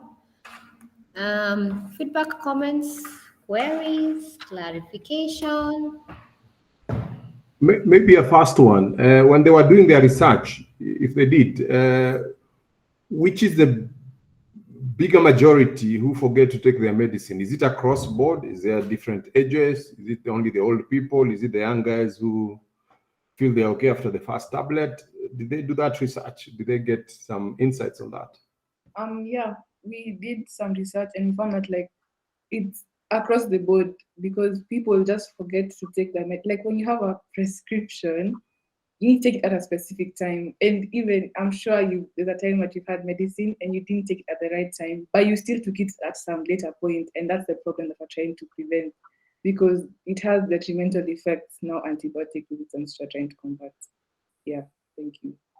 So how then do you integrate that into something? I am an old person. I forget. I have dementia or something, or I'm busy working on a project that I'm coding. How do you integrate that at least to be able to be reminded? And you put very well some timing. So how do I get reminded? Okay, thank you for your question, Tony. So the website actually, for the tracker, it's able to send reminders for the particular time that you designated for you to take your medicine. So if you put, for example, 1 p.m. to be your designated time when you're supposed to be taking a particular type of antibiotics, it sends you a reminder that, oh, you're supposed to have this medicine at this time in case you've forgotten. So that covers the problem of people who might be forgetful, because even children can be forgetful. Maybe they have a lot of studies to think about or games they're playing, and they tend to, forget about taking their medicines, which contributes to this problem we're trying to solve. So yeah, and that's where I was headed to. Then you have to integrate with the different applications we have, whether it's from the websites, whether it's sending the mobile or something. I might be playing on my phone. So there need to be a way that you integrate that you can be then alerted in whatever multiple platforms that you could be using. So that then, because if it sends me an email and I'm not on my computer, then I will not get that probably, yeah? If you don't have your emails on your phone. So yeah, integrating that into the different platforms that makes sure that now you actually achieve what you're trying to do, that you have that alert or that warning or whatever you want to call it at the time that you're supposed to have it. Then that way you achieve what you're looking at, right? Yes, definitely. Okay. Yes. Great. Okay, good. Please go, Samuel. I have one more question, but before I make a question, I would like to thank the team, the group 14 for the project. However, I'm very much interested into the trackers they are using, and I would be very much interested to know which type of trackers they are going to work with. That is number one. And how are these trackers going to communicate with their platform? I know these trackers are called, they are IoT-based devices, so I would like to know how they intend to ensure that they are able to communicate with the platform. I will not ask maybe like the protocols used because that's complex for them, but probably they can explain to me how those trackers will be communicating to the platform for them to send the. And you'll have your own personalized like it will be personalized for you. So it'll send it to you. Like I didn't really get your question because we have a tracker that sends Okay. notifications basically. In brief, I mean I have a tracker probably on my hand. So how will Oh that yeah. tracker will be able to communicate to the site that you have created? Basically, how will the data be collected from that tracker to your site? So, or you mean like a third party tracker to work with the site? Whichever kind of a tracker, because the trackers can come from different vendors. Okay, yeah. To do that, we'll have to like further develop our thing. This is only a prototype. It's not like our final. And you can also put out updates for that to allow for more, like to make it more flexible and usable, more third party vendors. Yeah, and also in terms of integration, when you asked for the personal details for you to, as you're logging in and you input your personal details, the personal details are stored in other apps that we aim to link with a tracker. So if you enter your phone number, the reminders are sent to your phone. If you enter your email, the reminders are sent to your email. And the reminders are also linked with your timer, depending on the timer that you have with your phone. So at 1 p.m., the reminder is sent to your phone, maybe via message because you entered your phone number, or via email because you entered your email address. Okay. Basically, maybe what you should work on is that tracker should have like maybe a chip or maybe a method of communicating so that it can be able to send that data to your platform. So basically, some of the trackers they normally have a method of communicating to the platform. That's how they're able to send the data using the various types of protocols. Probably you can research on that so that you can be able to know how those trackers work and how they're able to send data using the various technologies that they are made to work with. Okay, thank you, Samuel. Thank you.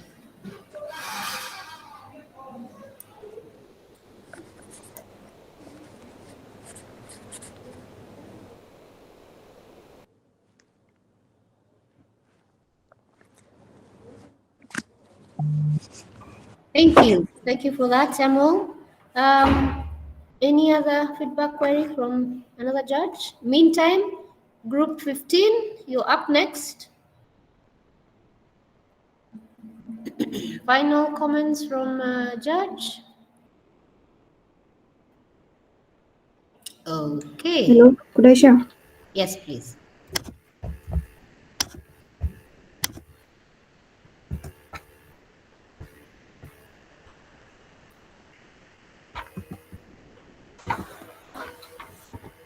Hi, my name is Farouk, and today I'm going to be presenting about SDG 4, which is quality education. So I'm here with Luta, Swanee, and Winston. So first up, we have the problem. So we have three problems, which is lack of education in poor areas, lack of trained teachers, and lack of schools in poor societies. So there are very poor, if no education in areas going through poverty. There are very little trained teachers that are willing to go teach in those areas, and there are very few built schools in those societies. The second topic is poverty, hunger, and education in Kenya.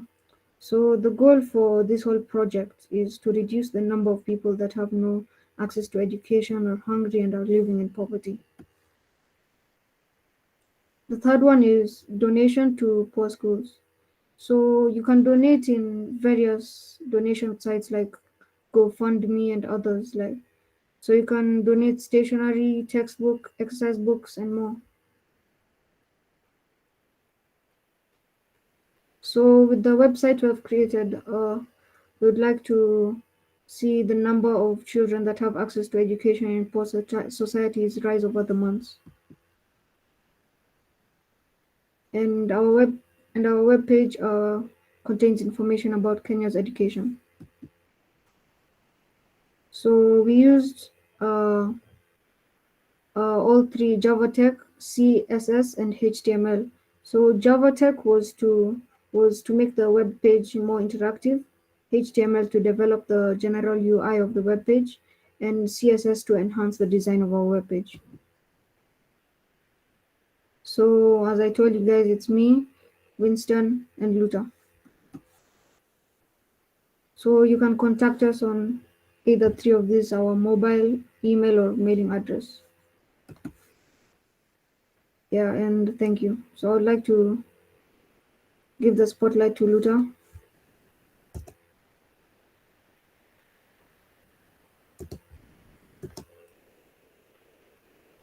So Luther, if you could present.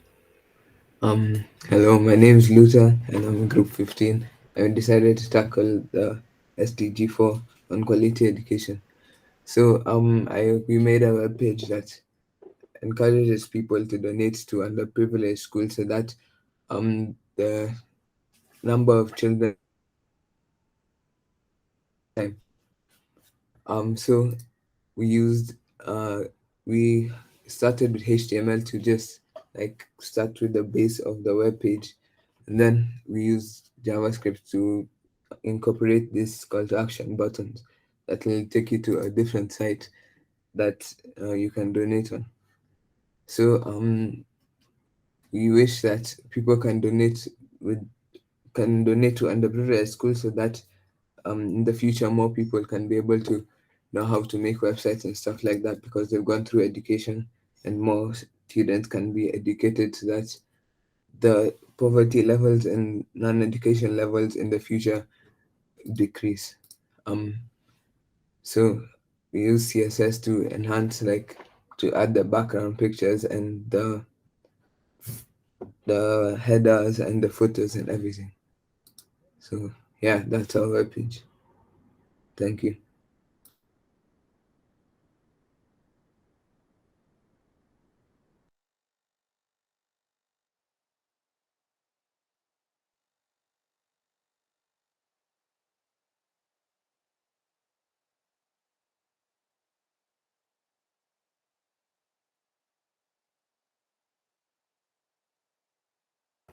So if there are any questions, you can ask.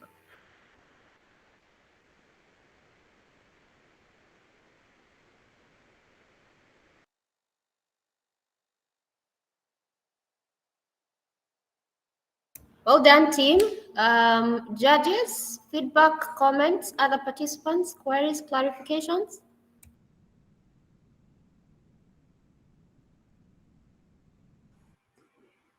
So with the donations that you get, how do you determine where they're going to go and which areas they're going to go? So what criteria are you going to use to disperse or be able to see who gets what when?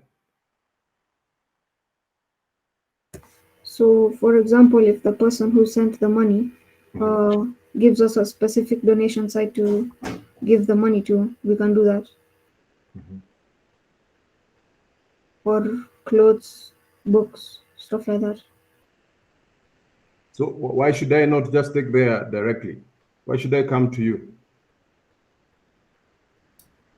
Because we take a large number of donations so that we can take many people's donations instead of every single person going to the, like, for example, if you live in Nairobi and you want to take it to Taita Taveta, we can gather all the donations of people who want to take the stuff to Taita and take it for them instead of them going over there.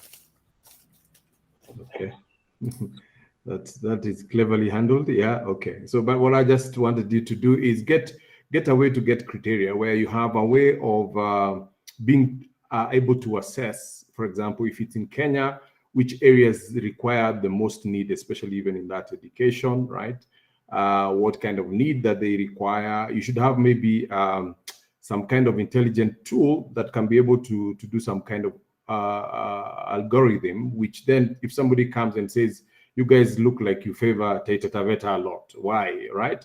You can be able to answer that kind of question, because a lot of these kind of donations usually have that issue, blah, blah, blah. Is it being used well? So come up with a telemetry, which then can be able to, anybody comes there, they can see that you're actually fair in what you're giving. It's the same thing that I'll say. Everybody coming to Kenya always want to donate something in Kibera.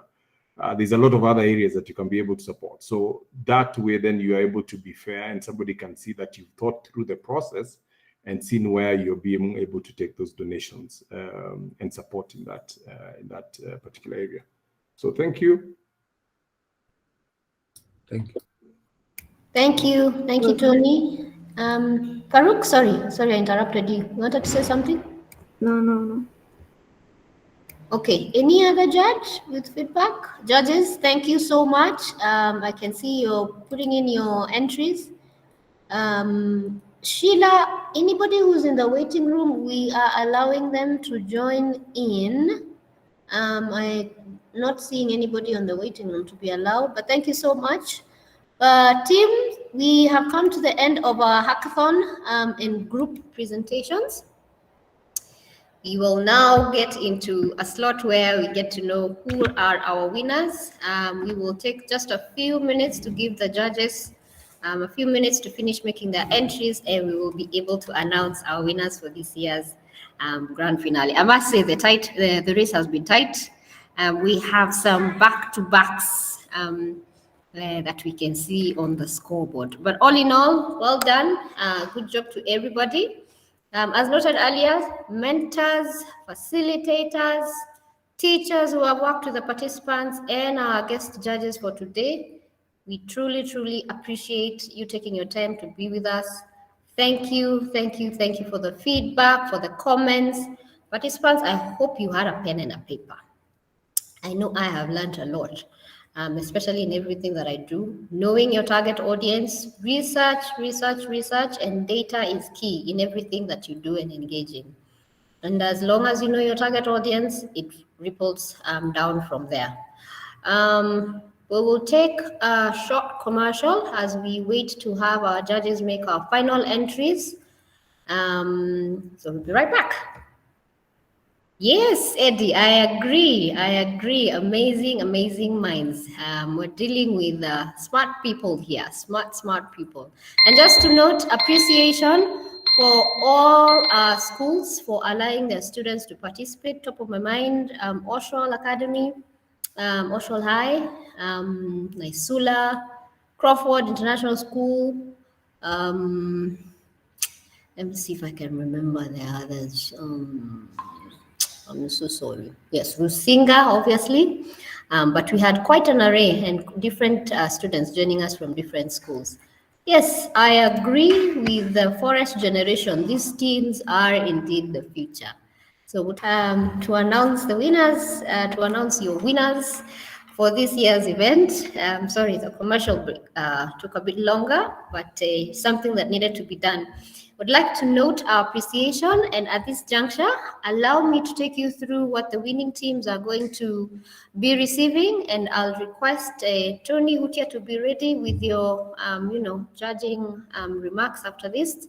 So the winning team is going to walk away with 100,000 Kenya shillings, a gift hamper from Microsoft ADC, as well a garage tour.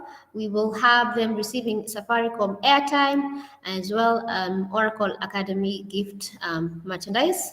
First runners-up team, 60,000 shillings, garage tour at the ADC Center, Safaricom airtime, and a gift hamper from Oracle Academy. Second runners-up, Kenya shillings 30,000, ADC garage tour, airtime, and a gift hamper from Oracle Academy. Now, our mentors awards. Thank you, mentors, for choosing your nominees and participating in that venture. So the mentors, awardees, will each get Kenya shillings 10,000, a tour of the ADC garage, Safaricom airtime, and merchandise from Oracle Academy. So for the mentors awards, you usually look at who is the year's top female coder, upcoming coder, the standout coder overall, and the most improved coder. And of course, everybody who has participated, in addition to the winners, will get certificates of participation and with note our appreciation. Before we get to who has won, I would like to invite Tony for a few words.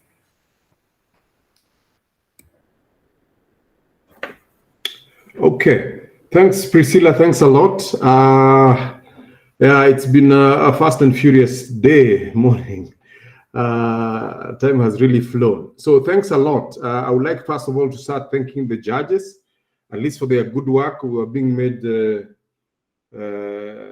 run and work as we still comment. You're putting in your marks and so on. But I want to thank all of them. I think Bonnie, Ben, Samuel, Stephen, for your good job and your good work done. So the teams of I think their total now, we managed to see around 14 of them.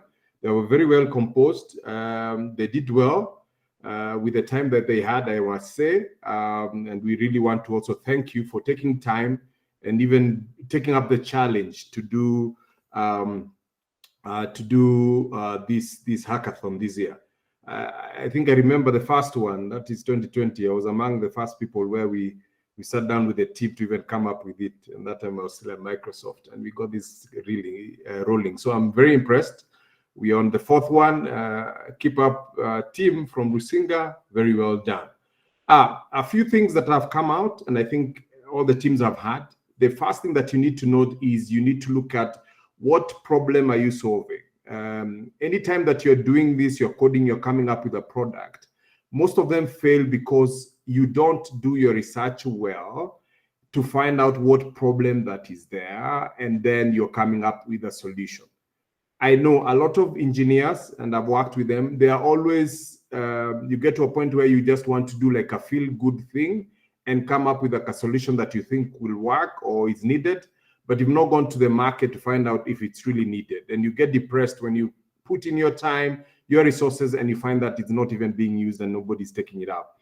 So the first thing is, yes, you could do some philanthropic ones, some feel-good ones, but if you want to change the world, make some changes, you have to research and you have to get to know which problem are you solving by whatever solution that you're coming up with. I like the target of the SDG, and that gives you a bit of a direction, but you need to look and be sure of what you really need to do.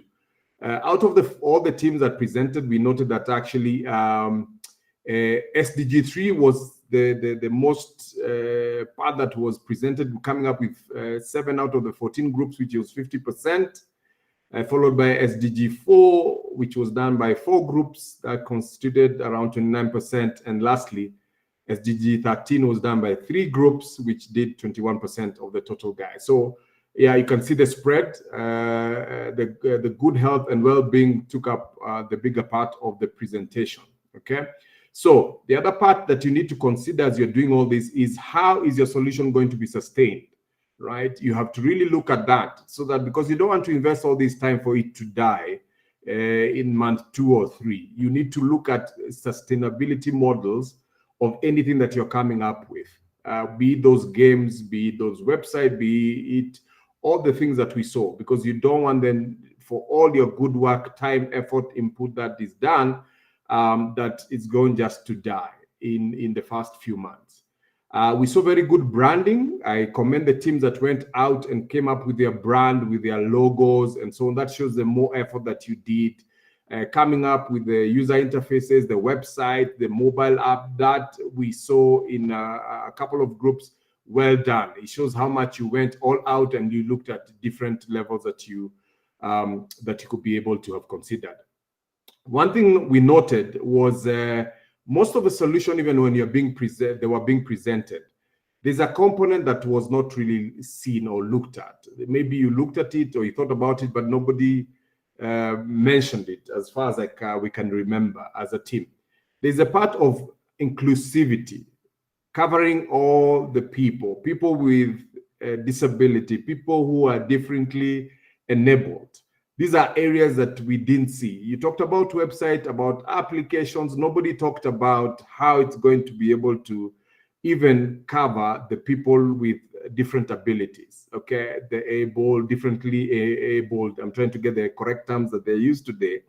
The differently able people, right? The blind, the deaf, the different ones. So your solution has to consider all that, okay? Because if it's the time that you take the medicine, I'm blind, I am whatever. How do I deaf? How will I get those notifications and so on? So you have to look at and be able to consider and have that component of inclusivity as you build up whatever solutions that you're coming up with.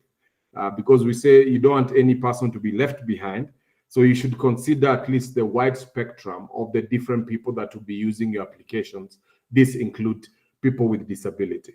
So I think, thank you so much for the opportunity from the teams at Rusinga for us to be there. We thank you. We are ready to come and help. And it was a really, really good time. And we appreciate everybody, even the others, the parents and the other ones we've joined. Thank you so much, Priscilla and Tim. Asante sana. And by virtue of that, please feel free, welcome, drive down to, please give us the pin for Eden. Put yours. So that we can come and kula nyama. Okay. I'll do that. He welcomes all of us for some nyama choma at the Eden place. He has a beautiful place where you can go and relax, you and your family. Any other judge on the call? Any comments you would like to share with the participants? Samuel, Ben, comments you'd like to share with the team? Words of encouragement?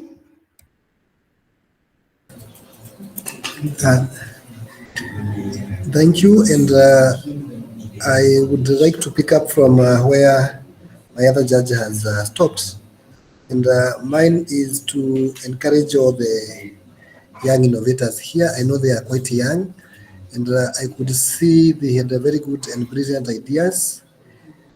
And I would like to encourage them that this is not the end, this is the beginning of the long journey. Myself, I worked with a different range of innovators and who has been able to participate in global competitions. And I've seen a lot of talents with all the innovators who are here, despite maybe some not being able to articulate their ideas very well. But from my end, I could see a lot of talents, and I'm very much happy about what Rusinga School is doing on this in terms of organizing this annual hackathon.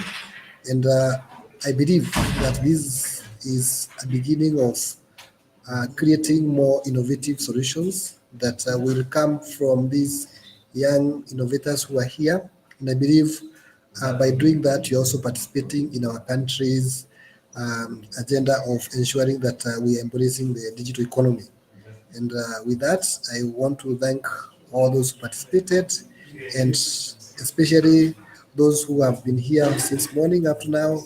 I know we have learned something from each other. Thank you and wish you well. Asante. Stephen?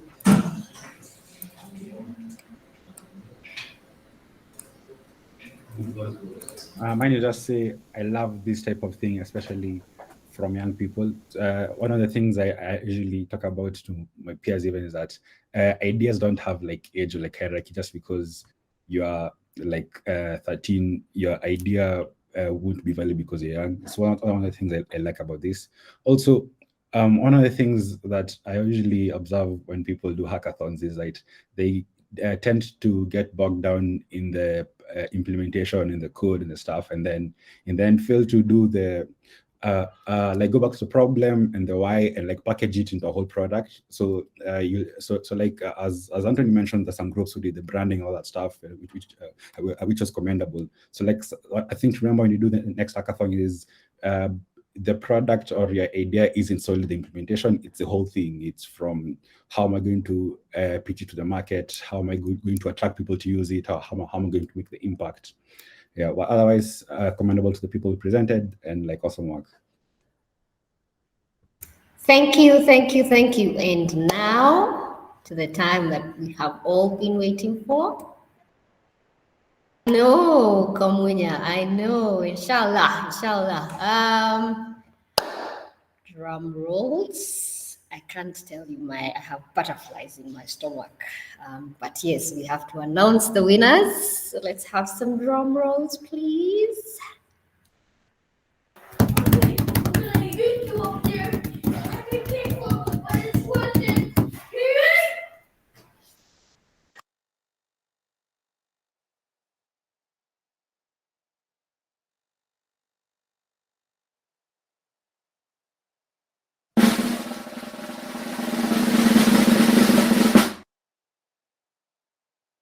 And the winners for this year's hackathon, second runners up, group 2. Let me read out for you the names. First runners up, group 9, and the winning team is group 13. So group 2 members, Wildan Omar, Abi Kitololo, Meshak Kanoi, and Joshua Howie Odhiambo from Crawford International School, that is Abby and Wildan. Meshak is from Juja Preparatory, and Joshua is from Silver Oaks Homeschool. Group 9 members, Pete Makupewa, Jod Kanal Bamra, Sid Shah, all from Crawford International School, while Group 13 members are Jeremy Rarier, Benjamin Shege, and Kwame Morethi, all from Rusinga schools. Team participants, let's join in giving a round of applause to all the winners. Yes, congratulations, team. Congratulations. Well done, well done, well done. I am so proud of all of you. Well done, well done, well done. Next up, we have the mentors awardees. This one was a tie. And this year's mentors awardees are as follows. The top female coder is Chloe Kahoya, upcoming coder, Neve Page, standout coder overall, Luisa M, and the most improved coder is Alan Mombela. Yes, let's give them a round of applause. Congratulations, congratulations. Well done to the ladies. Oh, this year has been, girl child. Yes, indeed, Sid. Congratulations to everybody. Well done, well done, well done. We have come to the end of the event. I must say, I am happy about the way the event has gone. And we take note of our sponsors and partners, LIT Liquid Intelligent Technologies, Moringa School, Kinetic, STEAM Labs, Microsoft ADC, Oracle Academy, Safaricom, all our mentors, all our facilitators, all our teachers, our parents, Rusinga School Management, for allowing us to have this event, and God Almighty for allowing us to see and go throughout the week and see the day of today. Mentors, the winners, we will get in touch on how and when you can come and pick your gifts, but I am so excited. And with that, I would like to invite Mrs. Karaoke, if you're still on the call, for a final word before we end it with prayer. Chappie, please be ready.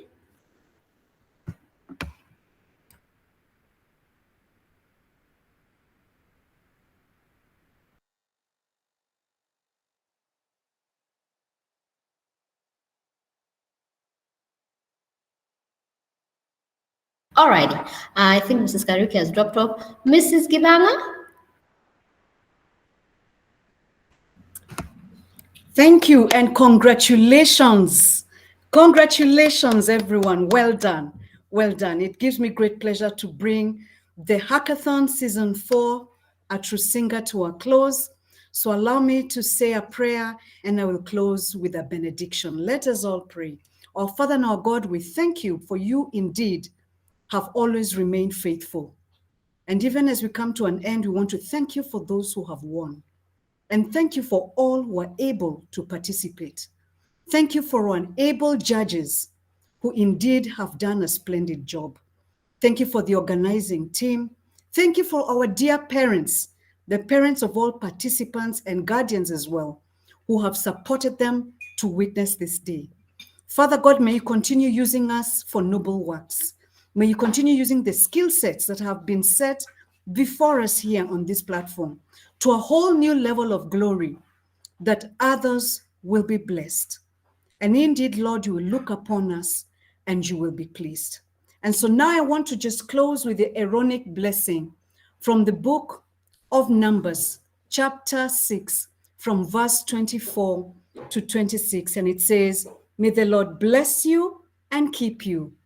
May the Lord make his face shine on you and be gracious to you.